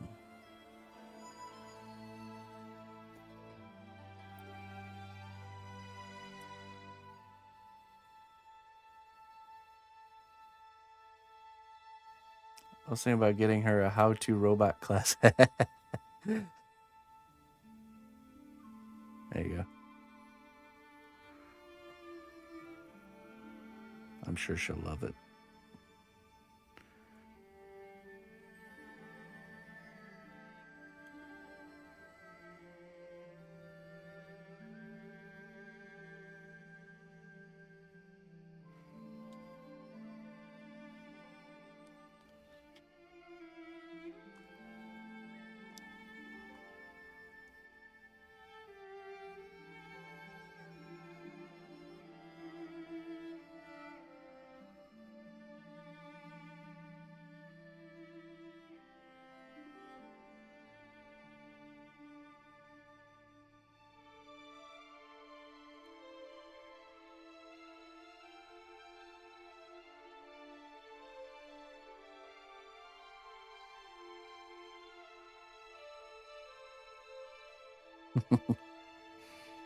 Don't listen to Looney Lorna. It's a great gift, Clayton.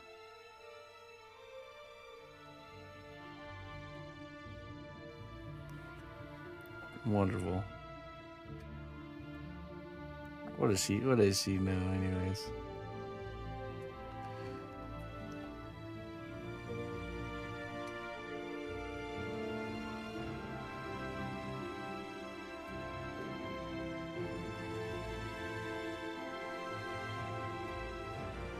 Yeah, right. Just looniness. Pure lunacy coming from that one.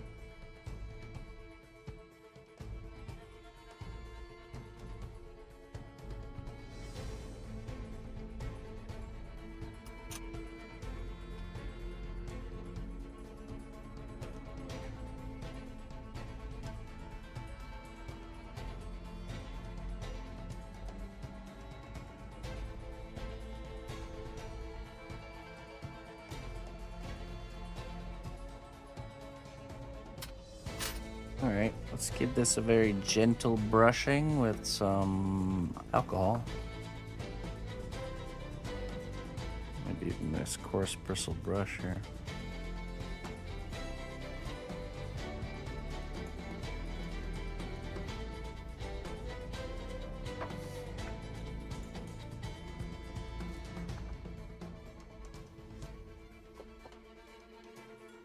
And that'll be the first layer that gets baked here.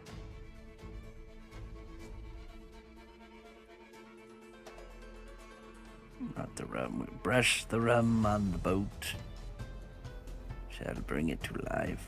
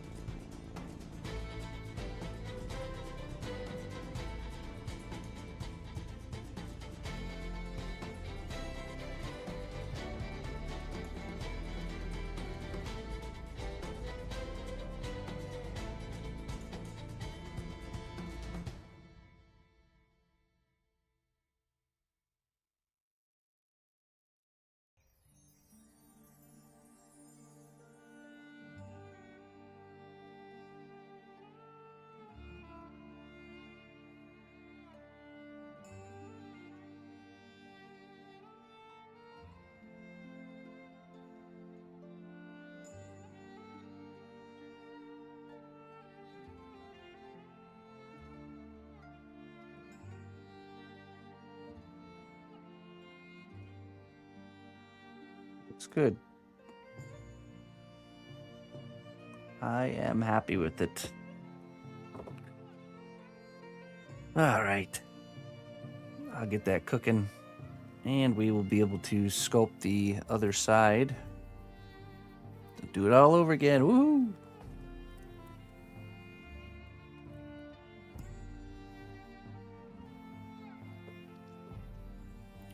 Do the other exterior part, and then we do the interior. Then the inside, yeah, but at least the insides are a little bit different.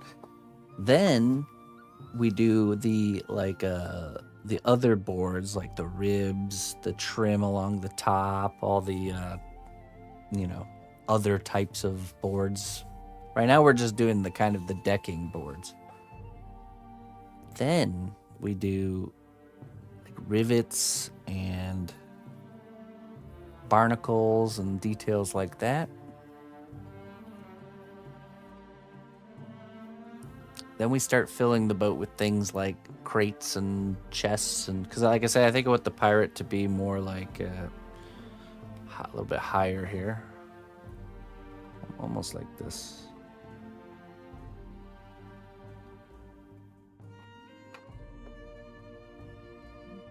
You know, quite highly mounted on his vessel. So. Then we'll do... This is just the basic decking. I want to do some stylized elements. Maybe like using these kind of these armature wires coming off the top to create some sort of goofy looking, Sea of Thieves-esque railing or something. I don't know. We'll figure it out. We shall figure it out. Anyways, 8. We got a lot done today, folks. We got the first levels of the mold for the water done. Maybe a lantern. Yeah, that was a good idea. We are adding lights to this piece, so definitely lots of possibilities there. Got the side of this boat done. No evening stream tonight, for I will be watching my daughter perform ballet. So no stream this evening. Tomorrow, I will be back on in the morning, and we'll be working on Morgoth tomorrow morning. Working on Morgoth's base. And I think in the evening we might do the bandages, the plaster bandages for the mold. We start with that, and if that takes all, that might take all the time. If not, we'll work on the Captain Sabretooth, our other pirate character. Then Friday morning is the Minotaur. We'll be back, first day back on the Minotaur piece. It's exciting. And what else? What else is there? Oh, and then Sunday we have book painting lesson for the dragon piece. So if you want to learn how to paint a sculpted book, yeah. Sunday is bonus painting, that's right. And homework. We'll need a good hearty homework session on Sunday. I look forward to that. So anyways, let's find someone to raid. Thank you everybody so much for tuning in, hanging out with me, spending your time here. A million other places you can be. And you choose to be here, and I'm very thankful for that. So thank you for being here and supporting my work. Let's find someone to raid.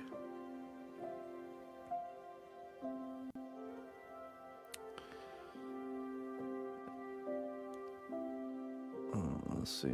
You know, let's go raid Phil Luna. This guy, man, this guy just needs more eyes on his stuff he does. He's got a fantastic voice. He knows a lot of music stuff. And he does the looping where he creates like a whole song just with like, you know, creating each beat and then looping it. And I love that kind of stuff. So let's go raid him. Maybe we catch him while he's doing a looping track. Loop it. All right, Gravity. Hey, thanks a lot for the generous tip today, too, Gravity. I appreciate it, man. Seriously. Thank you very much, man. And, yeah. Till next time, my friends. Bye-bye.